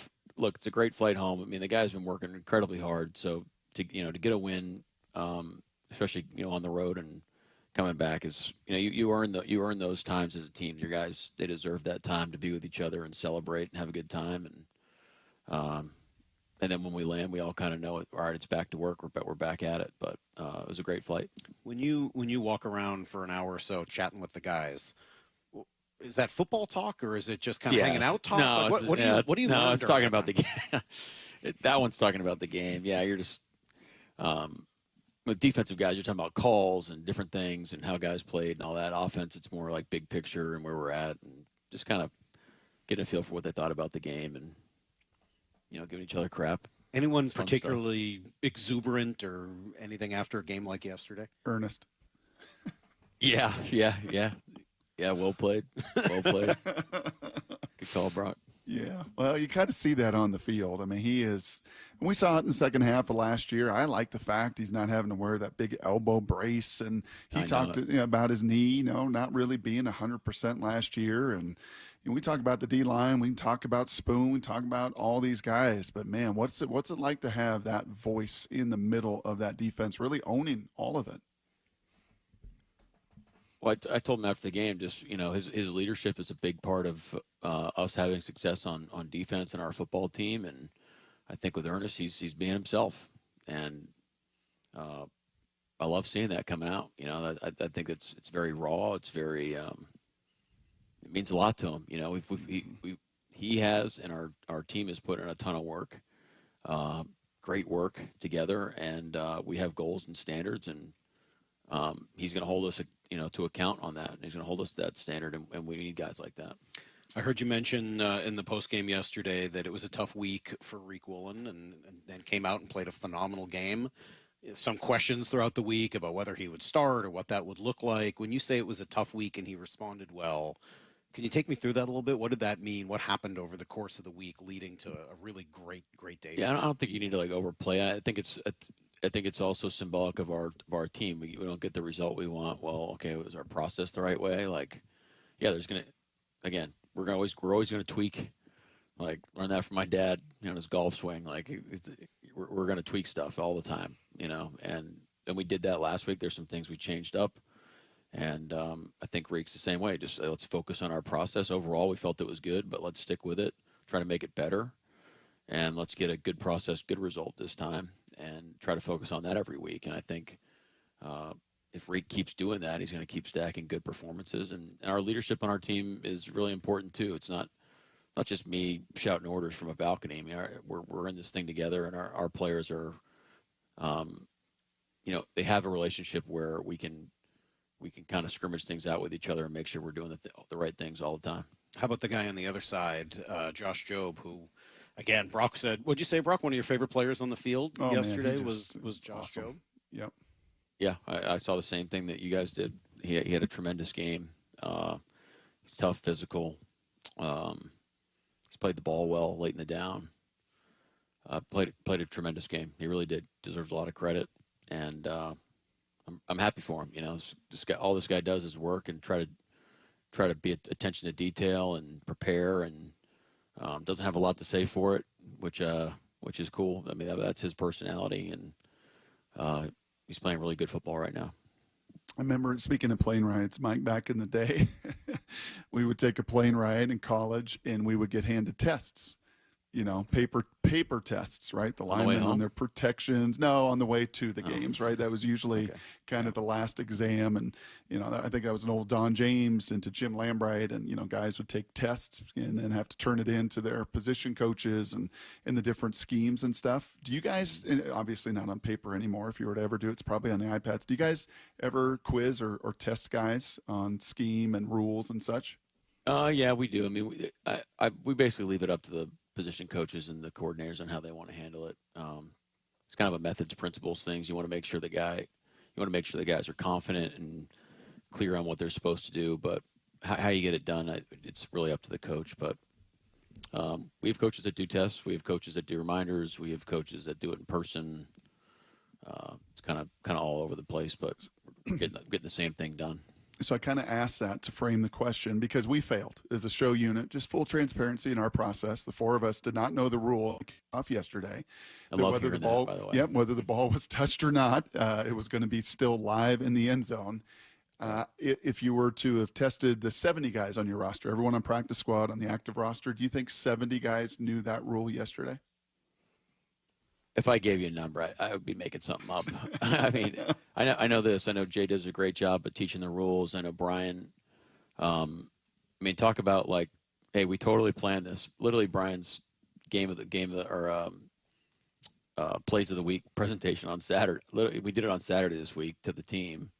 Was sideline recovery and the rules of a sideline recovery, which came into play on that play. And I know I was thinking about the coaching points when you're looking at the replays of George recovering the ball, and so that was like, we definitely planned it that way. Great job, Brian. Can you help me with that part of the rule? I think I understand the kickoff part of the rule, the recovery part. Yeah. Why was he definitively inbounds versus? I think he had control of the body part without touching. Yeah. So. Because it happened quick. I was actually a little surprised they didn't spend a little more time on the TV broadcast. I was too. Going through whether or not he was clearly in bounds or not. Yeah, I thought it was going to take longer, frankly, but I felt the same way. And if he goes out of bounds, then what? It's a touchback at that point. I believe so. So that's a huge touchback play. based off where the ball hit, I think. Wow, what an incredible moment in that game. And yeah, I do wonder how many more moments like that we'll see. I mean, how hard is this new return game for the returners when the ball bounces in front of them? Well, you used to say, like, when you're on a kickoff team, hang time was actual hang time of the ball because that's extra time that you can run down the field. Now, your quote-unquote hang time is when you get to start running out of your stance. So now it's when the ball hits or when it hits the runner. So that's how you're trying to increase hang time now, or you're trying to maximize it. Well, okay, the guy has to return it when it's on the 1 yard line. You're going to try to put the ball at the 1 to maximize the amount of time your guys can run down there. So different ways to do it. But hit low balls does create a challenge for returners or guys or teams that just do one returner, and now you can put it anywhere. And now he's got to get all the way to the numbers and catch the ball. Well, now he's not in a running start. Well, that's part of your quote unquote hang time too. That if the guy can catch the ball moving forward, that's a tick that really matters in that play. I think Sanchez called it a dirty kick, like in his analysis of just like, hey, don't give him a normal ball. That thing kind of came off a little different, almost like some of Dixon's punts. Does Jason, is that kind of a point of emphasis of the different also kind of kicks that he needs to kick?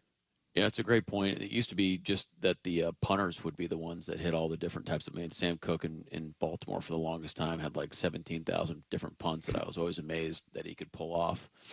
And Dicko's a lot like that too. He can. I mean, the guy's amazing. But now with the kickoff the way it is, I think that's what we're going to start seeing is different types of kicks based off of the skill set of the kicker, and it's easier said than done. Like there's pretty big penalties for not hitting the landing zone and balls going out of bounds and things like that. So there's a risk reward to it as well. I love this story about Renegade. I'm into it. That you guys played it over the course of the week. And when it played yesterday, it was your team who responded probably more than the Steelers did. That's supposed to be their song in that environment. What brought you to trying to come up with a new plan to get around it or to own that moment? We just felt like it was important. This is a stadium that we haven't been to, that I had a lot of experience in, so I understand like what happens. And it's kind of like when you visualize, like the power of visualization, when you can see, your brain goes through the process of going to do the things you're supposed to do and executing. I think it was a similar thought. It's just the guys understanding what the atmosphere is like, how they operate. Kind of that song always comes on like the fourth quarter at some point, or in the second half, and let's be ready for it. Let's take advantage of it. Let's try to turn the tables in our favor as best we can. And look, our guys did a great job. It just happened in that drive. We went down and scored and Sam had a heck of a play. We jacked up the protection. PQ had a free run at him, and he made a miss, and made just a tremendous play with him and AJ. We went down to score. So that was a critical moment in the game. One of the things I think we all enjoy very much, Mike, is just hearing some of the process behind the scenes, especially when it comes to these decisions on fourth down. The camera on you, as they typically do, the head coaches, as you got to make that decision on fourth down near midfield, and you punt it early, and it pays off with a stop and get the ball right back at midfield and go for it later with the play action pass that unfortunately went the other way. Were those close either way, numbers-wise, process-wise, into some of the decision-making process there? They were. The inches one is more straightforward. But when you're talking about a full, like a one and change, there's always nuance to it. I thought we made the right decisions, and I felt confident with our decision last week. You put all the inputs into it. You gotta live with the process of like why you decided those things.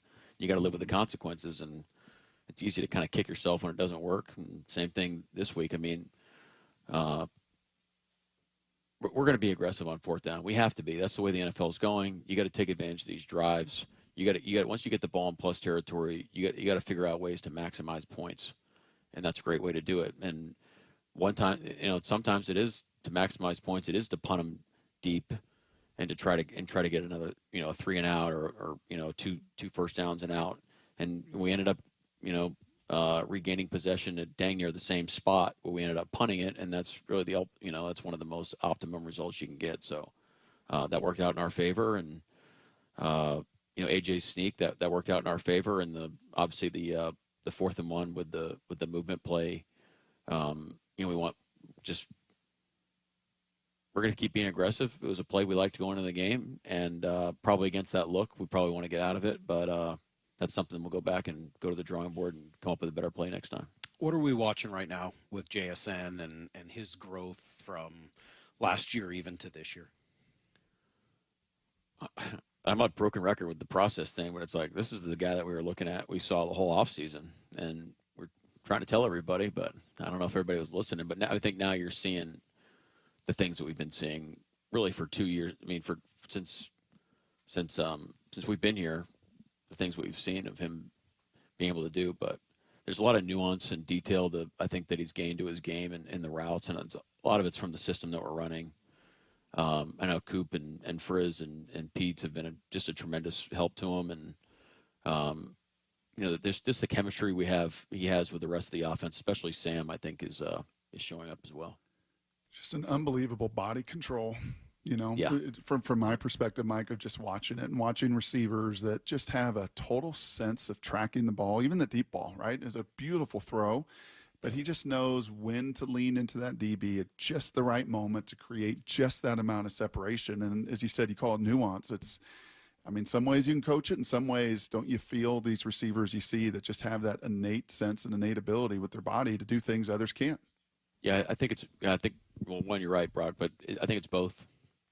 It's both. It's understanding how you can use that stuff, use your body control. We talk about like our style is we say shocking, but shocking really is like, hey, take me into your world about how this thing comes to life.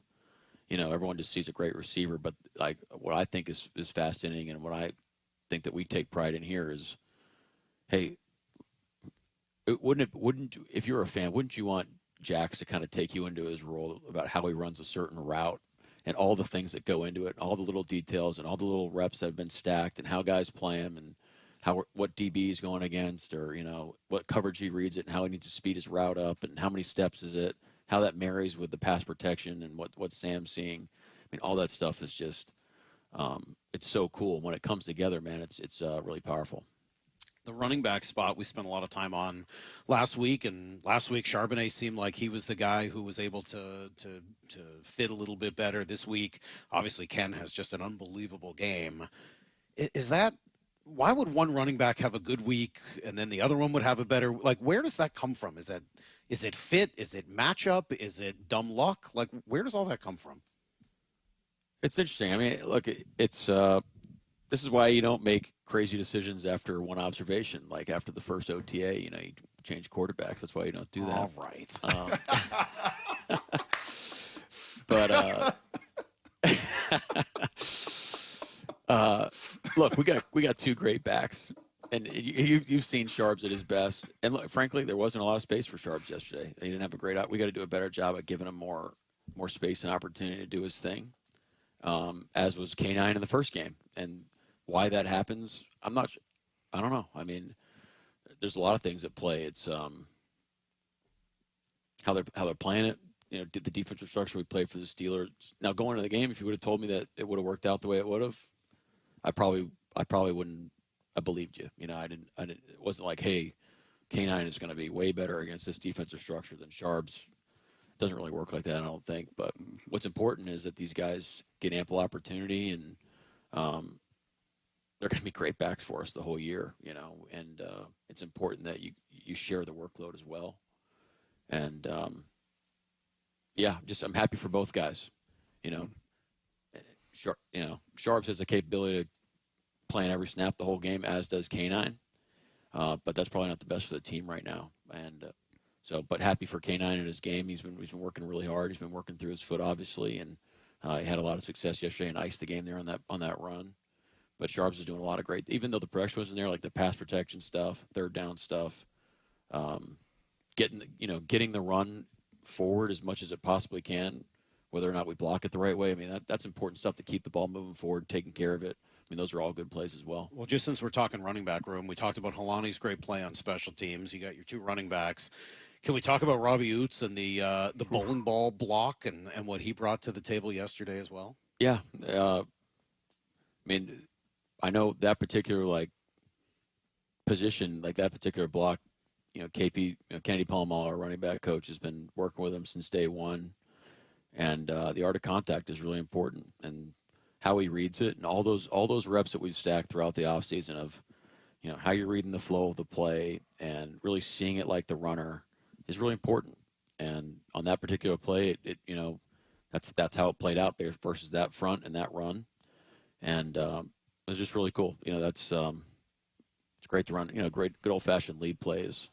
It's a great football play. Sure is. E. Greenwright, 93 Blast, the 05 Super Bowl team, I think ran that 6,000 times on their way to the Super Bowl. Mike Macdonald Show, by the way, presented to you by your local 76 and Conoco stations.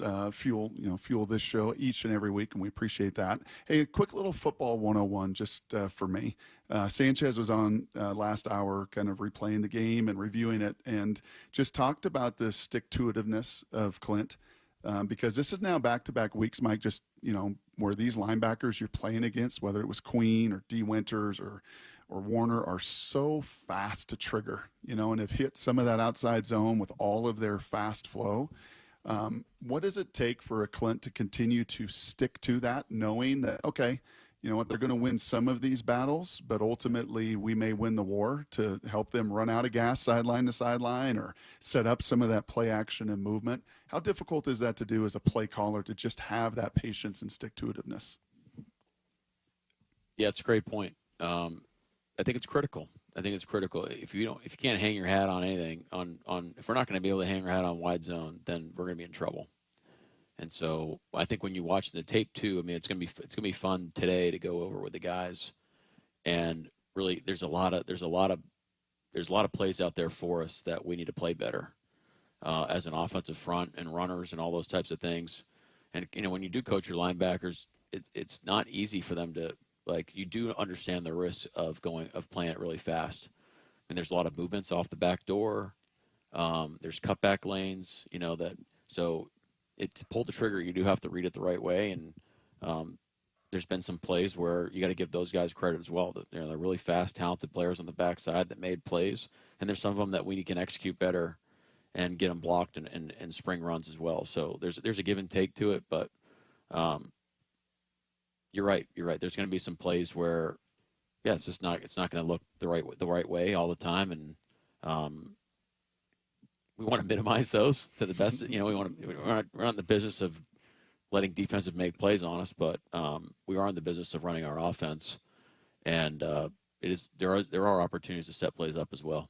On the other side, we spent a lot of time talking about the pressure you've generated, the secondary. How about just the guys up front, and specifically thinking about Murphy and Williams and Jaron Reed? Right. How do those three guys specifically complement each other in a defensive line? Well, I think you're seeing with our defensive front the chemistry that they've built, and when you have guys that rush on their own independently, it makes it really, really difficult to attack quarterbacks and attack protections and have an effective rush unit, because there's more than 4 gaps, and so you have to play off each other a lot of times in a 4-man rush. AD, CP, Hines, they do a great job of coaching this thing. Those guys. I love, again, talking about shocking. You'd love for someone to be in our defensive line room as they're talking about the rush plan and how they execute it and how they play off one another and what the rules are and how we set things up. It's really fascinating. They do a great job, and the veterans have really bought in on how we're going to rush 4 as 1. And I think you're feeling that right now. And I think if you went to go ask the guys right now, they'd probably say we need more quick wins as it is. We got to win quicker to affect the quarterback and let us play some more aggressive coverage. But yesterday, I think rushing cover worked pretty well. Hey, last minute here, just a little housekeeping with Spoon close. Saw him warm up, obviously, with the brace on, but was he anywhere close to trying to go yesterday? I don't know. Close.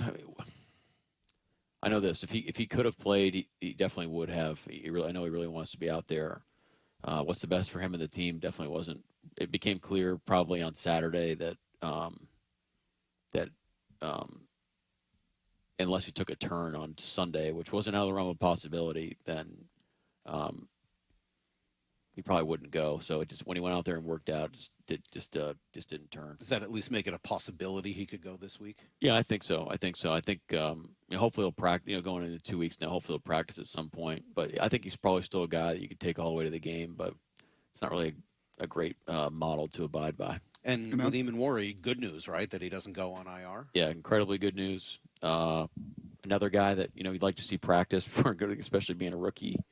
So we'll see here. I don't know if we'll see if he's ready on Wednesday or possibly Thursday to get some reps. That'd be pretty awesome. All right. Well, there you go. Congratulations. 1-1, first win of the season, and New Orleans next. So we will talk again next Monday. Thanks for coming by. All right, guys. Good to see you. All right. There you go. We didn't even really get to Sam Darnold, Brock. He's still the starting quarterback, despite all questions to the contrary. We'll catch you guys tomorrow morning at 6 a.m. Until then, you know where the hay is. It's in the bar. See everybody. Get to the chopper!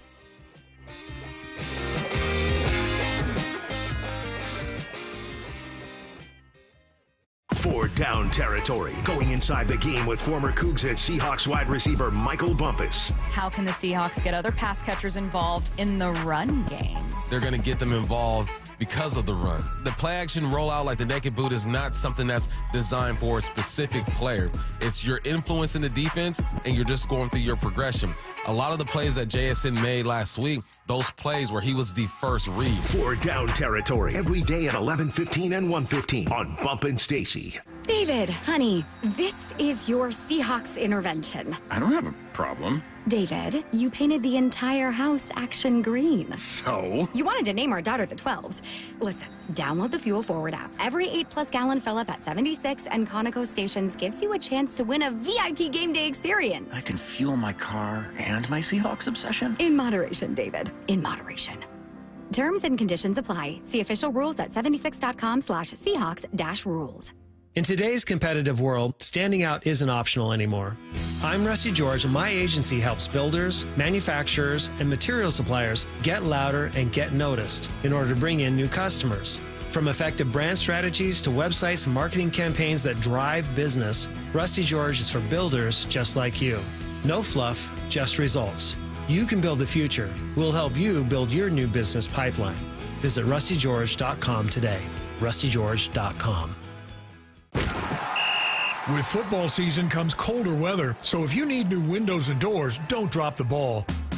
Steve Rabel here with Keith Dashafee from locally owned Pella Windows and Doors of Western Washington. So Keith, what's your next big play? Well, Steve, right now get 40% off qualifying installs or no payments and no interest for 12 months on approved credit. Schedule a free consultation with Pella Windows and Doors of Western Washington. Go to PellaPNW.com. That's PellaPNW.com. Hey everybody, it's Bob Stelton here. Now, if you have joint pain, this will interest you. Wednesday, September 17th, Dr. Mark Wagner, MD, is having a free live webinar to talk about stem cell therapy. I'm really looking forward to this live webinar to educate on how using your own stem cells can be an extremely successful method to help regenerate native tissue in rotator cuffs, meniscus tears, and reduce pain in osteoarthritic joints. So what joints have you seen good success with? Shoulders, elbows, hips, knees, even wrists and ankles. And in this live webinar, we'll tell you all about the procedure, how simple and safe it is using your own stem cells, and how we determine if you're a candidate. Dr. Wagner has performed over 20,000 stem cell procedures. Are you in pain? Join the free live stem cell webinar Wednesday night at 6 p.m. to learn about stem cell therapy with Dr. Mark Wagner, MD. Register at drmarkwagnermd.com. That's drmarkwagnermd.com. For over 113 years, Pacific Lamp and Supply Company has been your #1 lighting specialist in Washington, from the Space Needle in Seattle all the way to the Riverwalk in Spokane. With the largest lighting inventory in Washington, Pacific Lamp's knowledgeable and experienced staff can assist with any lighting issue, including intricate lighting and control designs. Plus, they work with all utilities in Washington to get you the best available lighting rebates. Pacific Lamp and Supply Company, Washington's lighting experts since 1912. Visit pacificlamp.com. So my mother is thinking of switching from Verizon to Pure Talk, but she's worried the deal sounds too good to be true. Michael, she said, how can those Pure Talk people offer me the same basic service as Verizon for so much less money? I said, Mom, go ask Google how much Verizon spends on advertising and promotion. A few seconds later, my mother said, oh my goodness, $12 billion a year? That must be a typo. I'll tell you what I told my mom. It's not a typo. Verizon spends $12 billion a year on advertising and promotion, and their customers are paying for it. Well, Pure Talk doesn't spend that kind of money on commercials. Trust me, I would know. Consequently, they can offer you and my mother unlimited talk, text, and plenty of data on a blazing fast 5G network for just $25 a month.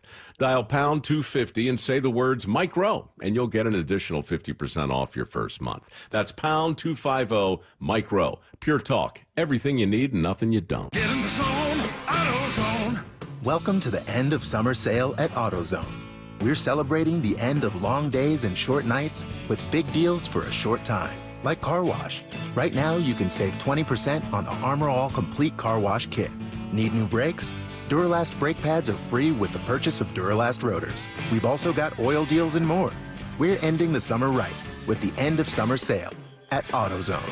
Get in the zone, AutoZone. Restrictions apply. Wesley Financial Group is not a law firm, and Chuck McDowell definitely not an attorney. This is Chuck. If someone talked you into buying something really silly and you want to get out of that silly little thing, my advice, get the facts. Call me and I'll send you our timeshare exit kit absolutely free. Inside, you'll learn how timeshare works and all your options for cancellation. Call Wesley now for your free exit info kit. 800-486-9600. That's 800-486-9600.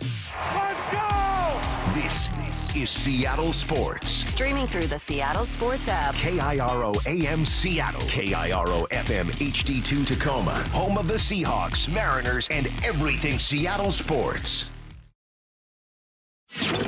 Seattle Sports Snapshot. The Mariners have an off day today before their final road trip of the regular season. They'll open a series against the Kansas City Royals tomorrow. The two teams directly behind them in the AL West will play today. The Astros hosting the Rangers at 5:10 p.m.